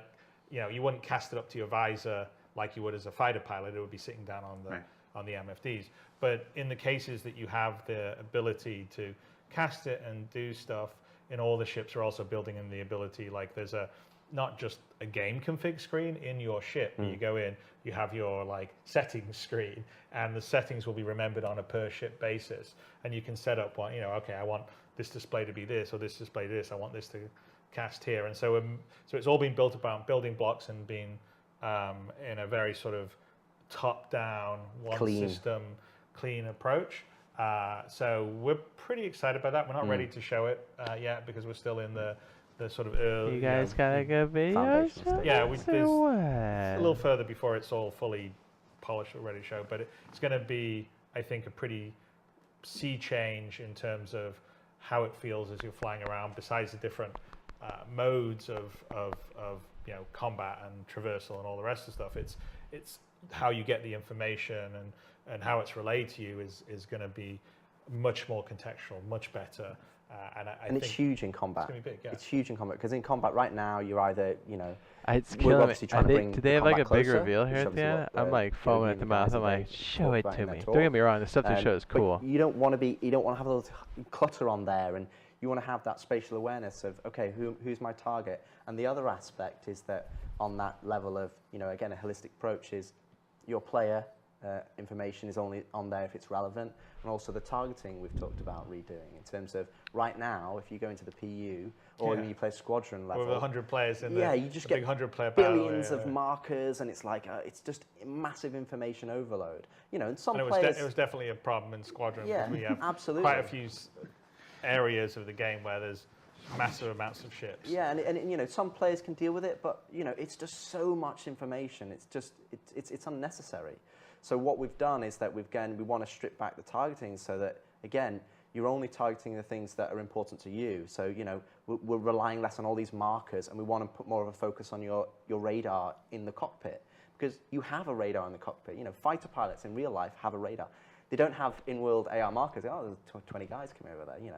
We want to make sure that you've got the information that you need, but also we want to basically make sure that you're using the tools that we provide. Because what's happening right now is that everybody's just reliant on the HUD, because the HUD has everything on there. But you've got MFDs, you've got a cockpit radar. They're there for a reason. So what's happened over the years is that we've redone them at separate times, and the MFDs are still in Flash, and they've done the building blocks. So we've kind of got into this cycle of trying to, oh no, this is it. This is where the player should be. And what we want to do is we go back to kind of what Chris's original vision in terms of, well, there's an in-cockpit radar. You should use that. There's in-cockpit MFDs. You should use those. Okay, now I'm in this specific combat mode. Okay, they're cast, so I can see that information. But the radar doesn't become redundant. That should be what the noise is on. That's where all the information should be. Okay, I should be able to go in there and select targets. That information should be clean and delivered to me. But out in the world, I want to look what's there. I want to look at my target. I want to look what I'm saying. Oh, there's a space station. Oh, there's another guy coming in. So we want to have less reliance on just AR markers for everything, and only reliance on marking things that are important to you, or you've directly marked yourself. Yeah. And I think when you fight combat experiences where you're fighting 15, 20 ships, it's just a lot it's a lot more fun because you're not having to deal with all the extra noise. You can just focus on being the best pilot you can be. I think it's really important. And I would say that definitely, we're putting a bunch of work into the radar, which is really radar / star map. So like what you've never had in the PU. The original design was that that radar that you would see would also scale up, or you would scale out basically, to be a nav map, your star map, right? Your nav map. And what happened when we were getting the first iteration of the PU out, the baby PU, we're like, we didn't get that working yet, so we just said, well, we'll use your Mobi-Glass version, and we're still using the Mobi-Glass version all these years later, and it's still mostly the code that was done all those years ago. And that's when I mentioned at the top of our talk that the star map, well, the star map's really star map and radar, because you can zoom in and zoom out, and you can zoom all the way to the radar level or zoom all the way out to the star map. And we've put a huge amount of work into making that much more fluid, much more usable, much visually better, and also having the information there and the interactability. So like you can be zoomed in and you can be looking at your radar and you can mouse over contacts and you get the information from it. You can click them and then that will now select it as your target and do a lot of things that haven't really been there. So I think a lot of players, because we haven't delivered, and this is sort of at the top of the talk that Rich was talking about, was because we haven't delivered all the things. We've just delivered some of the things. Sometimes people just are focusing on certain things, and if they could do things like select their targets easily from the radar, they may not be wanting to see 400 AR markers when they're flying around. And so those are all, that's an example on the vehicle side where we're sort of really trying to bring that all in, as well as, there's other things that we're doing that will come across the PU in terms of physical buttons, like when you activate something, that's in process right now, but yeah, you'll click a button and you'll see your character, click, here's for the landing gear, or here's to turn the lights on, or here's to activate my quantum drive, just to make it sort of feel physical. But we're going to give you modes and ease of use so that information's presenting to you well, and you can have fun being lost in the world, which is the most important thing. And a certain level of customization, as we're talking about, because some ships have better MFDs and more usable places than others and stuff like that. So, well, the other aspect as well, in terms of just the radar and scanning, which is a really good example of a feature that we've put onto the PU into Star Citizen that isn't hit what we envisaged it to be, because right now you're kind of limited to 20 kilometers. Now, really, I think you've seen Quantum Boost in some of the earlier videos. The premise that we want you to be is, we've got this vast universe. So we want radar and scanning. We actually, we have this smaller radar and scanning on the FPS. You have the smaller one that's giving you information in the room, and then the larger charged one that's giving you information about maybe the floor that you're on. It's the same principles in the ship side. It's that we want a smaller one that is fairly instantaneous, and that's kind of giving you information about the people you're fighting, or your local environment. And when I say smaller, I'm talking, say, sub 100 kilometers. That's just giving me information around this area. But then we've got the charge scan wave, and that should be giving me information about things that are 10, 15, 20,000 kilometers away.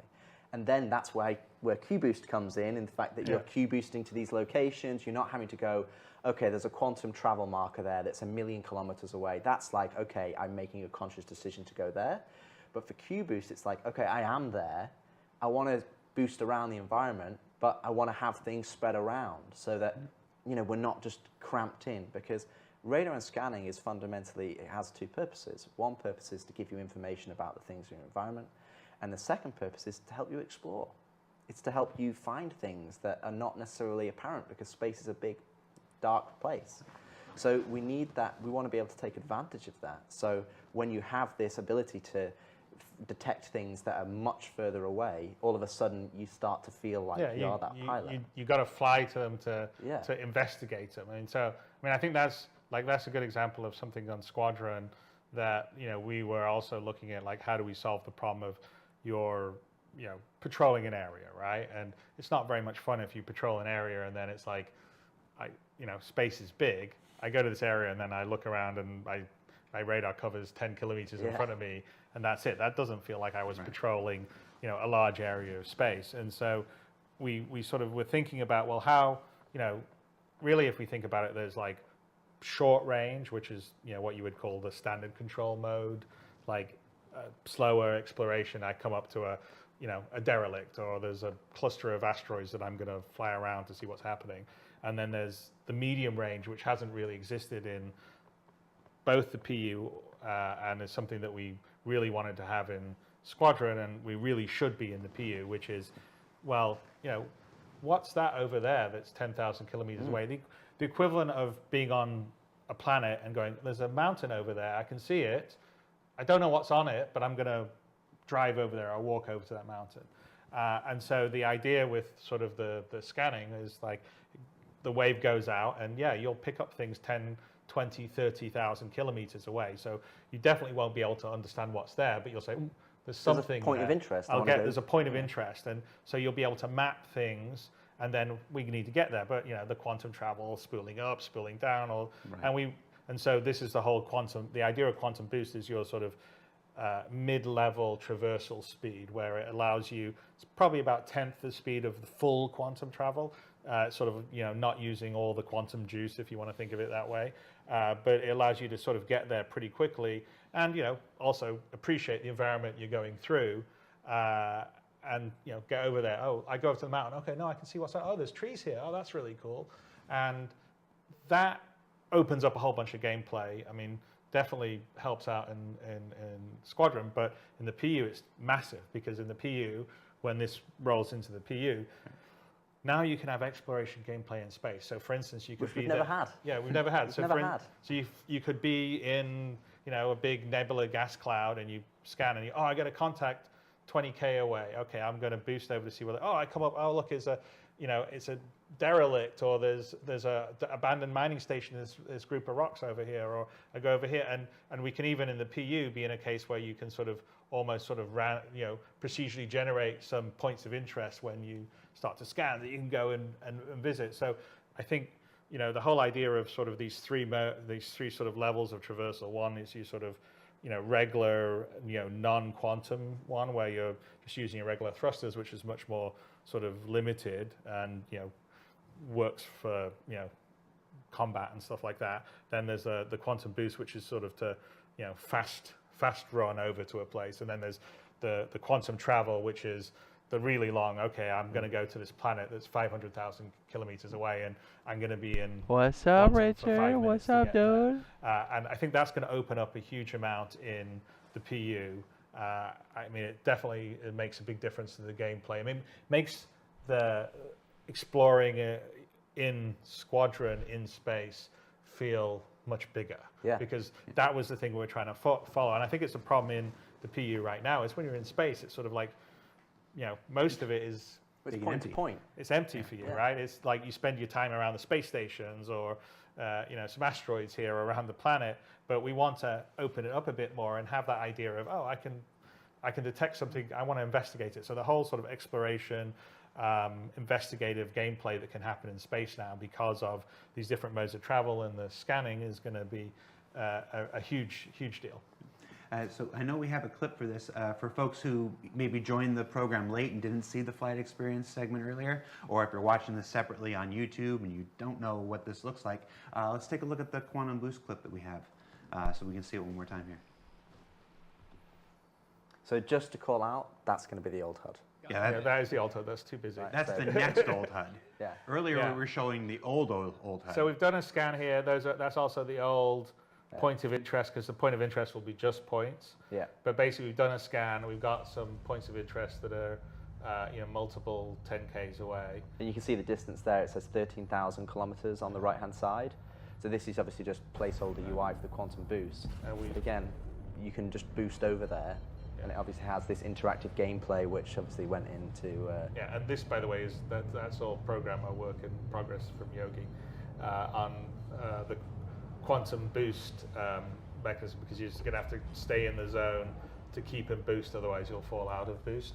But we've gone over to the planet here. So what it's allowing you to do is sort of have that mid-level traversal and investigate things without having to spend forever at 1,200 meters per second or quantum traveling over it. It's over too quickly. So just to clarify again for folks, if you watched the flight experience segment earlier in the day, that's the old UI, which is probably closer to what you're familiar with in the PU today. What we just showed now is the new old UI, the one that was intermediate now, but we're now moving away from. And the newer... basically it's the same as it's the styled Squadron UI that was from the UI you have in the PU. Right. So what you have in the PU is these generic version that Zane did. This was the one that we had, the style that we did for the Aegis style, but it was still based on the idea of all this information being present. And we've decided that we wanted to really scale that back to be more contextual, to switch between modes. So that's one of the reasons why we're not really showing all the HUD and the MFD stuff now, is because we're in the process of the change. So it's, you know, a lot of programmer art, and you even saw it in the Need for Speed segment, whereas a lot of that, like the mode stuff and everything, they've just sort of hacked in the modes to the current HUD stuff. But when the new one comes online, it should be much cleaner and easier to go. And I don't know if it was too clear on the video that we were seeing, but on the video we say we were originally in SCM mode, standard control mode, and then we switched to quantum mode. So the spool up wasn't really the spool up for the quantum boost. The spool up was just, there's a spool up as you go into quantum mode, your shield's powered down. So you know, there is some risk when you're in the fast traversal mode, and the quantum drive powers up. But once it's spooled up and you look at a place, you can boost towards it. And it's just, you press shift and it's instant. Yeah.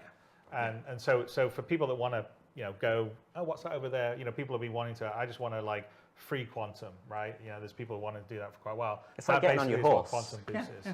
You know. Second start of the right and straight on until morning. So we've been talking about these flight experience stuff, the ship related stuff, the new UI stuff, the contextual changes and everything. We'll obviously show those as we get closer to being ready to show those. You talked a little bit about the star map. Again, not quite ready to show today stuff. As far as those mapping things and getting around stuff, there's also the mini map. There's also the mini-map, which has always been this promise of being able to find your way through either a really large ship or a space station or stuff like that. What can you tell us about the work on the mini-map? So radar, as we call it, is essentially, it encapsulates the star map, it encapsulates what's in your cockpit, and it also encapsulates, when you're in FPS, you have an FPS radar and scanner. And the mini-map is essentially a way for you to be able to, and you can access it both from your Mobi or it'll be on your HUD, a way for you to get the spatial awareness in, you know, when you're in a 3D environment in FPS. So I think what we have in terms of the mini-map, it gives you that 3D isometric view that you can move around, and all the information in there is underpinned by the FPS radar and scanner. So the information that you're scanning in the environment is the information that you'll see on the minimap. So if you go into, say, a known location, so let's say you go to Microtech, you know, that landing zone, essentially, that will be pushed to your mobiGlass. So you'll be able to then load up the minimap and go, okay, how do I get out of here? I mean, I've seen so many different new players play Star Citizen, they're like, where do I go? So you know, it'd be nice for us to be able to go, here's the spaceport. Here's where you go and buy food and drink. Here's where you go and buy weapons. And you can just go, cool, I open up my map, and it's like, oh, that's where I am. Oh, that's where I can go. And it gives you a map at your fingertips. But then when you're at an environment that is not, say, let's say you go to a derelict outpost, you'll be mapping that environment as you go, or you may be able to find a terminal that has the map on there that you can download, and then you have it to you. So it really allows us, again, Star Citizen, one of its strengths is that it's scale, but that's a challenge for us as developers to be able to give it to players and for them to be able to understand and navigate where they need to go. Because the first thing is, how do I play the game? Where do I need to go? What do I need to do? So, you know, how do you play the game is about making the barrier to entry, the controls smooth and intuitive, what you understand, you know, and then it's like, where do I need to go? Okay, well, this allows you, we have a mini-map here, and this allows you to go, oh, cool, there's the spaceport, there's the shuttle, or there's the train, or this is how I get to this area. And we can provide, you know, missions that allow people to then navigate to those places so that then they understand, okay, this is how I get to a certain place. Because everybody, you know, if somebody says to me tomorrow, oh, you know, come round to my house or go here, just give them a postcode and you put it in Yeah, GPS. you Everybody's so put it in Google Maps. Exactly. You need that. You need the street level version of it. Yeah. And so we've long wanted this. I mean, it's very critical for Squadron, but it's also I think important for the PU. And the concept is that some of the maps are sort of readily available. You just walk into a city, and the terminal auto connects to your Mobi or whatever, and you get the map downloaded. And some of them you may have to explore something, and then as you explore it, you map it, just like a sort of more traditional mapping technique. And there'll be some cases like we have some stuff in Squadron which I think would play perfectly well in PU, where like you don't have the map initially, but if you hack in or you can download it into a system, like Asiado is an example of, we've been showing it because we showed it a while back as a location. It's just one of the very, it's a minor location in terms of Squadron, but since we showed it, we thought, okay, that's a good. It's just a good backdrop. It's a good backdrop rather than just grey really boxes. But that would be an example. Is you don't load the layout of that place, but you would have to go and hook into their system, download the map, and then now you would have it in your mini map. So what we have is we have some footage here which is showing how the visuals, the mini map, in terms of sort of an isometric render in the engine, in the UI, that will essentially become your mini map. But you'll have a more sort of reduced version with you in the middle as you're moving around. But if we run it, you'll see kind of what the tech is. So first, this is in the editor, but it's essentially what it does is it's taking our existing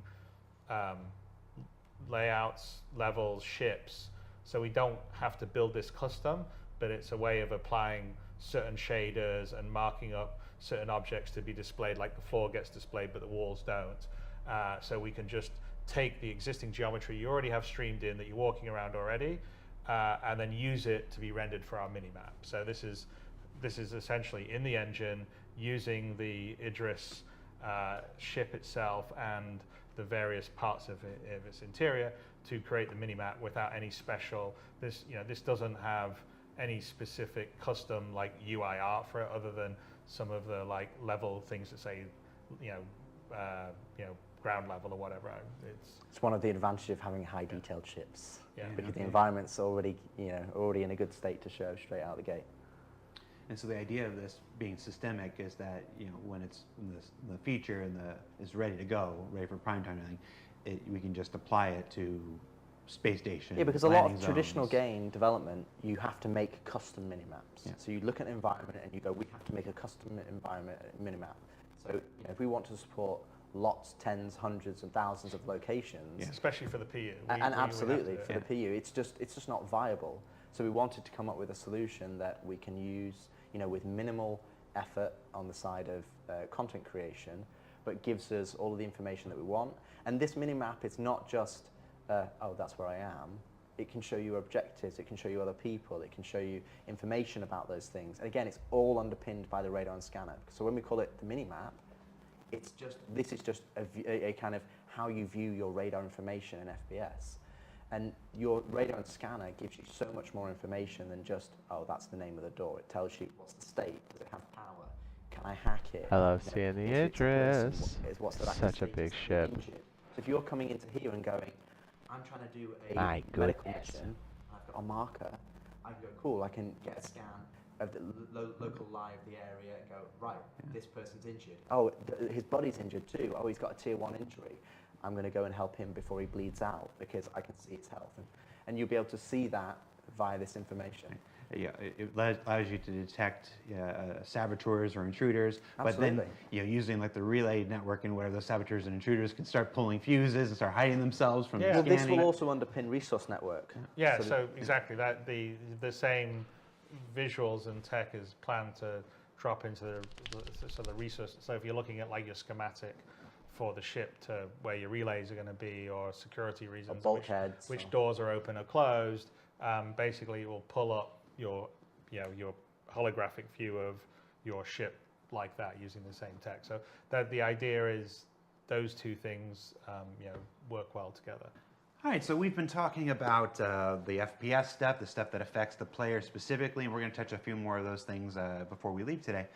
We've moved up into space and talked about our flight experience and the scanning and the mini-map and stuff. Now, from ourselves and our ships, let's talk about our enemies, our opponents, the entities we're going to encounter, and talk about some of the AI improvements that have been coming because of work on Squadron. What can you tell us? So the AI systems that we have, we basically threw them away. So we found out we wanted to understand where we wanted to go, what we wanted to achieve, and you know, over the years as I've worked in games, and I think probably Chris would attest to as well, is that the best AI are kind of some of the simpler AI that you have a really good solid foundation, then you build on top of it. And I think our AI over the period of time that has been there, I think it's kind of had lots of different iterations, and it kind of lost its way a little bit. Kythera, and then yeah, it's kind of lost. So what we've done, and well, when they've also no one's the AI that's in the PU has never really had tuning time. No, exactly, the focus. And you know, it was a basic implementation at the beginning, and then it's been rolled out, and there's so many other things going on that they really haven't had time to focus on it, because you know, you're playing, and with the servers running at 6 frames a second, there's a whole bunch of problems that come with this that doesn't help the AI out at all. So this is actually a really good example of where Squadron really helps, because we're saying, okay, don't worry about that. I mean, yeah, I'm sorry that the AI is kind of brain dead a lot of the times in the PU. It's a combination of the, you know, it's older logic and behaviors haven't been well developed, but also it's because of poor performance of the servers, and what's going to happen with server meshing is going to make a big difference for that. And there's other things that are happening in the background that will also make it better. But the advantage of taking it onto the Squadron side is that we can really just focus on the AI, the behaviors, iterating on it, adding sort of interest and complexity, and making them feel like real humans fighting you, or in the case of Vandal, real aliens fighting you, and not or creatures. Or creatures, yeah. Well, hey, let's be quiet about that. But not get tied up in some other problems that come with multiplayer, come with online servers, and make that work really good as a single player, having fun, feeling challenged, feeling like you know, I'm not just shooting dummies that jump up and I can easily blast. And when that all works, then comes across into the PU, especially when some of the latest stuff's going to trigger in the PU, I think it'll be a whole different experience. And it's, I won't argue, it's been like a long, hard slog on the AI side. It's partly because we want it to become really systemic, and we have a massive, especially in the PU, a massive world that can have all these different situations. So it's not, you know, like if you're doing a standard FPS game, a Call of Duty, like the narrative parts of it, you know exactly where everyone's going to be, and you can sort of script actions for the AI to make them seem intelligent, but really they're kind of following scripts. Whereas with us, you know, all the different planets, all the different, can you be, you know, locations on the planets, or up in a spaceship, or all these different situations the AI could be in, there's no way you could script it all. So you need to make it systemic. It needs to understand the environment. It needs to have perception of what's happening around it, and be able to communicate with the other AI it's fighting alongside to seem like they're working as a team. And so that takes time to work. You know, the AI team is been working on it for a long time, led by Francesco Riccucci, who's been doing a great job. And you know, we absolutely have turned a corner this 100%. Year, because you know, both me and Rich actually, we were playing it when some of the blast systems came in, and you know, it was challenging to say the least. Yes. And challenging in a good way, in like the fact that we were like, okay, we want to clear everyone out. Like we were running Asiato as a test level. Okay, let's see if we can just run and gun and take all the slavers out. No. And I mean, Rich is a much better FPS player than me. I think I'm kind of okay, but Rich is much better. But no, we weren't all managed to get it. But I was like, I'm going home. I downloaded the build and home. I'm like, damn it, I'm going to finish this level. I'm like, I almost managed to do it. I mean, it was, you know, it It was like Elden Ring from Software, like I want to do it one more time. And it wasn't just that you were getting like a headshot or anything where it was like, okay, the AI is just supernatural and they can instantly shoot you. It was like they were moving around, they were anticipating where you were doing, they were trying to flank your areas, and they were behaving intelligently. And those are all behaviors and systems that we've been working on in terms of like realistic perception. Like they can, they can hear a sound around a corner, but if you were 3-4 doors away or whatever, maybe they wouldn't hear you if you dropped something. And see where you were and see you in the peripheral vision, or they'd have different ways of searching for you or fighting you, whether they're more aggressive and they're pushing up towards you, or they're defensive and they're staying behind cover, or they're trying to flank you. So there's a whole bunch of work that's done, and so on the AI side, I'm actually feeling like it's going to be some pretty great stuff. And so that is going to be stuff that will ultimately be coming to the PU, and it'll be really cool. But I don't know if Rich wants to add a bit to it. Well, I need to ask something, because I've spent more than a single day on the internet before. When you say we've thrown everything away. Well, actually, I was about to come back to that. Because that's going to be the title of the Kotaku article. Well, it's interesting, because what we talked about is we identified everything that was there. So when I came on, I wanted to understand where we're talking years now. So what is there? How do we want to change it, and how do we want to manipulate it? So we're not throwing away the more technical underpinnings of the AI. Subsumption's still there. No, like subsumption, or like how they navigate and pathfind around the world. It's more about the bits that you go and you tune, and the bits you tweak, and we call them behaviors, like AI behaviors. So what we did is we pulled all the AI back and stripped it back to essentially 3 base behaviors. Essentially, defender, so I want to stay back and cover and defend a location. A strafer, who kind of wants to get, siege you and wants to go behind you, and then pushers that kind of want to put pressure onto you. So we wanted to create these 3 core behaviors that the AI can choose to go, they can choose. Yeah, combat behaviors this is. So once you've engaged in combat, they can then select one of these behaviors to engage you, so that you get a mixture of combat when you're fighting them, and obviously you might get 3 defenders, or you might get 1 strafer and 2 pushers. And we've got a video to show some of the behaviors. But then what we have is we have a trait system that sits on top of that, and that's where designers can go in and go, okay, I want this defender to be to always defend. He can never re-roll as another behavior, or I want him to be like a turret, so he never moves from cover to cover. Or I want pushers to be, I want always to be a pusher. I want them to, be aggressive. I want them to be reckless. I want them to have friendly fire. So we can go in and essentially we've got 3 base behaviors that just by themselves play well. You can play that and go, okay, do these 3, is that a fun experience? Then you can start adding in all the other things on top. You go, okay, I want this trait and this trait. So you're crafting combat experiences. So in a PU mission, if you've got a ship coming in bringing AI reinforcements, we can say, okay, we can weight the behavior. So you're not getting the same thing every time, but you can go, okay, you get these guys who push, they're quite aggressive because that's their faction, whether it's Ninetails, or these guys are quite defensive, they're more military. And what we have is these traits that multiply the behavior. So now we've got multiple different things. And then you add different weapons in there. So you've got sniper rifles, so the different engagement ranges. And all of a sudden you have this matrix of individual behaviors that is multiplied into the hundreds that allows us to have a really strong combat experience that is not the same. It's not, Star Citizen game that you're going to be playing for thousands of hours. You don't want to just be having the same combat experience over and over again. And vice versa in Squadron. We want you to be able to ramp up the combat. We want to have factions play differently. We want you to have different experiences you play throughout the game.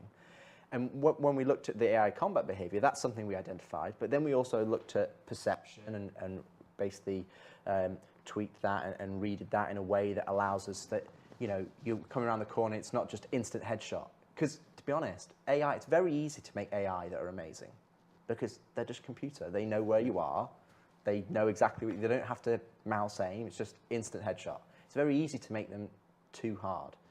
It's not human. No, right? Exactly. What we want to do is we want to make it challenging but fair.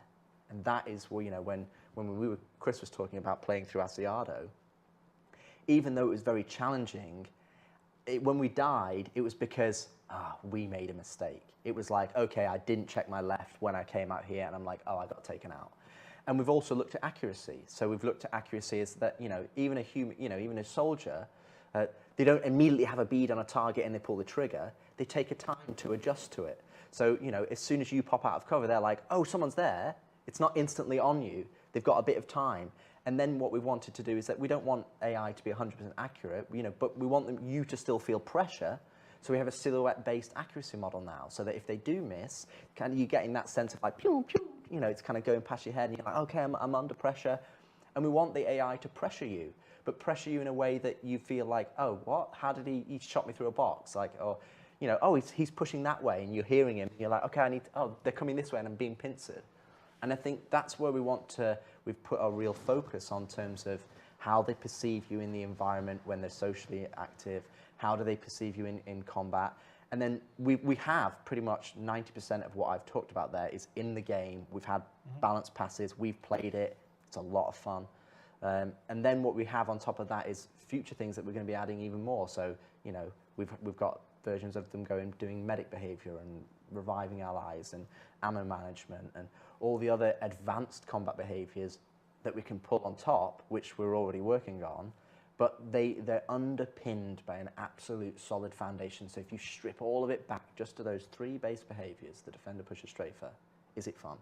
Because if it's not fun there, it's not going to be fun here. You can't just keep relying on putting stuff on top and going, oh, it's going to get fun when we do this. It's going to get fun when we do this. So we pulled it back so that, A, you have a challenge, that you feel like you're being pushed, that you feel like you're under pressure. Because especially in Squadron, you're not a commando, you're a fighter pilot. Fighter pilots don't go in and, they're not John Rambo. And again, in the PU, you could be a haulage trucker, or you might want to do something else. You might want to be doing just a homestead, so you want to do trading. And so when you get into FPS, we need to have the AI reflect the level of difficulty that we want to push into a persistent universe. Yeah, and I would say, throwing it away was it's disingenuous. But basically, game development is iteration, right? So you have V1, then you have V2, and then V3, and V1 was the very first basic combat behavior, and it was the beginning, and there's a lot more systems now that underpin it. That's why we threw the base one away, because we have more ones that are underpinned by a lot more of the things we talked about, like the perception, the accuracy, and all this other stuff that happens. And within the context, you were speaking specifically of the FPS combat behaviors. Correct. Like the 7 segments I did about the bartenders, those are all still accurate. No, social AI and combat behaviors. We've redone the chow line yet again. Social AI is staying the same. More mess hall. The mess hall will never end. Right. But we'll also be using some of these tenets and ethos to push into the flight AI. So the flight AI, which I think was talked about in the earlier talk in terms of the jousting and how we want to have more close combat, things like accuracy and the behaviors and how they can roll different traits and how that's something that we'll have holistically across AI, across Star Citizen as a whole. We're showing it as the FPS, but it's very similar.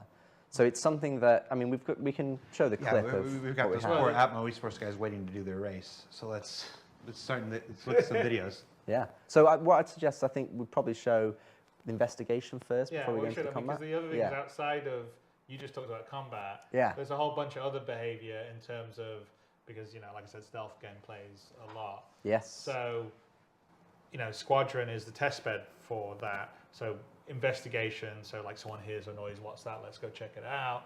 They radio their, back to base or their buddy, hey, I heard something here. Or they get in a gunfight, they could actually call back, hey, I need reinforcements, and they'll come in. That's all behaviors that's working right now in Squadron. And then on top of that, you're making the joke about the bartender and all the rest of stuff. But really, the main cooking bed for what we call social AI, i.e. non-combat AI, is Squadron. There's a lot more stuff happening in Squadron that will come into the PU. So it's not just the bartender or even people eating at the chow line. It's engineers going about their daily business, or a janitor cleaning up messes that people leave systemically, or for instance flight attendants or hangar personnel. Yeah, the hangar basically operating on the hangar, and then when they're not fixing something, they're having a conversation on the side. For instance, there's a whole dynamic conversation system that Francesco's been working on that allows our AI, say, aboard the Stanton, which is the interest that you're based in.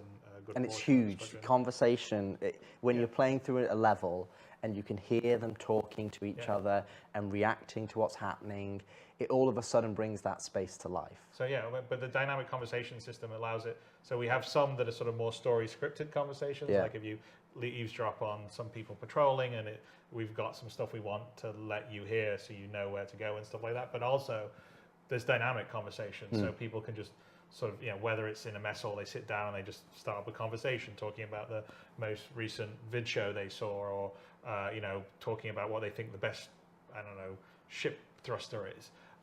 And there's a system in for that, and we're creating a recording. But that's also a system that's going to come into the PU that's going to create a huge amount of life. So when you go into a bar in the PU, or you're wandering around the big point of interest, the cities, people will be having conversations, gossiping, talking about, I heard there was something went on, the Ninetales attacked someone in Horizon, but it will be systemic and dynamic, which is really cool. And it just adds so much.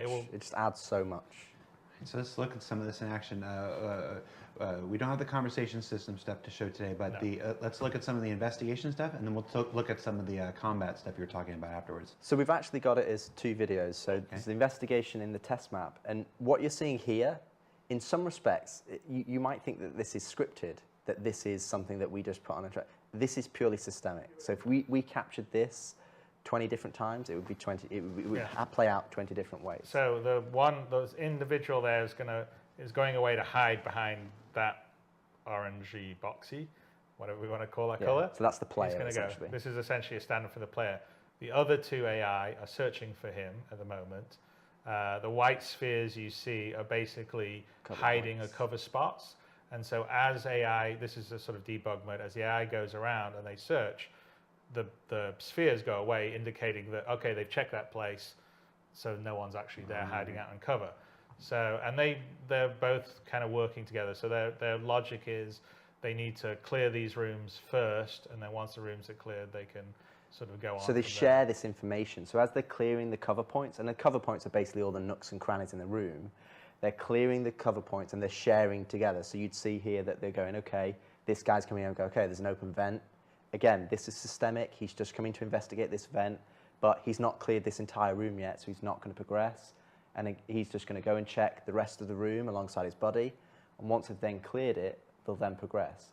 But again, here would be, you'd hear them talking to each other. I've not found him yet. Where is he?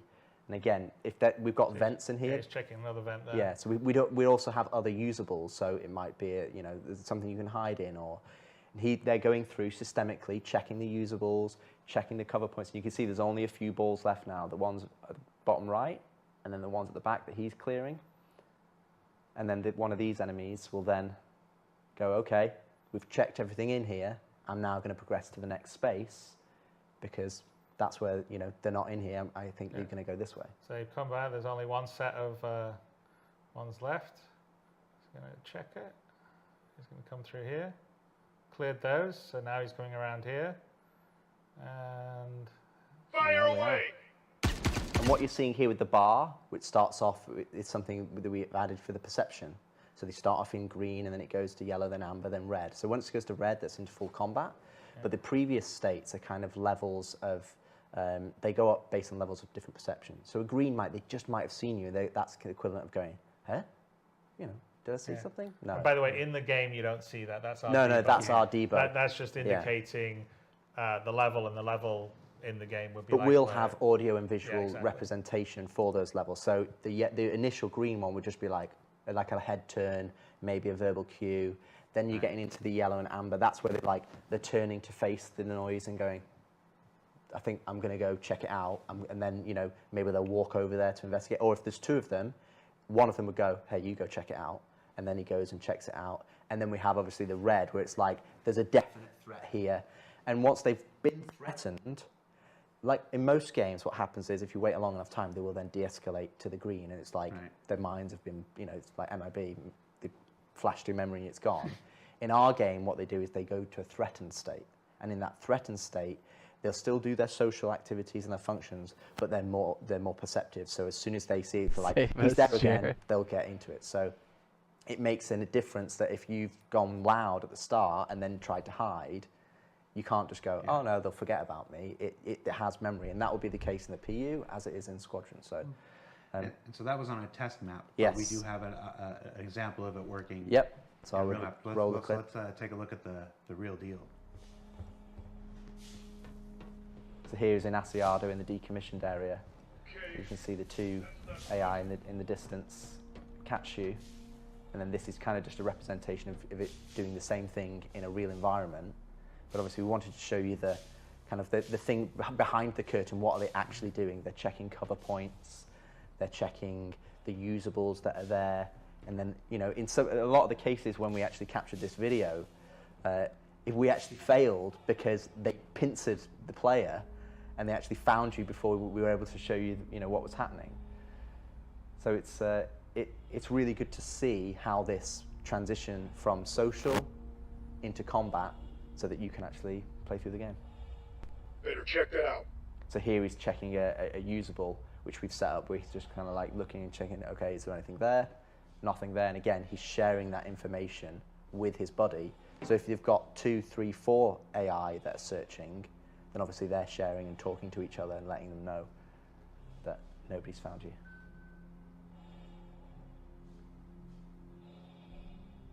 You may not be able to see them, but you're going to know they're out there looking for you. And if you stay in the same place for too long, they will find you. Yeah, so you can see the one in the background is actually looking over one of the vents, one of the railings, should I say, and then I think the Ross, who captured all these videos, I think he takes a bit of revenge.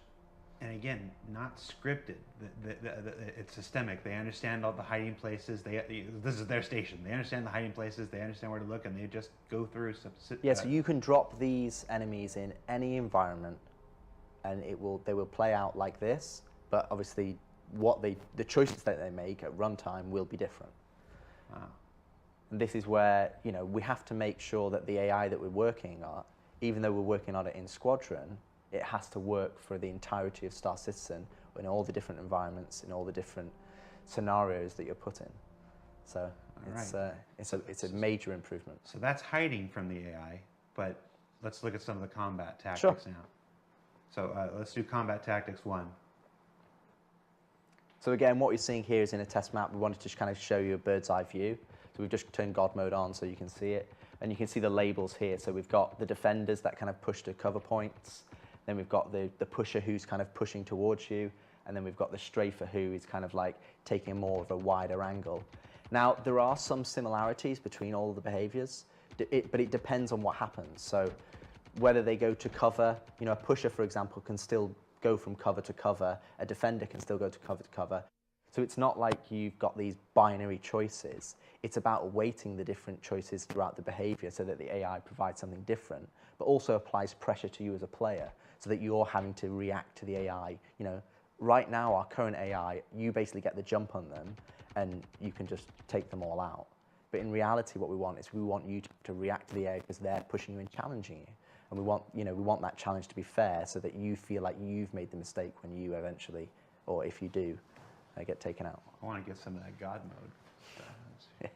And then we have one more video showing the tactics situation. Let's take a look at that. So this is just a short version but again, it's the same AI that have been dropped in. And they roll the dice for, they don't always become defenders or always become pushers or strafers. It can be random every time, so the combat experience is different. Oh. So you might all be pushers and they might all be defenders, but the way it works is if one of them rolls a defender, then the weight for them to roll another defender is lower. So essentially here you can see here that he's getting tagged a lot just because we want to show you the behaviors themselves rather than get taken out. So he's being a bit more aggressive than you probably would be able to. That's going to make the eventual speed runs a lot harder because they're not just Goombas that do the same thing every time. You can't memorize the patterns. And the other thing you might have noticed as well is that we're starting to have traversal opportunities for the AI. So they're not always just on the base nav. They can mantle over, in fact, I'm not sure we... Crouch, mantle, climb ladders. They can jump over railings and and push you, or they can climb up onto things and shoot down on you. They can use ladders, they can do all sorts of stuff. So we're putting a fair amount of work into AI traversal, so they sort of understand the environment and how to traverse over it other than just flat ground. And of course, on some of that, I think you saw some of that, he didn't get hit right away. Some of the early shots missed and then they hit him. That's kind of what Rich was talking about earlier. Because, like Rich says, it's very easy to make AI aim perfectly all the time because they know exactly where you are. Yeah. They've got all the numbers, but that's not any fun. So the fun is making them feel real, like you're playing against another real player or a human. All right, well, we are just about out of time. I think we got 2 more talking points we want to cover before we let you go. Let's start with one that might be surprising to some. Most people maybe not, they won't know about it. We haven't done a lot of talking about it in the past. Skills. There's what can you tell us about skills in Squadron 42? So skills, it's not just Squadron 42, it will be Star Citizen as well. So we've split them up into kind of 2 areas. One is physical attributes. So we have 4 physical attributes such as strength, agility, endurance, and fitness. And then we have techniques, which is kind of like whether it's takedowns or traversal. So if you look at the physical attributes, what we have, essentially we're going to have a skill system that you can go, and the way that you play the game will dictate how you level up these particular skills. So if you're constantly carrying boxes, you may get stronger, so you can actually lift stronger things.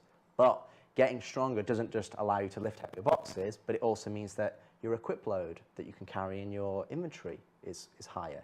That weight doesn't affect you as much, so you can sprint further because it's not affecting your stamina as much. Your force reactions, you're more resistant to that because you're stronger in yourself. Agility in terms of like weapon swapping or going to ADS. We have endurance, so that's, for example, like how resistant you are to the environment. If you look at, say, Navy SEAL training or SES training in Britain, essentially, they have cold weather training. They have, you can survive in harsher climates. You can go longer without sustenance. And then that's what essentially endurance gives you. And also, for example, like G-force and readout, so that pilots train for that, so they can actually modulate their breathing, so they're actually able to sustain higher Gs than a normal person would be. And then you have fitness. So fitness, for example, you can have a higher stamina. So when we have swimming, you can swim longer. You can hold your breath longer. You can sprint longer. So we have these physical attributes, and we have multiple different ways for how you improve them. And those physical attributes will denote how effective you are at certain things in the game.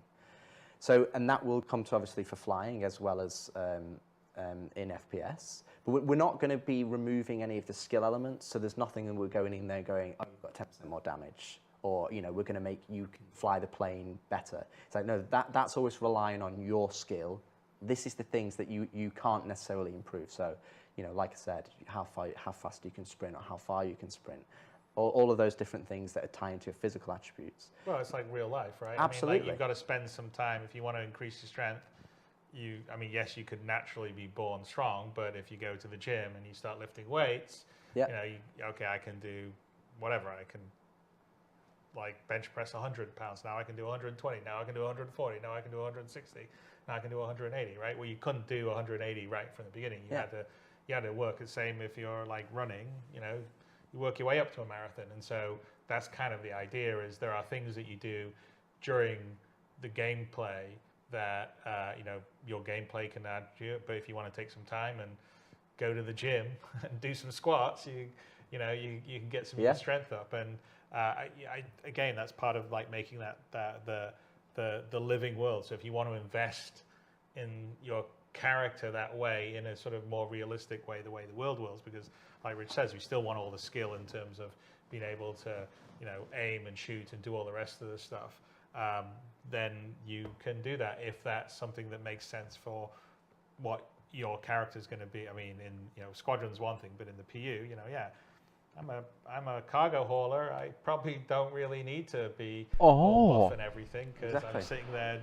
Game plan is when they're done, check out the new STV thing, and then want to be a see where we're at. So maybe I want to invest some time. So if I'm in a foot race trying to take someone down, I can outrun them, you know? Yeah, because if you're wearing the same, if you're wearing heavy armor and they're wearing heavy armor, and you've put effort into, you know, skilling up your character because you're saying, you know, that's the dedicated area of focus that you want, you know, you can run further than them. You can carry things, you know, that are heavier than they can. You can equip things onto you and it doesn't affect you as much. So all of those different physical attributes, it allows you to progress your character in those ways. And then we have the technique side of things. So we're going to have multiple different techniques for lots of different skills across the star system. But a good one to how to explain it is, it's almost like the 10,000 hours. You know, if you do 10,000 hours kind of thing, you're better at something. So takedowns is a good example. So the first time you do a takedown, you know, that's going to be quite sloppy. It's going to take quite a long time. You know, you might struggle and, okay, eventually you take them down and it's like, oh, okay, the guy over there heard me. It's not very good. And after a certain amount of time that you practice at them. Yeah, more takedowns you do, the better you'll get better. So then they'll change different animations. So now you'll unlock a different animation where it's smoother. Steve Bender is very looking forward to doing all the versions of takedown from sloppy to super killer pro. Yeah, and at the end ones, it'd be like, you know, straight in, straight out. Sloppy. You lower him down onto the floor. It takes, you know, it's much faster. But you've put in the effort to level that skill to a level that you want to achieve. And I think that's what skills is about. It's about giving players goals that they want to do. We'll have the same for like, you know, melee, like fist fighting, melee combat, or knife fighting.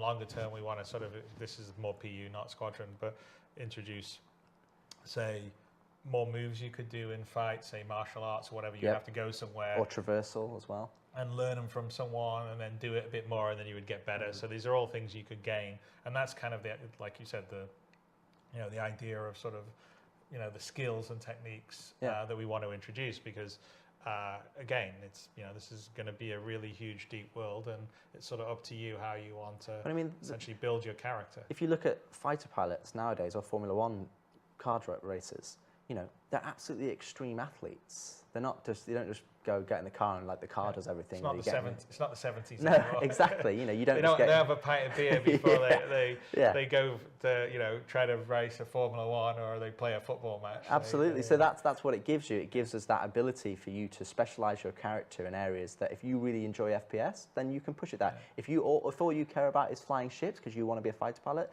then you can be like, okay, I want to level up agility or I want to level up endurance because endurance allows me to hold more Gs. So, you know, if that guy was going to black out, I'm not going to black out because I'm going to be able to do it. And it's those slight 1% differences that allow you to put some effort into do. And you will be able to level them as you just play the game organically.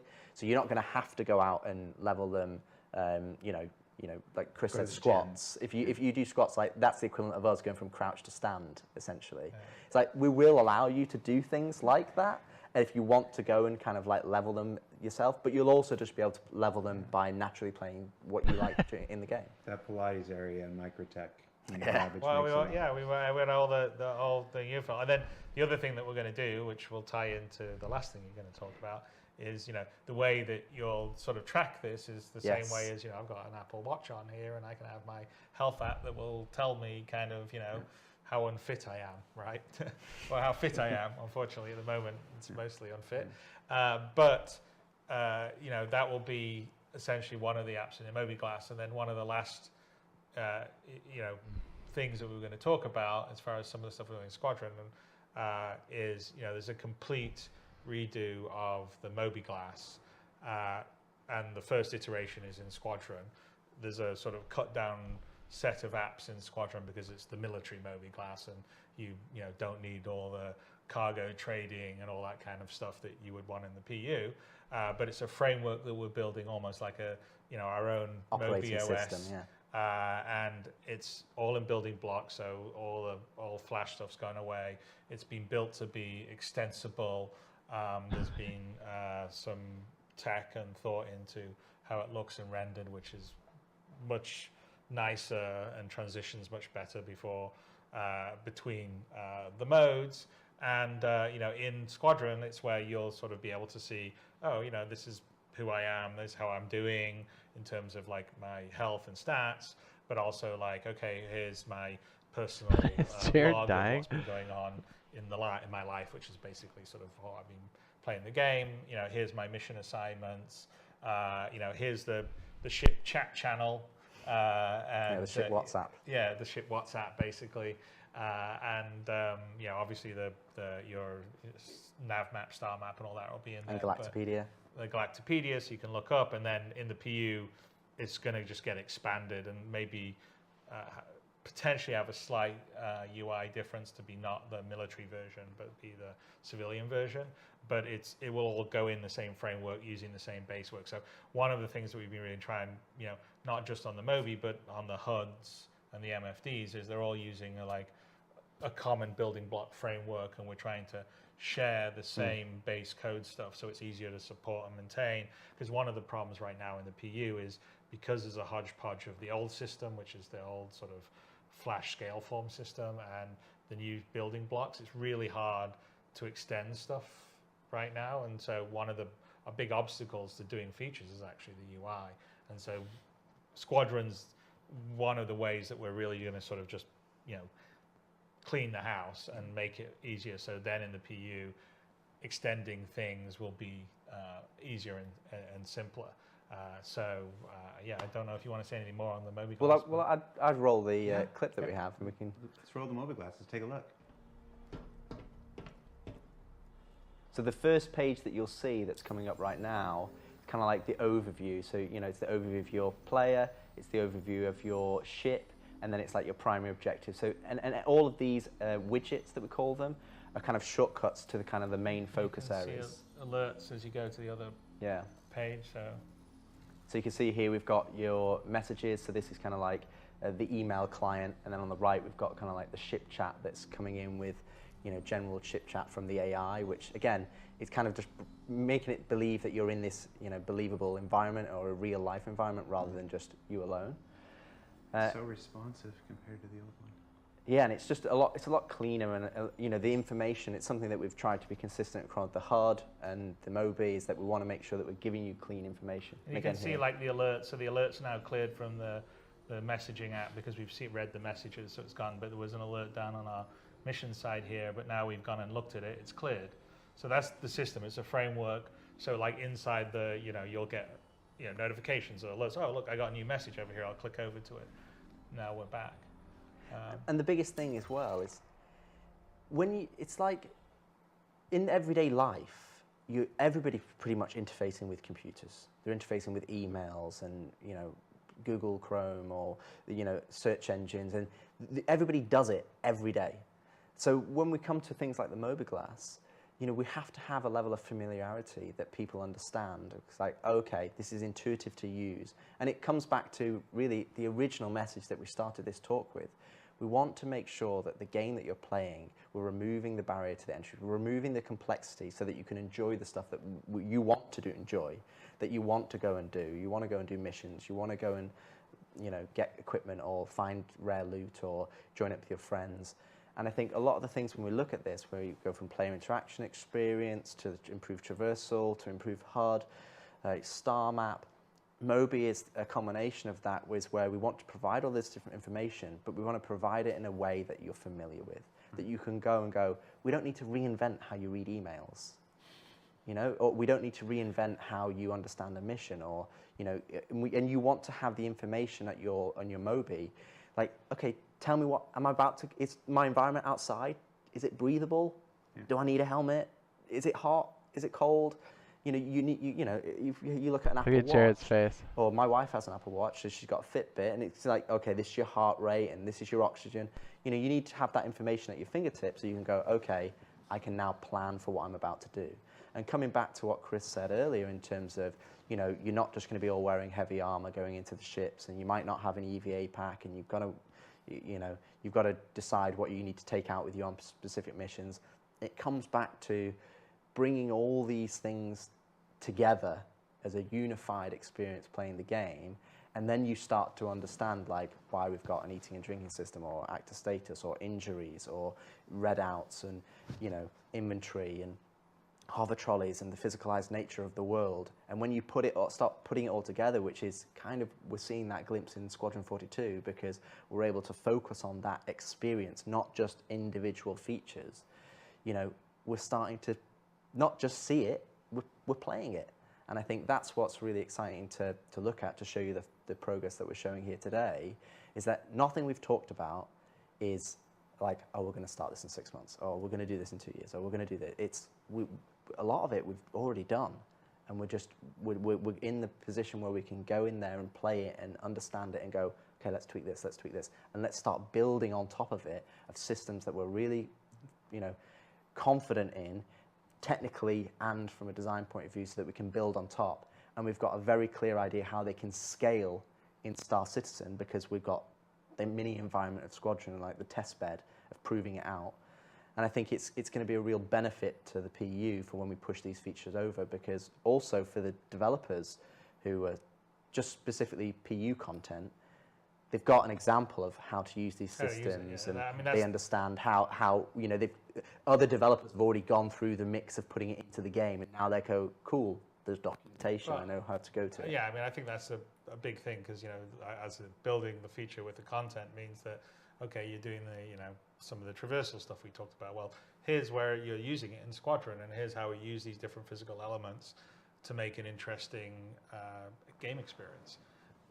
And that means that the PU team that's now going, oh, we want to do 10 of those or 100 of those, has good examples of how to use it, rather than here's a feature, you figure it out. Because again, that was a lot of things that went in were that. You know, it's like trolleys, as we use an example, or the mounted guns are just features that didn't really have gameplay or use associated with them. So, you know, I mean, there's a lot more going on in Squadron than just this, but we thought this is just a snapshot. It would be very good to talk about some of the core gameplay things that we're working on, because we know that people are saying, hey, we'd like these to be better, or this to be easier to use, or smoother, or more responsive, and that's absolutely, we know, and we're working on, and the plan is it's definitely going to be in the PU as well as Squadron, and Squadron is working on the PU too, everybody.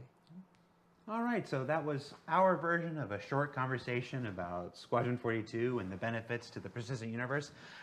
Before we let you go and get on to wrapping up our full day of activities, Chris, any final words you want to share with the Star Citizen community about Squadron 42, it's the co-development of 2 projects, how it'll affect Star Citizen? What do you got? Well, I mean, I'd say that it's incredibly challenging trying to have develop 2 games side by side, also while you're building the tech as well. And it's also incredibly rewarding. I have to say that the feedback, especially on the PU side that we see all the time, really helps inform, as developers, what we're doing all the time. And so, and it informs what we do on the Squadron 42 side too, in terms of some of the base mechanics, some of the areas that we go, okay, well, you know, we want to work on this thing and improve it. It's all the stuff we've really talked about this time. But, you know, for me, it's an incredible privilege to be building something of the level of ambition that we're doing on both Squadron but also Star Citizen. Because, you know, ultimately, I think that Star Citizen itself, in terms of an experience, in terms of how you can seamlessly go from sitting inside your ship, looking at your interior here, look at this constellation Phoenix, and walking outside onto a planet and looking at the foliage and the trees and seeing them out in the distance and walking over and being able to actually go there rather than it just be a background that you can never reach.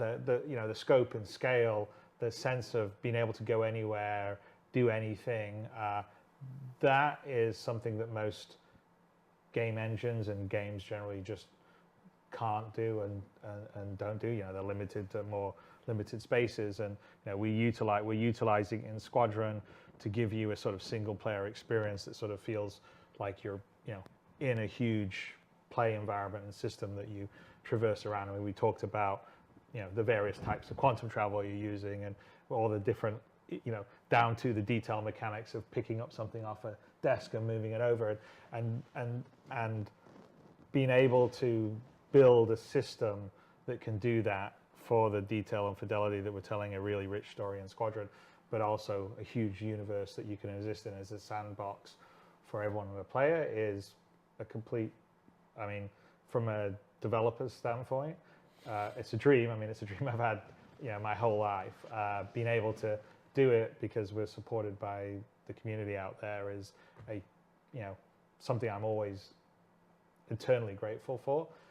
And, you know, it's the best job in the world. So as much as it can be difficult sometimes, as much as it can be frustrating when you see everyone bitching about something, or something's not working, or, you know, what kind of idiot did this, or which, you know, doesn't this person know how to run a project, and all the rest of the stuff. It's still the best job in the world. So you've read the feedback. Well, of course, we all read the feedback. Every developer reads everything, but you know, you need a thick skin. I mean, at the end of the day, you have a vision in your mind, and we're lucky enough to be able to really fulfill that. I mean, you know, it's a bit of a Pandora's box that got opened when we realized we had the level of support to really go all the way, because it's a completely different scope of game now than 10 years ago when I got on stage and I was pitching a much more limited, you know, sort of privateer, freelancer online, and a, you know, next generation Wing Commander. What we're building now is a completely different experience in terms of a lot more just fidelity and scope and possibility in the idea that you can do and be anything in it. And if you can think it or imagine it or see it, you can go there, do it, do all those things. That is, you know, like I said, I think there's almost nobody out there in the industry that has got the opportunity to do that. We're getting to do that here at CAG. It's thanks to everyone that's supporting the project, you know, and so, like I said, it's hard work. You know, this, you know, no one slacks off. We're working really hard. We all wish we were doing stuff quicker and faster than we end up doing it, but it's not because we're just sitting here, you know, eating bonbons. We are working really hard, and it's exciting. I mean, for me, I look at things we have in development and how far we've come. You know, how far the game itself, even Star Citizen. I mean, you know, this year there's more people playing it. There's more, you know, spending more time in the game than there was last year, than the year before. I mean, we're accelerating. I think that's partly a testimony to the game itself. Over the last few years has become more stable. It's become more performant. There's been more features and content added. So even though we still have a lot of things to go, and we talked about a lot of things we want to improve, it's more of a, you know, yes, it's rough around the edges, but there is something there that keeps people coming back, despite the frustrations, right? And I think it's that sense of you being able to go and do anything and be anything in the universe. And we're really committed to making that, finishing that off, and making that a really great experience that's frictionless. So, you know, while it is challenging doing these two games together, it's also a hell of a lot of fun, and I'm, you know, looking forward, you know, over the next few years, because we got a whole bunch of really cool stuff coming down the pike, beyond what we already have here. That, you know, it's a good time to be making games. It is a lot of fun. It's I think video games, strangely, people video games get this reputation of because it's hard work and because it's so difficult. It's like it's a job and it's a pain and whatever. But no, video games are fun. They're creative. They're expansive. They're collaborative. They're definitely iterative. And there's nothing else like it. No other industry in the world would have a weekly behind the scenes documentary series that I now get to do from a spaceship landed on one of Pyro's planets. Hello, State Rich, Wizard. You want to try to follow that? So the only one thing I would say is that even though we are focused on Squadron 42, we still read all of the feedback in Spectrum, online, the comments or Reddit. So a lot of that feedback that's come to the game over the years, we've taken that on board, and we're starting to execute on that feedback with some of the systems that are not as forefront in people's minds, such as like the interaction system and how you interface with the game and controls and the action queuing and traversal. And I think the biggest takeaway for me when we start to look at all these features is that don't think of it as feature. It's we're making the game. The biggest thing is that we're starting to put that game together and we can sit down and play it. And whilst Star Citizen, there already is a game there, this is about, making what's there even better and making sure that all the things that new players and existing players have had frustrations with, that we're smoothing them over and removing the friction. And then about injecting that new features on top that's going to just enhance it even further. So I think it's, in the next few years, it's going to be really exciting times. As Chris said, there's lots of things in the pipe.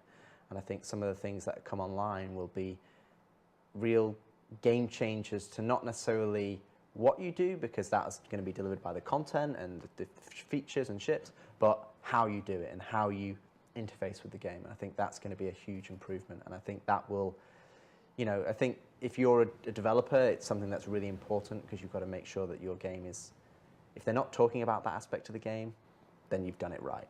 And I think that's where we're getting close on at least on Squadron 42, so that we can then map that over to the game.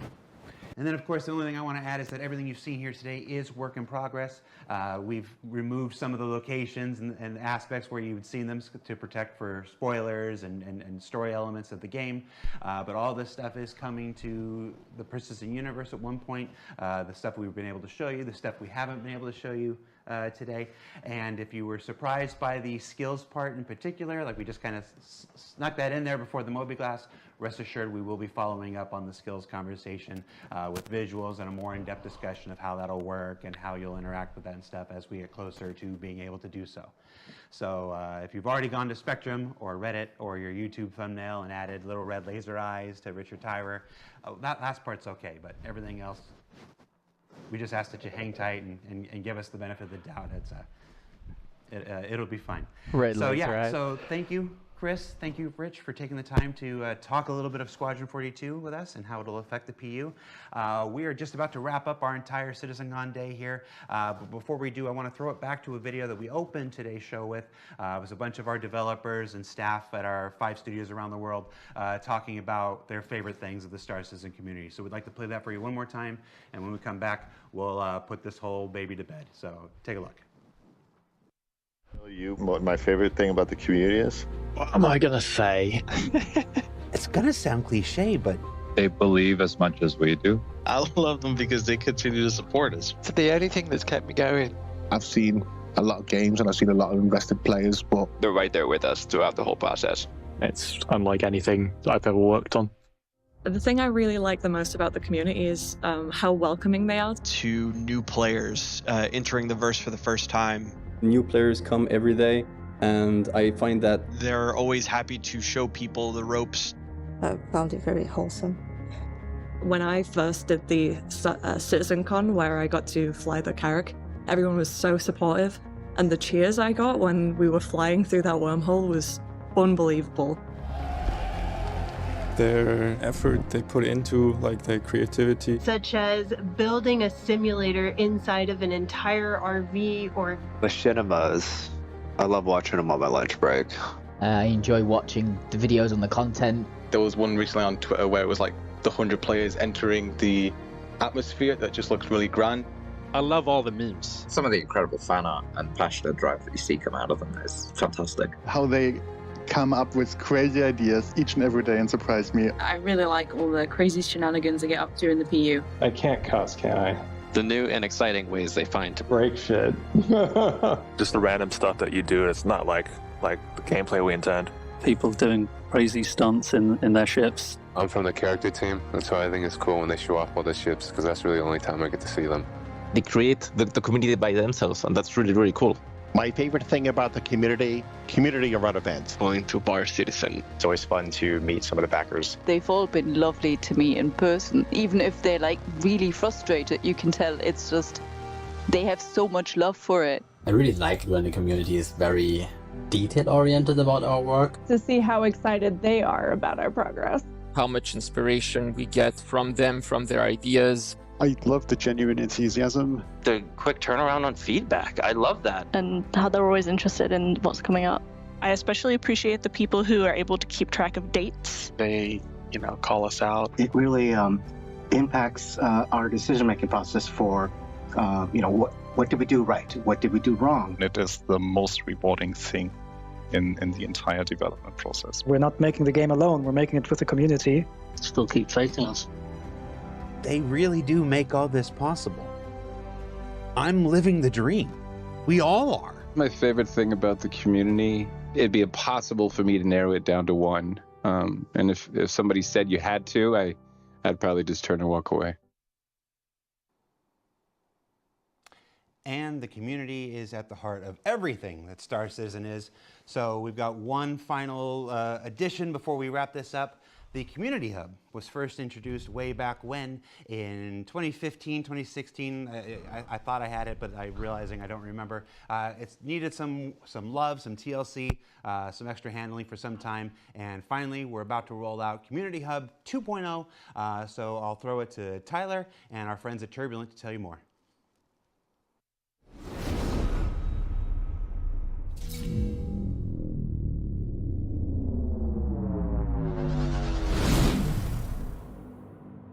Dramatic. Hi everyone, my name is Tyler Whitkin and I'm the Director of Community at Cloud Imperium Games. Each and every day we're taken aback by the tremendous amount of creative community content coming from all of you. From a small 3D printed MSR that fits in the palm of your hand, to a full-size replica sandcastle of a 300i. No joke, someone actually did that. In fact, maybe they can pop it up right here. Wow. On the community side, we've always felt that if our developers were going to push the boundaries of what's possible with technology, that we needed to match that level of ambition with the engagement and tools that we provide to help the community thrive.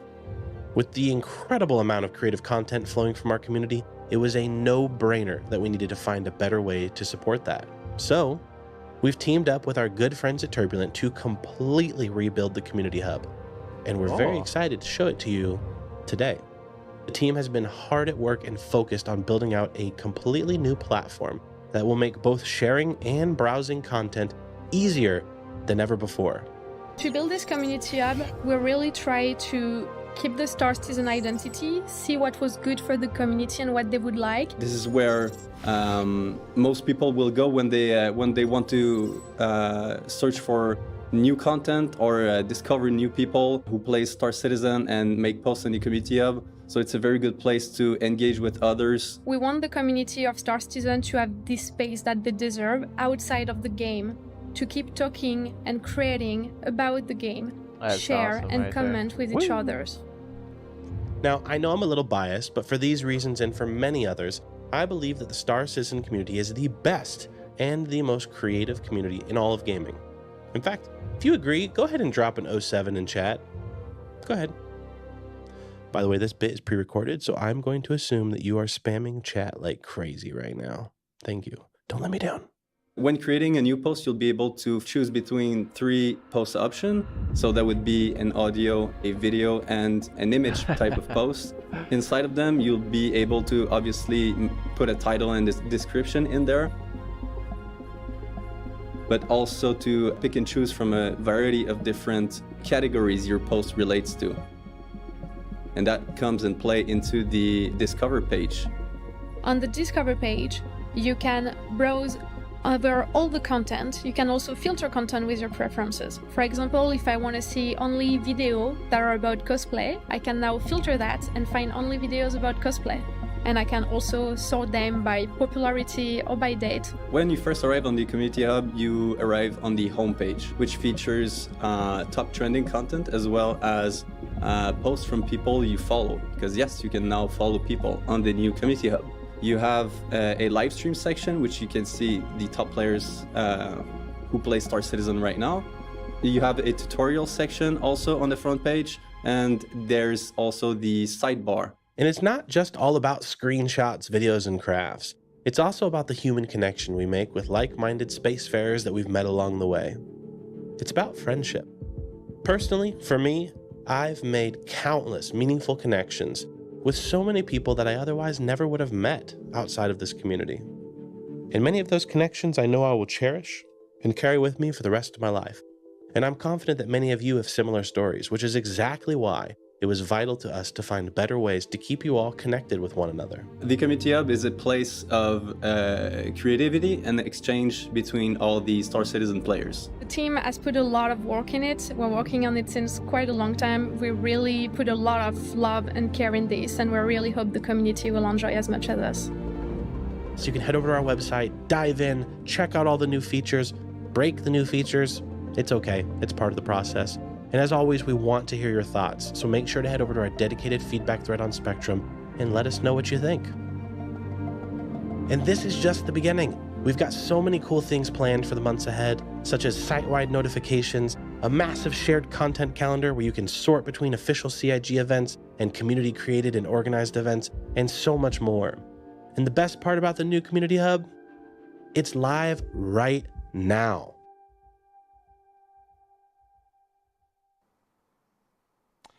And if I'm not mistaken, that new version of the Community Hub should be pushing live right about now. Or now. I don't know what time my watch is saying. It says it's like 12:30 in the morning. One last thing before we let you go, because we got more endings than a Lord of the Rings movie. Atmo Esports is running our 10th anniversary racing event, the new Babbage Bash, or the Babbage Bash, or something like that. That's immediately following this stream. We got a short video just telling you a little bit about who they are and what they do. So let's throw it to Atmo.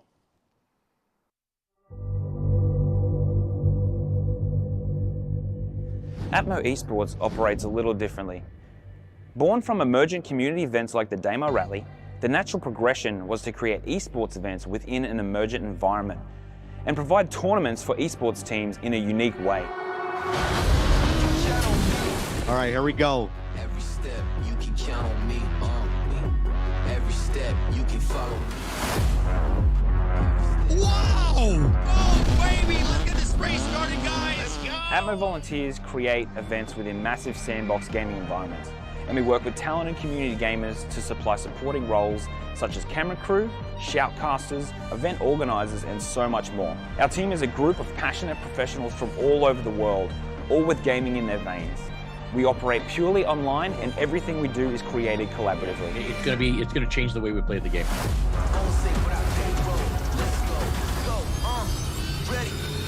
5, 4, 3, 2, 1, go!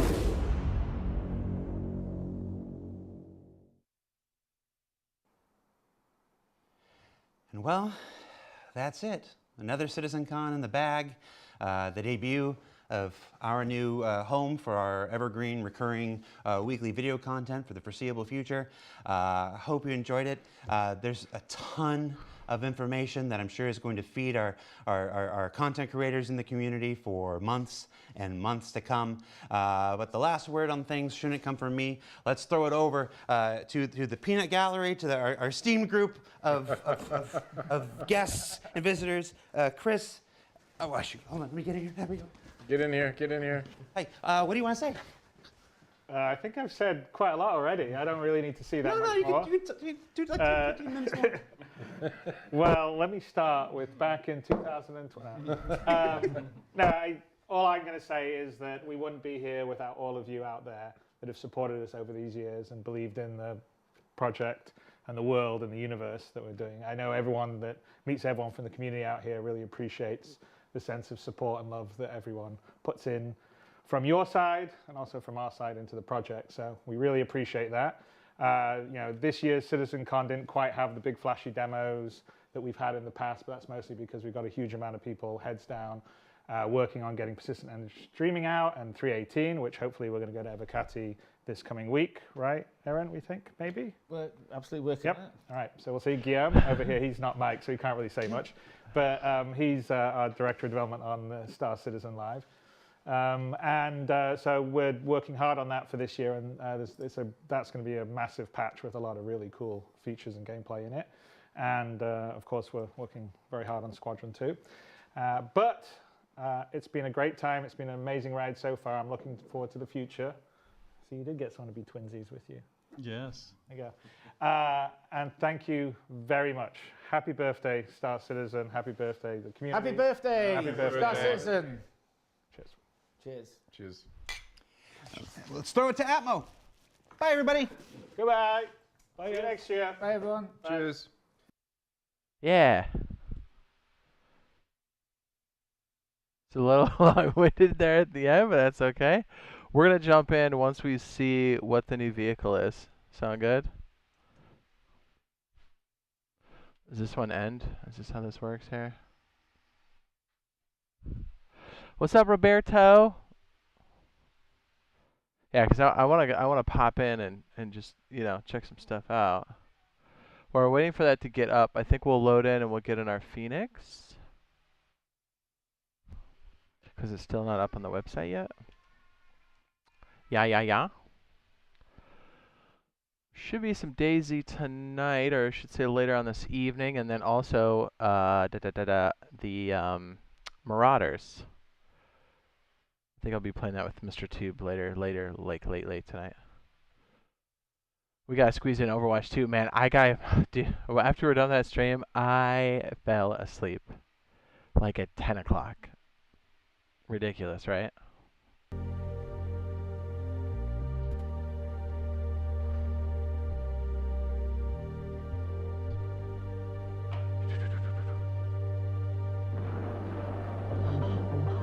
I know this song.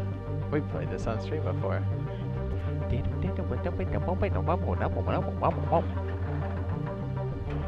Alright, so they're starting in 6 minutes. We'll go ahead and make sure we're all fired up over here. The Community Hub is now live. Ooh. Shocking. I can't believe we didn't have like a big reveal. That's part of the reason why we hung around. Don't get me wrong, I probably wouldn't have streamed that last part of it, but I was waiting for the big demo. But hey, a lot of really cool stuff coming through. Overwatch 2, pretty fun. Yeah? Yeah, I'd be down for doing some of that ammo racing. Today.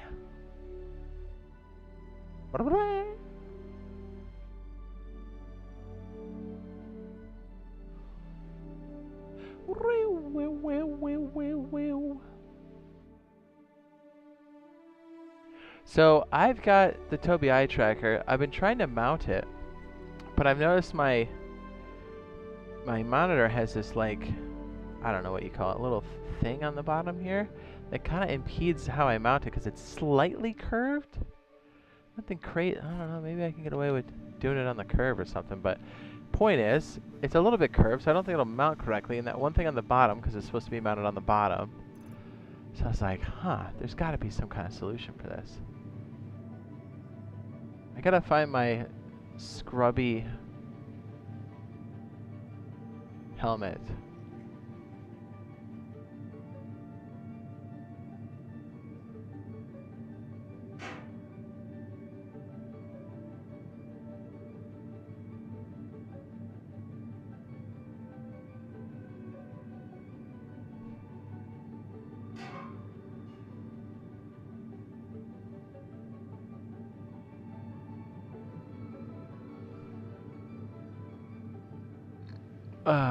Delicious.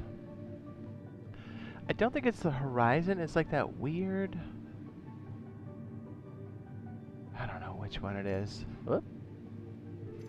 This one on? Undersuit.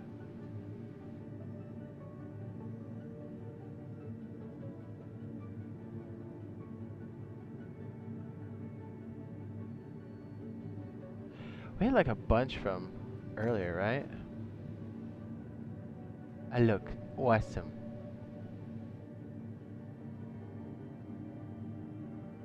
So you say you want a lot of helmets. Yeah, I'm excited for a lot of the features they were talking about. The power gameplay, very exciting.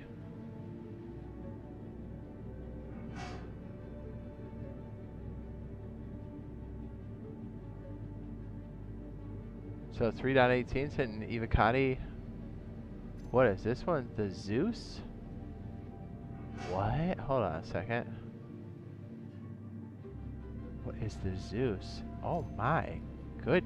Oh my goodness. Let's see what this looks like. What is that? That's got some crazy good storage though. What? Dude, I look... What is this? A Zeus. Just trying to get geared up and get on our ship, but now I'm somewhat distracted. Dude, what?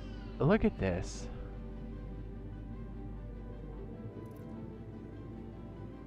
Holy. Dude, look at me.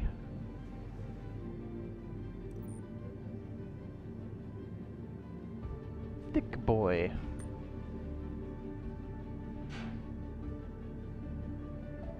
Thick.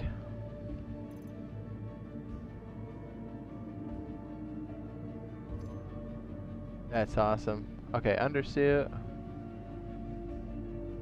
I just want to pick like a cheap one, right? So I don't, because we might die. Let's be real.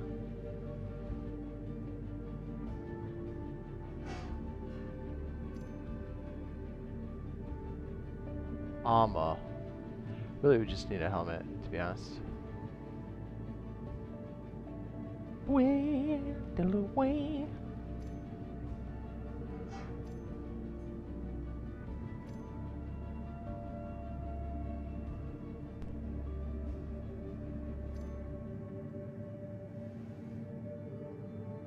That kind of works, doesn't it?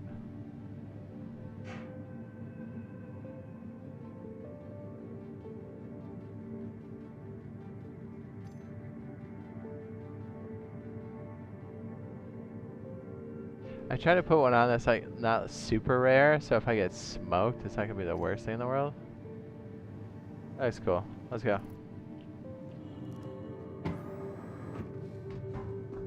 Onward. Man, I do appreciate Chris and I can't remember the other guy's name talking about it because we don't get to really hear about it that often anymore. At least not from him. So it was nice to hear that. Although I was hoping there'd be a demo. It would have been nice to know if there wasn't a demo for that last part, because that's what I was waiting for like 2-3 hours, or however long that last leg was. I think it was like 2 hours.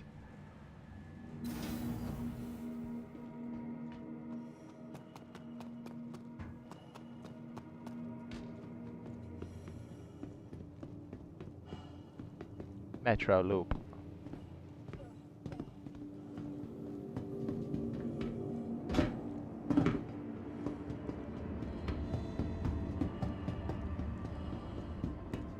Just in time.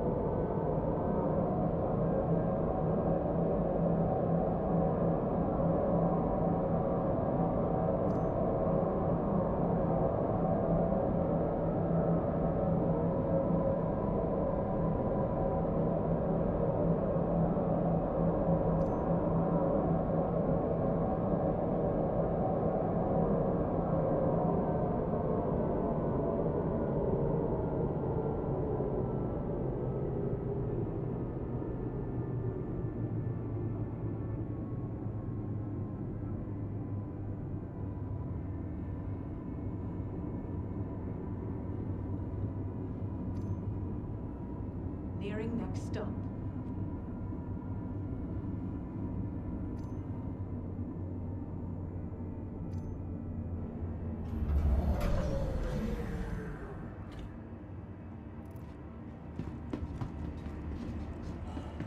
I do look pretty awesome. The caps.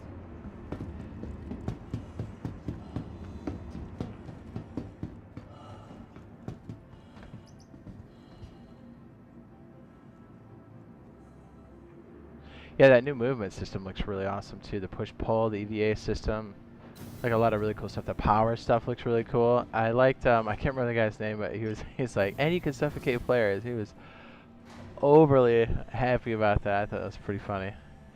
He's like, don't forget, you can also suffocate him one more time. Yeah, that's gonna be some crazy awesome gameplay. Like the component gameplay, the power relay system, it's gonna be good. Did he say it was gonna be 318 or was it 4 point? Can't remember.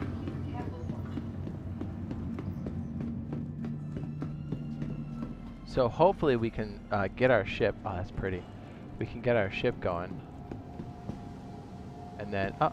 From all of us at Microtech, welcome to the new Babbage. Then we can go pick up. You missed the pyro stuff? It was like moons and stuff. It was like right in the beginning. You should be able to rewind the stream, I think. From the best in shopping, dining, and entertainment, be sure to visit New Babbage's renowned product. Boom.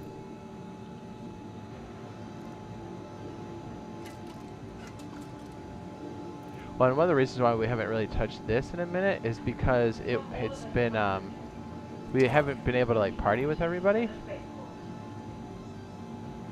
But we just recently got a patch, so feeling pretty good about it. For the latest updates, Innovative. and gate sites, please use one of the conveniently located terminals.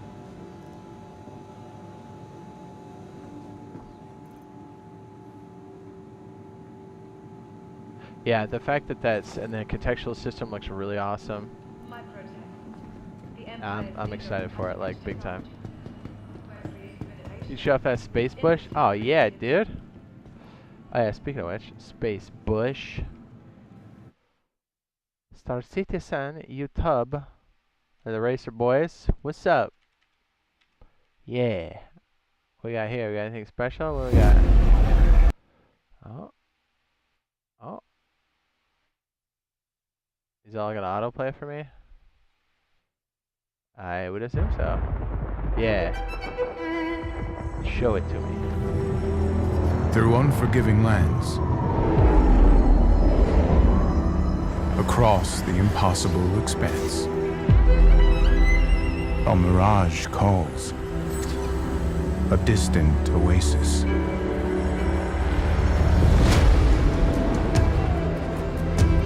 We chase what most consider myth.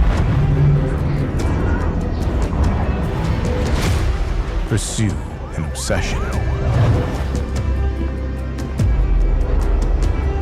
That's what pushes us to greatness. The oasis. It's real.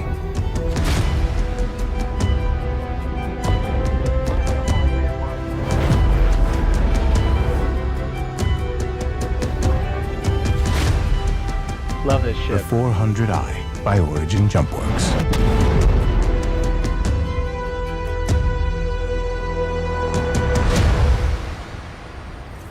Okay, so we're gonna play the reunion while because the STV's up now.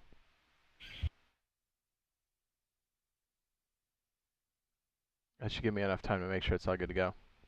Cool. We're gonna sign out of the game, I think. Okay, hold on. You know what? Let's do this. Welcome to the ASOP Vehicle Retrieval System. Alright, Phoenix. Award-winning gardens. This city of tomorrow has a lot going on today.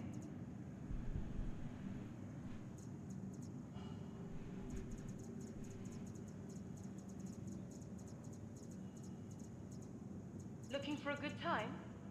Be sure to visit Wally's bar at the promenade. Only a quick ride on Vehicle the metro. selected. Stand by. Don't show me I'm poor. You fly with me, baby. Dude, and like the fact that we can do different layouts. I can't remember if they said that was going to be on 18 or not, or if it's going to be 4 point. I think they said the next one, right? Pretty sure they did. Okay, so we're going to save our guy here and sign out, and then I'll play the reunion. What did they say, Hangar 9? So we can see what the new vehicle looks like.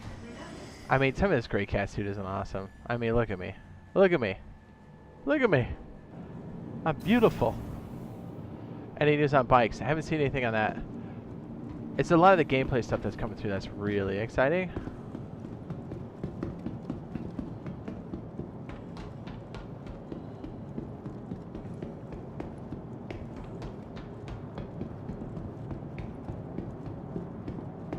Wait till you see this thing if you guys haven't seen it yet.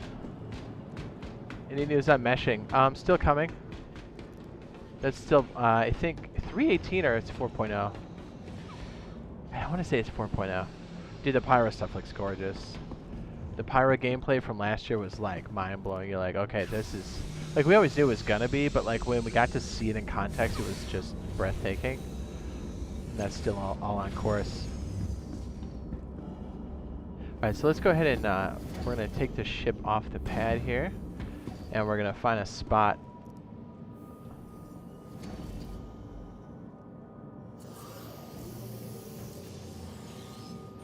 We might just and like that new speed thing looks really cool too. I'm excited for that. I map this to. Enjoy the ride. System check. I might lose space. Yeah, boy. Yeah, it's looking good. So I want to get my Tobii eye tracker to work right. So I'm thinking about either making a mount out of Legos, or looking for a solution, because it just needs to like mount and be stationary. So I was like, I can do something. The only thing I got to work with materials are Legos. So I was like, hey man, whatever it takes, I'll do it.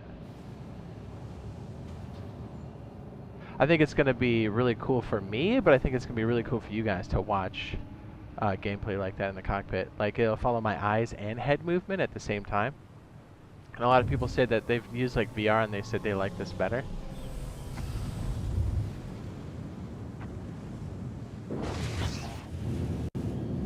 Or the eye tracking better?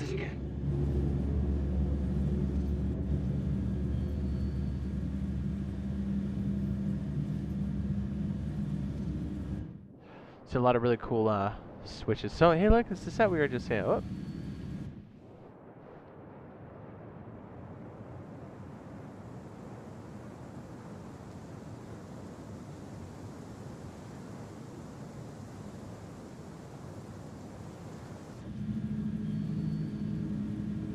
Nearing restricted area. I'm already in it. So it's cool where we're able to actually like quantum around, like, and then it's gonna be cool for the gameplay. It's all gonna be good. It's looking and feeling. Well, I haven't played it yet, but it looks awesome.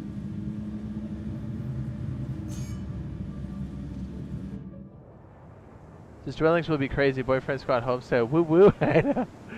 Yeah, I know. There'll be a lot of butt grabbing on the homestead. You'd be like, hey, what's this over here? Just for like no reason.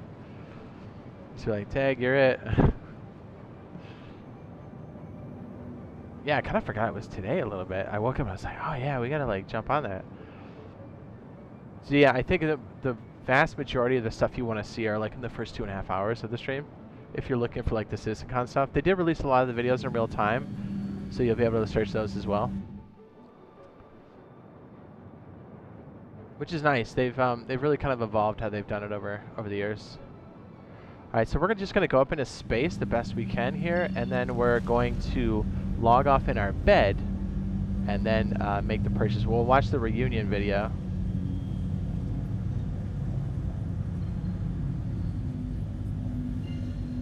So yeah, I guess the plan is DayZ later today after this stream, and then either Marauders or Overwatch 2 depending on what Razor wants to do. Although I kind of want to show everybody Marauders. Okay, we're going to cut the engine here. Kill the quantum drive. I do like these new rings around the station. I'm a big fan. So yeah, I was hoping I could get that Tobii eye tracker thing up and running.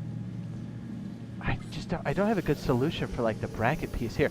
Fundamentally, I know what it's supposed to do. It's supposed to mount in a certain area so it can calibrate.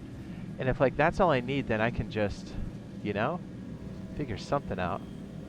Couldn't I just technically, it would have to be on the actual surface, and since it's slightly curved, I don't know, what do you think? Chat, throw out some ideas. Anything. Nothing's a bad idea.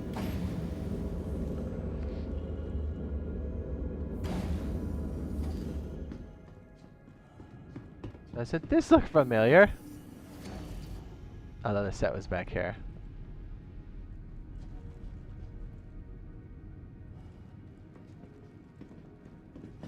We're gonna stick our new vehicle down here.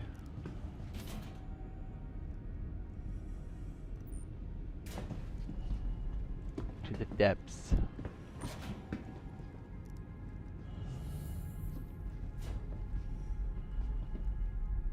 Alright, I should be able to sign out like this. Yeah, slightly curved. It's a BenQ 32-inch And it's like, I might be able to, the curve is not too drastic. So I might be able to mount it, but like the BenQ logo is sitting right where the adhesive would go, and there's like this weird, and they have this other mounting piece that should go on the bottom of the frame, but like there's something obstructing it in the dead center. Uh-oh, did we crash? Yes, we did. All right. All right. We'll close that and close that. Oh, looks like we're gonna have to do all over. That's fine. This will give me time to make sure all the purchase stuff is good. Okay, they're talking about this up. Dude, I'd be down for joining one of these. I think it would be awesome. Yeah? Okay, so we're gonna watch this. It'll give me some time to make sure we got our vehicles, and we'll jump in game and see what they're all about. Enjoy. If you've seen it before, then this is still a great video.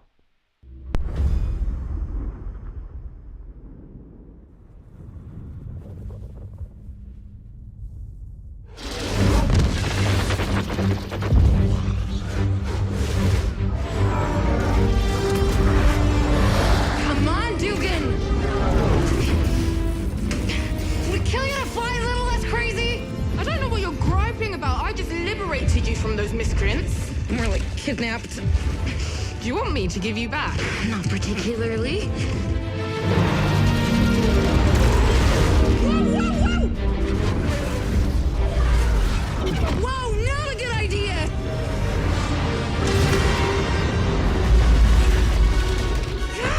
Where's your co-pilot anyway? Mal? Maz? Really not a good idea!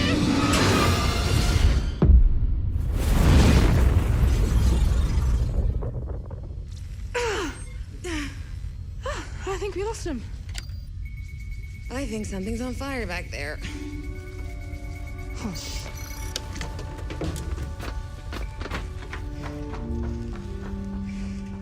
We had some wild times on this ship, huh? Remember when Sorrelease tried to steal it? Which time? He always had a weird fixation on the duck. Think he still does? No, I heard he's dead. So are we if you don't get back up here? Those miscreants caught up. Hi-yi-yi. Just get in the damn turret.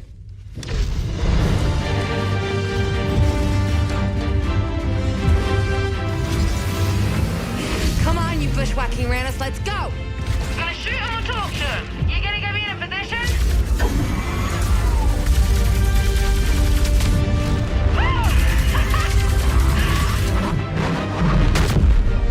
You see that? Do I still got it? Or do I still got it? Sulo Pindo.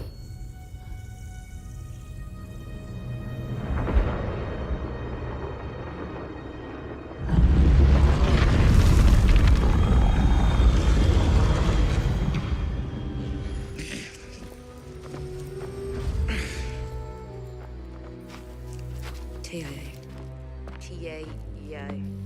Your banner is terrible. And I told you, they're programmed to recognize my voice.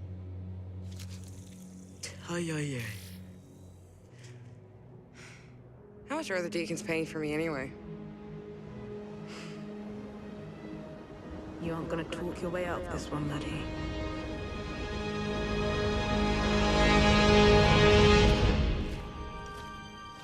I can get you money, you know? Hey, think about it. Pop these cuffs, you and me get back on the duck, and we'll go rob the damn central core bank. Come on, Dugan, it'll be just like old times. Be like we never left Lago.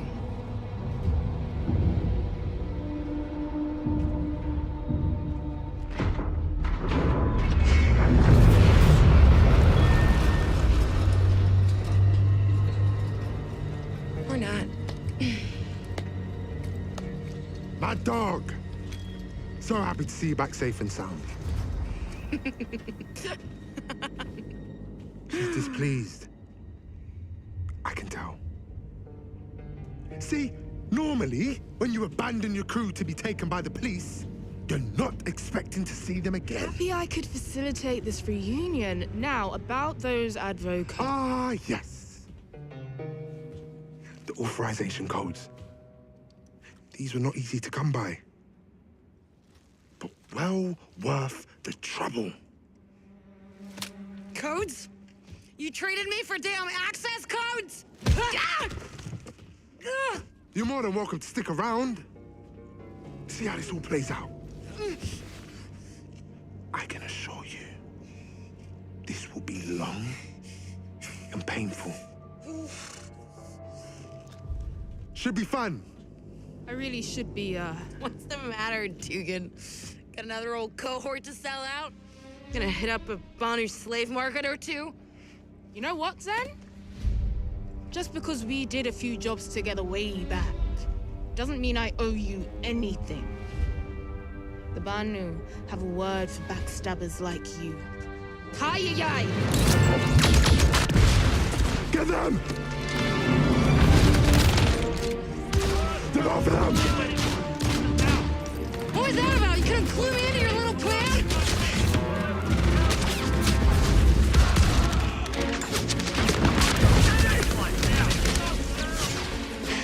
This way!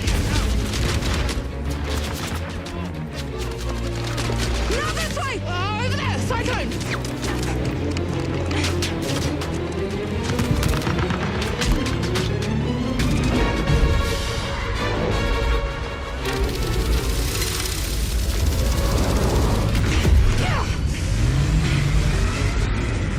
Hey, it's pretty cozy down here.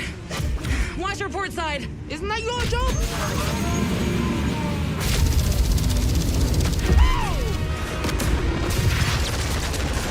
Uh-oh, they brought out the big boy. Yeah, I see it. Almost there.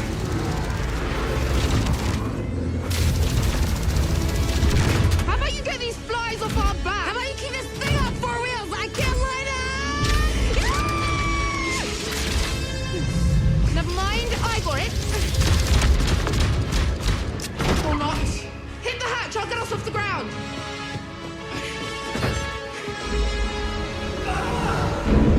Let's go! Better get us real high real fast before that ballista does it for us!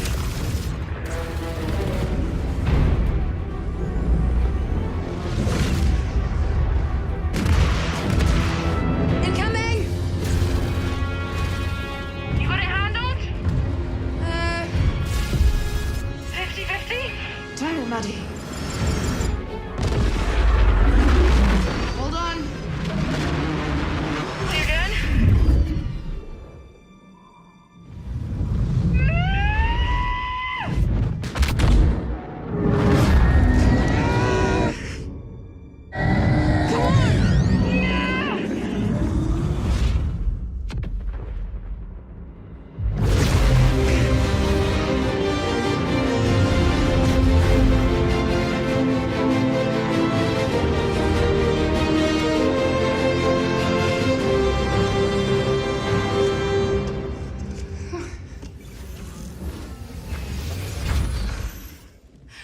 I thought we were toast back there.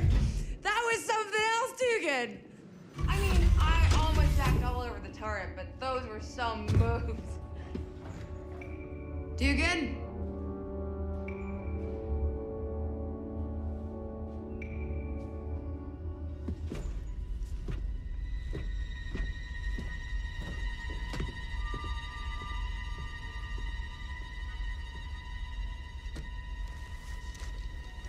Got it, Mass.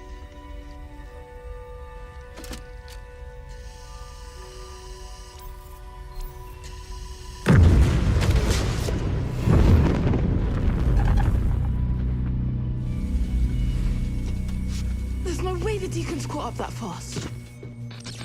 Alex. Been a long time.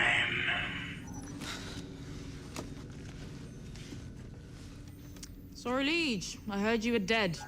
Never better. Got a message this morning from an old acquaintance. You will never guess who. I have a couple of ideas. Look, Dugan, I didn't know you were gonna spring me from the Deacons. Yeah, well, to be honest, neither did I.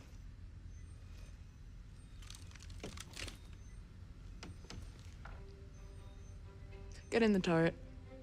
Give it a 10 count and then unleash hell. Zen.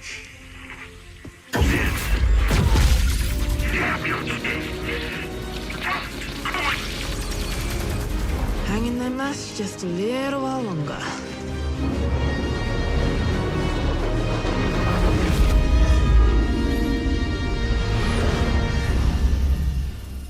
Woo!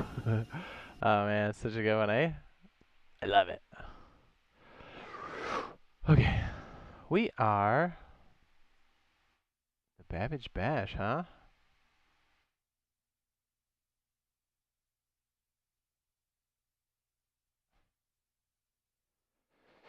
Well, well, oh wow, wow. Bend right here. Okay, okay. All right, let me sign in. Put that on hold there. Never butter.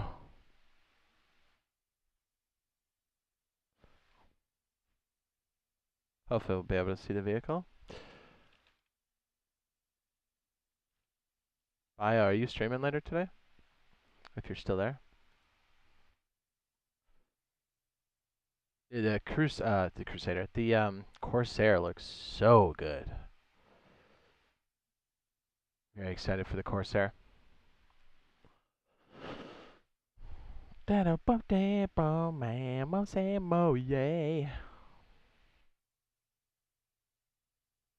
launch it in here.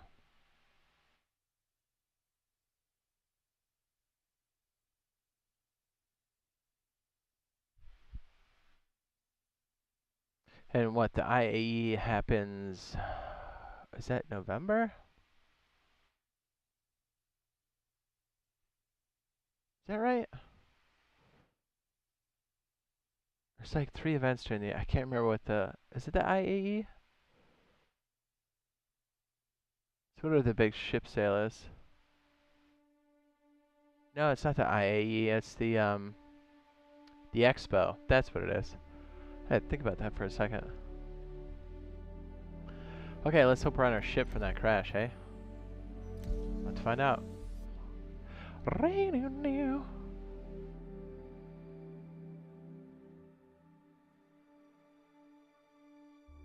Okay, it should be back up on screen, right? Right? Very good. Should be in our possession.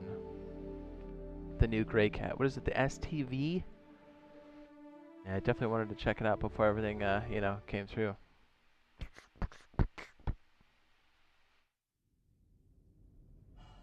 Alright.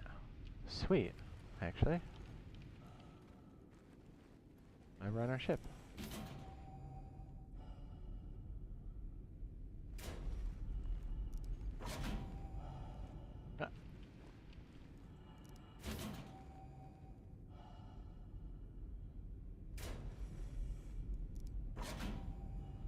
Alright, looks like we're doing it the hard way.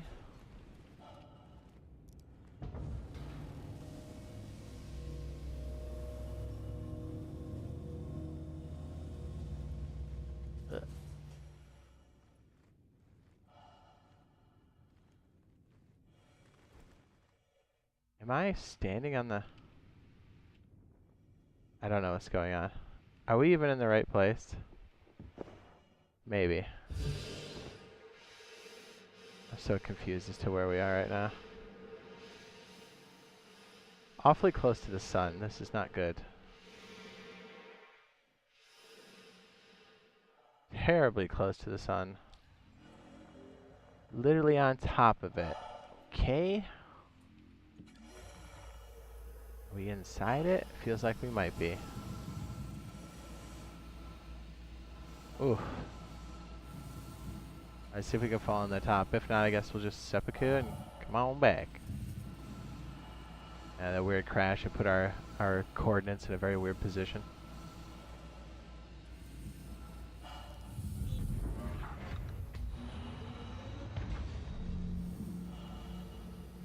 Now after seeing that EVA stuff, I'm really excited for that. Come on. Flop. What a good landing I did. I'm probably the best.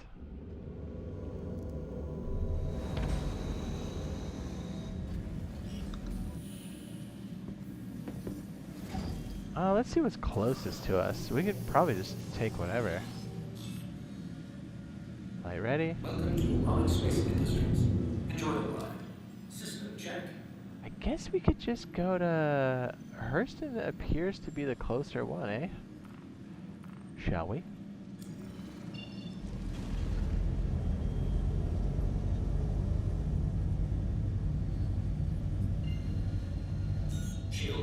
Shields are. Weapons system is off. Weapons system is on.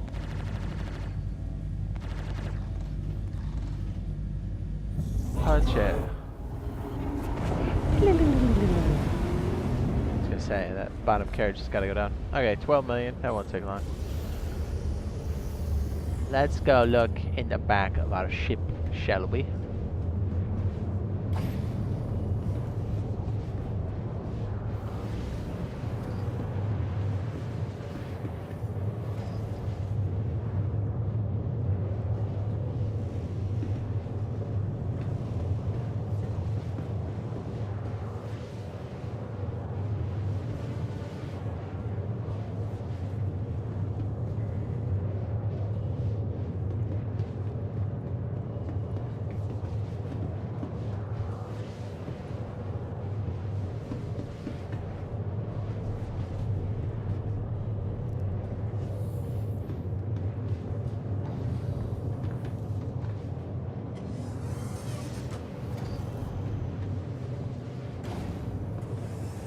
Star Citizen, it's coming along.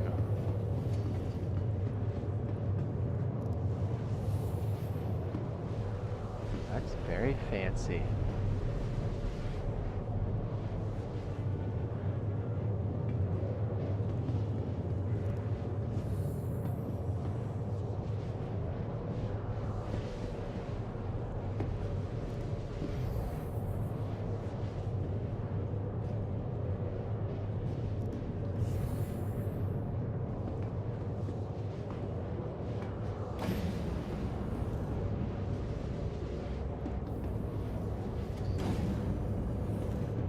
Coming up quick. Okay, we're about halfway there. What, 6 million or just under? Trying to think of a good place we can go grab one of these vehicles. Probably should pop my helmet and take a swig here.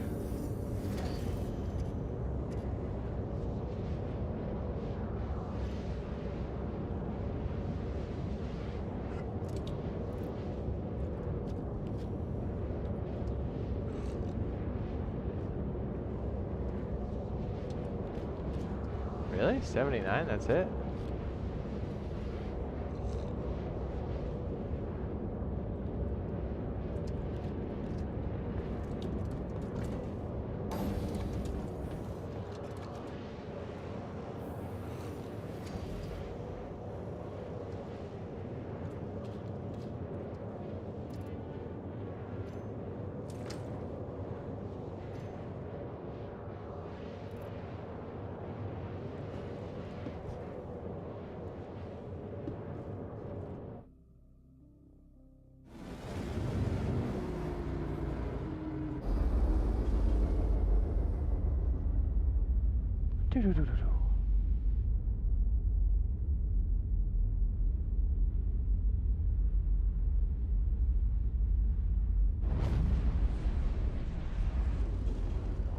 Auto drive is now off. Okay, there's a lot of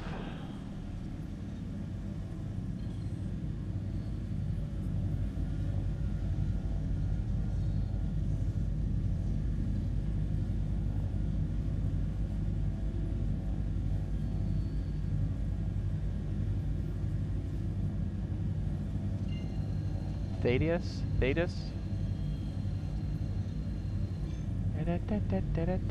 Ready to jump?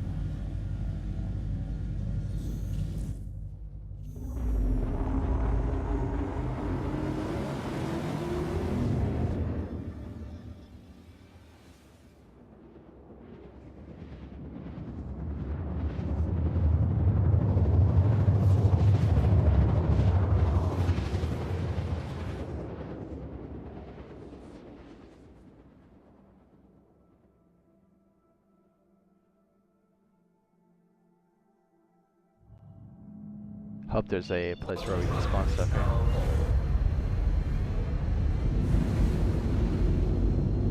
"24 kilometers.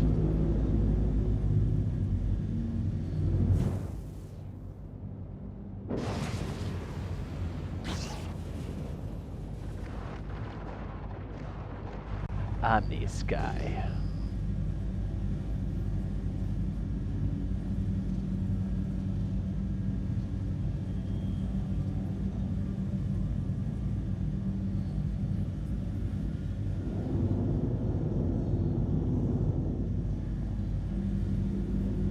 "6 kilometers. Yeah, we're coming up pretty quick. Altitude, altitude, altitude.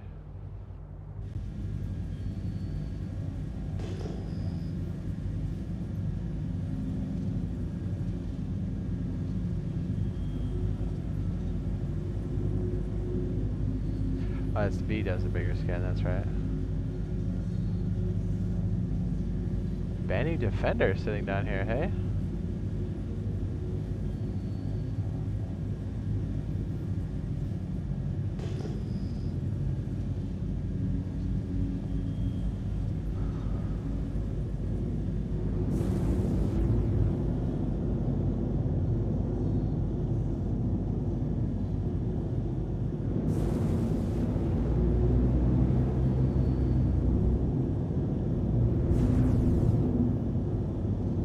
Alright, got the VTOLs on, coming in.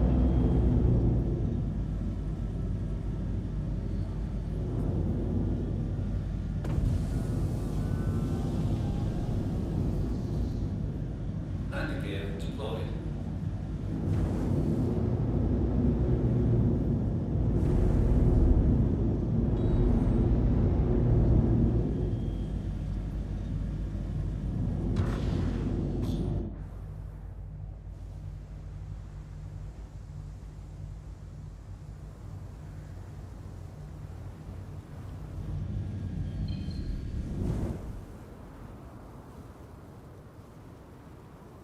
Can't be too close, because then I'll get gobbled up.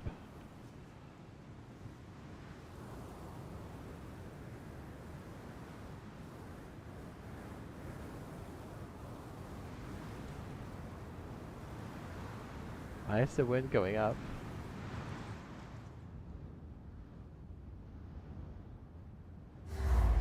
Engines are off.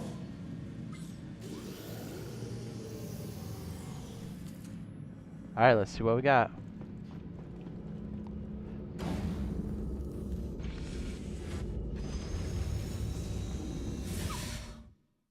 It's gonna be windy. I think it's behind. There it is.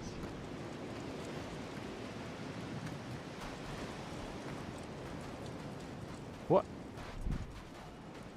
Are you kidding me? Immediately just erased it. Oh my goodness.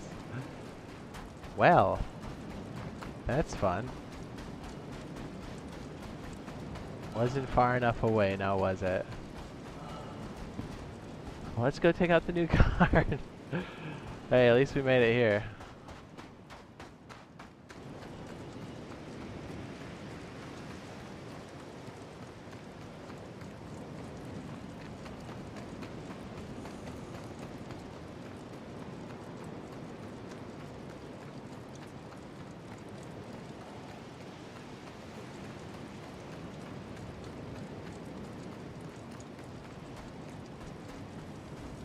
I was kind of far away too, and it just erased it. Hey, man, what's up? My ship despawned. Is there any way I can get a ride back? Whenever you're done? Alright, dope. Come on in, sir. We're trying to spawn that new vehicle, you know what I'm saying?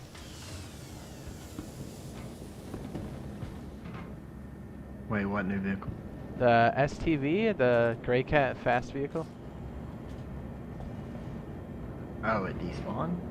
No, like my ship did. I came down and it despawned because I was too close to the spawn pad. It's been an ongoing problem for quite some time, but hey, at least I made it. Okay. Welcome to the ASOP vehicle retrieval I system. only got a Defender, so I wouldn't be able to carry you and the new vehicle. Oh, that's cool. I'll just need a ride. I just want to check it out first, and then, yeah, it's cool if it stays here. Welcome to the ASOP Vehicle Retrieval System.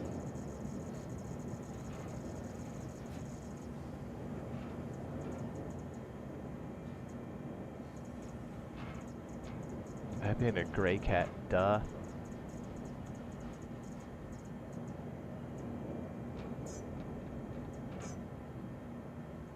Your insurance claim has been set. Your vehicle has been moved to our storage facility.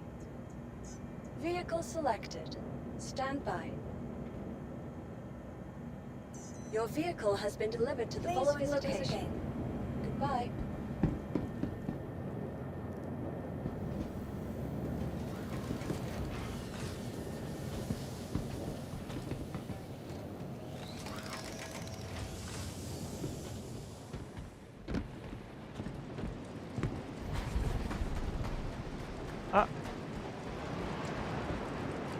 Aw, man. He's like, yeah, I got you. It takes off. Alright. I get it.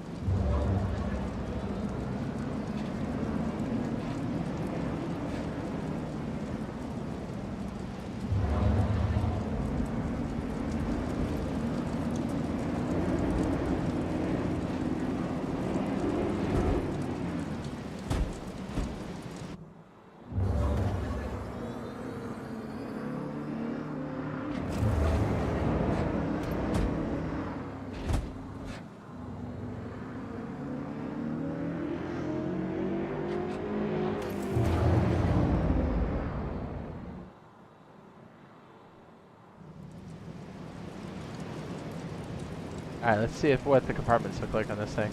That's why we're here. Oh my goodness, the wind. Some things never change. Some things never change. Alright. That's dope. Oh, I could fit another one in there? Shut up.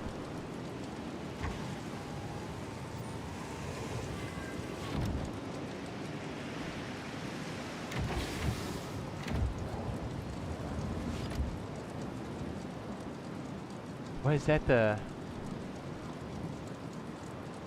Yeah, I love it. I can fit my weapon there.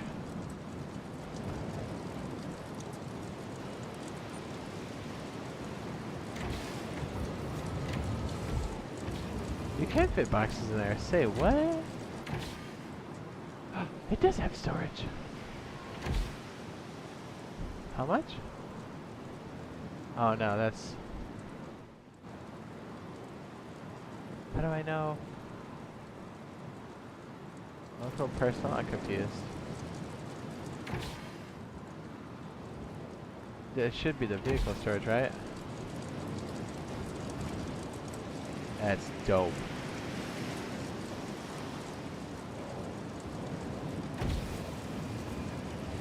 Can we drive around like this? The hood up? Just like in DayZ?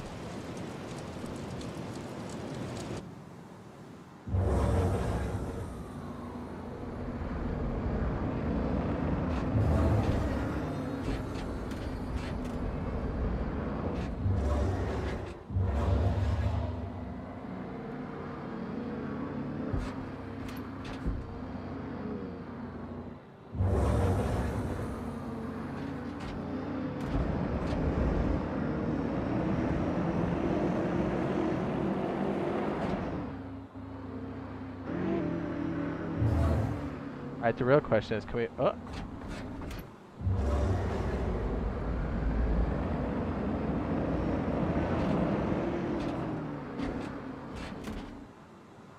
Does that flip me back over automatically? Looks like it.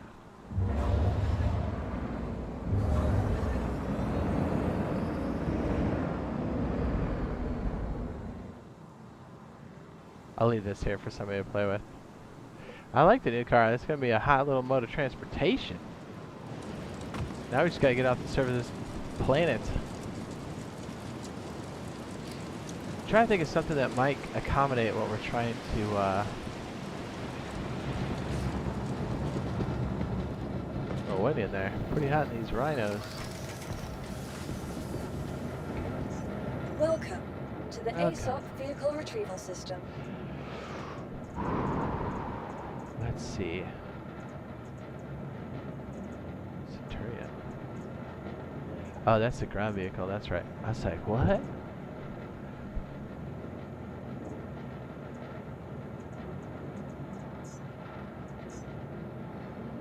Your insurance claim has been sent.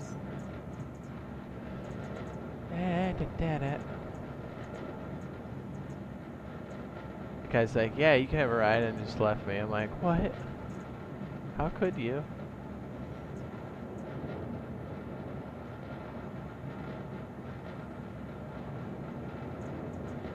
I don't think that's gonna spawn here either. Your insurance claim has been sent. Thank you. Let's try the other, it's like the Origin something or other? 300i? 100i.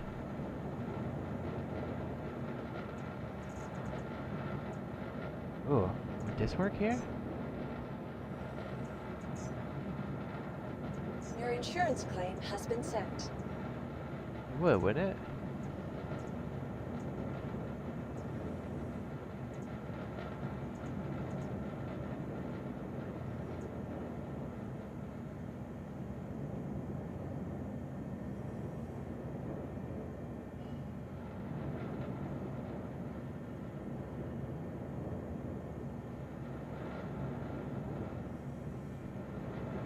Please visit us again. Goodbye. Welcome Yeah, the wind is to the cranking. ASOC vehicle retrieval system. The 100i would be perfect. Origin. Or even the Razor. Your insurance claim has been sent. Your vehicle has been moved to our storage facility. Vehicle selected. Stand by. Your vehicle has been delivered to the following location. That's right. Peanut butter 1. Please visit us again. Goodbye. Say goodbye.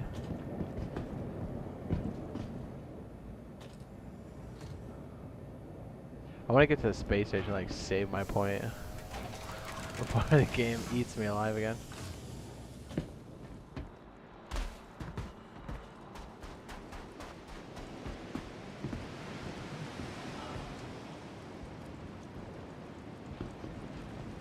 You know what?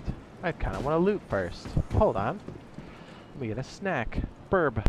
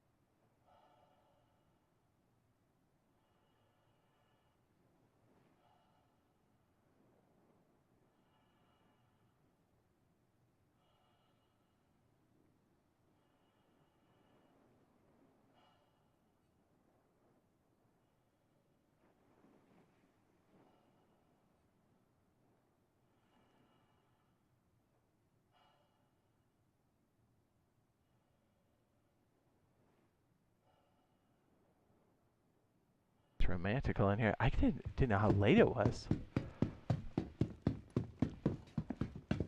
Maybe we will just take off.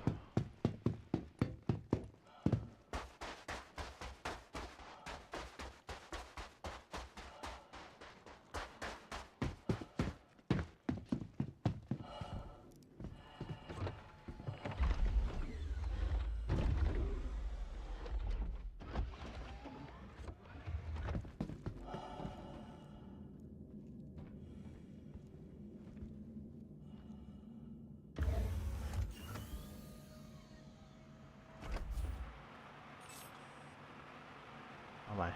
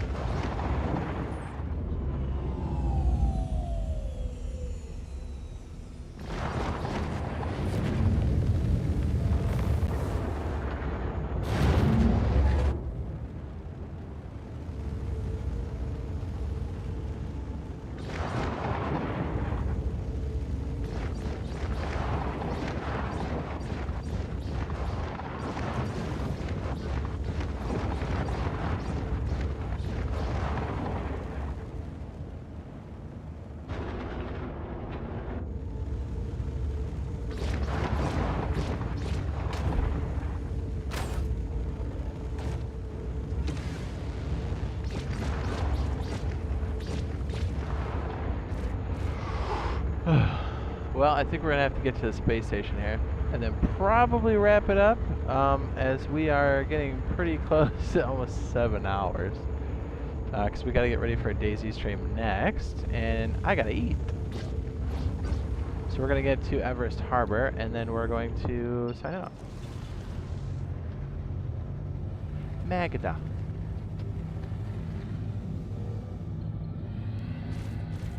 I suppose we could just sign out in our ship, eh?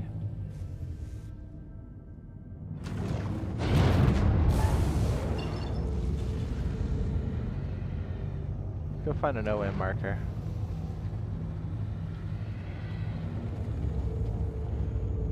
There we go, OM3. So we do have a bed, so we can sign out on this. So be sure to drop a like on the stream. It does help out quite a bit. We should be back on with some DayZ stuff, doing 1.19. We should have access to a vehicle, hopefully. Things go as planned. And if not, we'll be scouting out some of that new loot.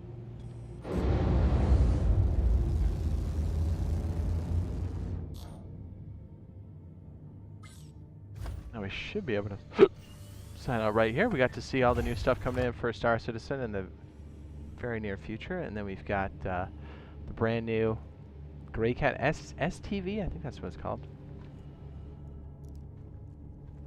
So yeah, thanks for hanging out with us, and we'll see you in like, I don't know, an hour, give or take. I'll try to post a time for the DayZ stream as soon as I figure out when it is. Am I having a hard time finding this logout button or what? There we go. It's above me. Ta-da! Alright, we'll see you guys later. Bye!